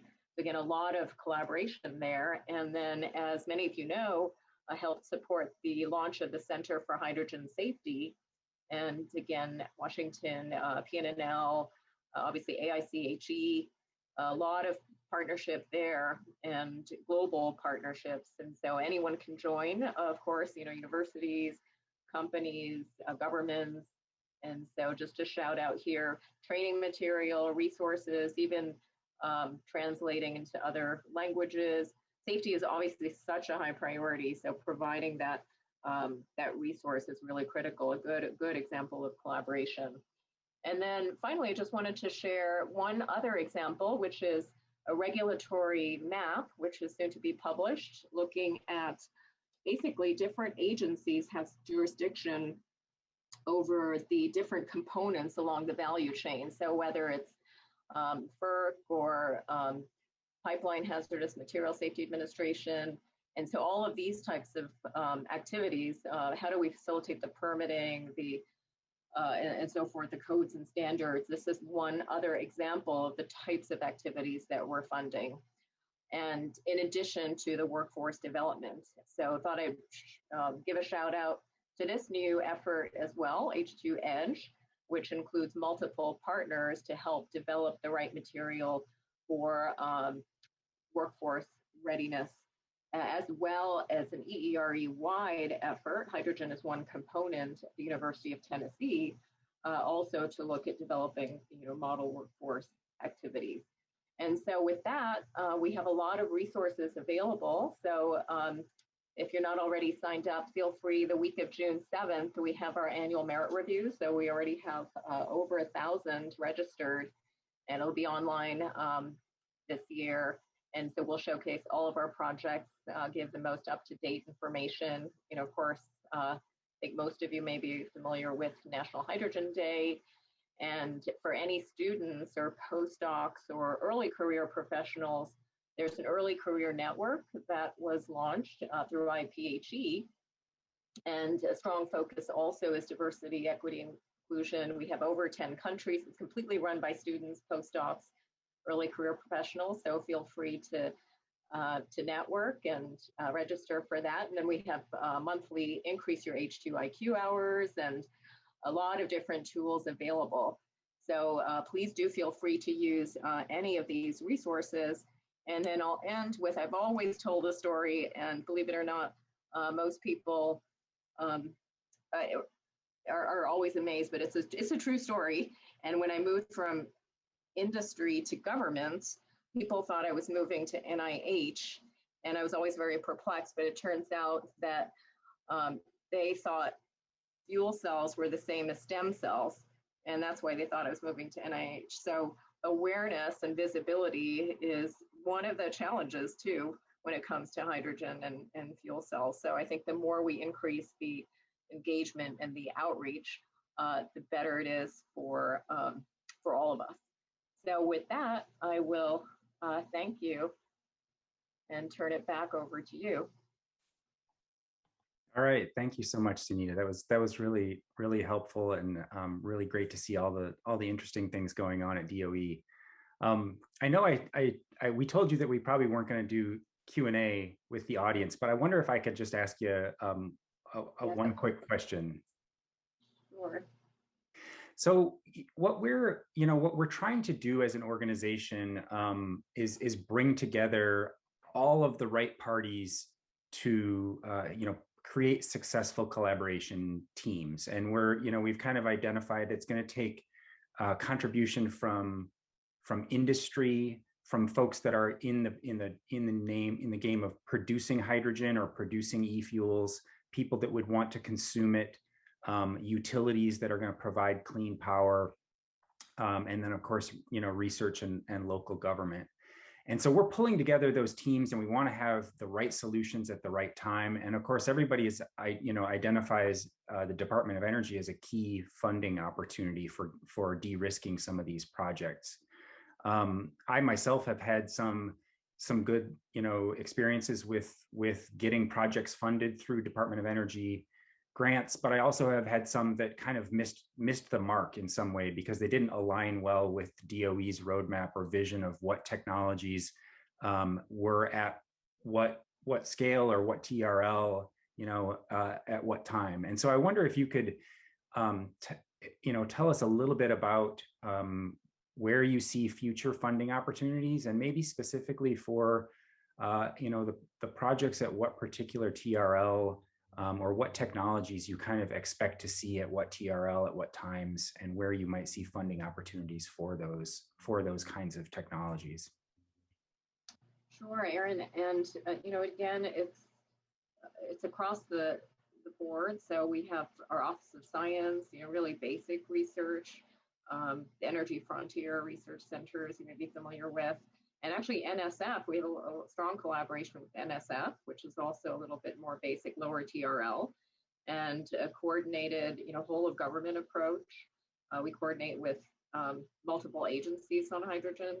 So I think we see, depending on our appropriations, and hopefully we'll know more again for those who are able to join on June 7th, in terms of what else will be coming up in terms of the pipeline. But it's really across the board. So depending on, for instance, ARPA-E will tend to be more high risk and high impact. Some of the, as I mentioned, the basic energy science activities are lower TRL. I think we, on the EERE side, it's the past few years have been focused on early stage R&D, but now there's a lot more interest in demonstrations and deployments. So again, I think teaming is very helpful. So in general, especially as we start to scale up, the single PI, like single university type proposals are really much harder to compete in, because again, there's so much complexity, and you really need to have the entire value chain reflective of the topic that you're proposing. So for instance, it's very hard to focus on, let's say, just one catalyst. We're really trying to go to the next level and have an integrated MEA and something that's scalable, that's manufacturable. And I think there's a lot at stake. I mean, internationally, foreign governments are investing 70 billion just in hydrogen and fuel cells. So again, we're trying to emphasize collaborations. That was the purpose of this consortium model that we have. So as opposed to individual projects that we fund for 3 years at a time, just kind of separately, how do we create this innovation ecosystem so we have the labs have continuity in terms of those resources, avoid duplication by multiple segmented projects, but bring in universities, industry, and other to work with those labs. And so that's sort of the thinking there with the Energy Material Network and just the consortium approach. So again, it really depends on the funding opportunity announcement. So there's no one answer to that question, but I would say in general, looking at the topic description and especially having strong milestones, just following to the letter what's being requested, depending on the office and the FOA, is something that's really helpful. Thanks again for the invitation, and maybe we can catch up later. All right, sounds good. Thank you so much for your time. It was great to hear from you.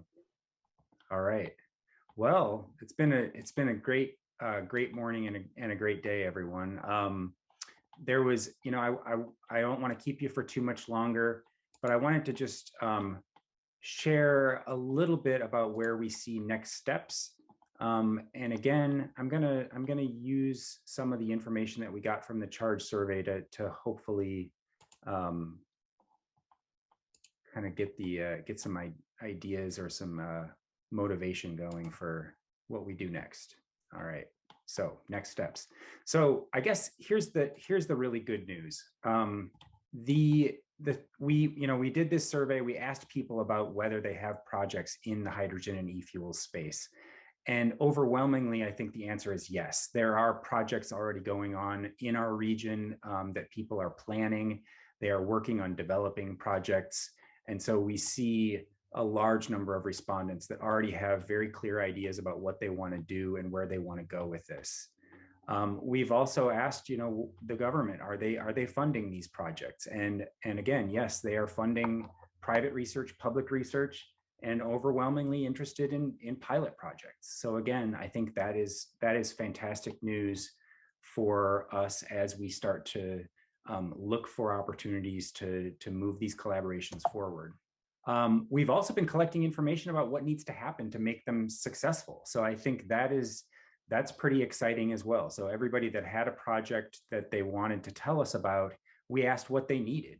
And so we see some very clear signals here in terms of finding sites, and permitting help is something that was mentioned earlier as being really important. Manufacturing equipment or plants, analytical equipment, which is something the National Lab and the universities probably can help a lot with. There's an array of other assets here. Things like fresh water or substations are important.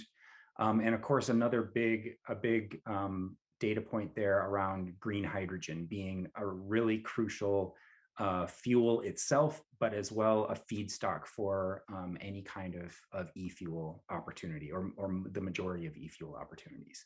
So this is information that we have, and we've collected it. We're interested in sharing it with you all, and we're interested in using it to help drive collaborations and organization in this sector going forward. So the other nice thing about this is, we've asked all of you what you're interested in doing in the future. And again, the majority of people are interested in future opportunities or coming together around proposals, funding opportunities, and people have generally given us permission to make connections. So can we share this information with other people in the audience? The answer is yes. So what we'll be doing is, kind of collating all this information. Forgive me because I only started like really looking at this just in the last day or two, because I wanted to have all of the data before I tried to analyze it. But it's really encouraging to see this, a strong interest in future meetings. And so what we're going to be doing at Charge is reaching out to all of you, trying to organize where we see alignment, where we see common interests, common technical or business sector opportunities, and arrange some future meetings. So you all, this won't be the last that you've heard from us. And thank you, Mariah. Mariah's going to put up a quick polling question here, so that if you guys are interested in having future meetings, we'd like to hear about how many people want to do it virtually versus how many people want to do it in person, and where you might be interested in holding some of those meetings. So we're going to wait for a second while that poll result percolates. Thank you all for your participation, and thank you for your interest in this topic. Have a great day, and we'll be in touch.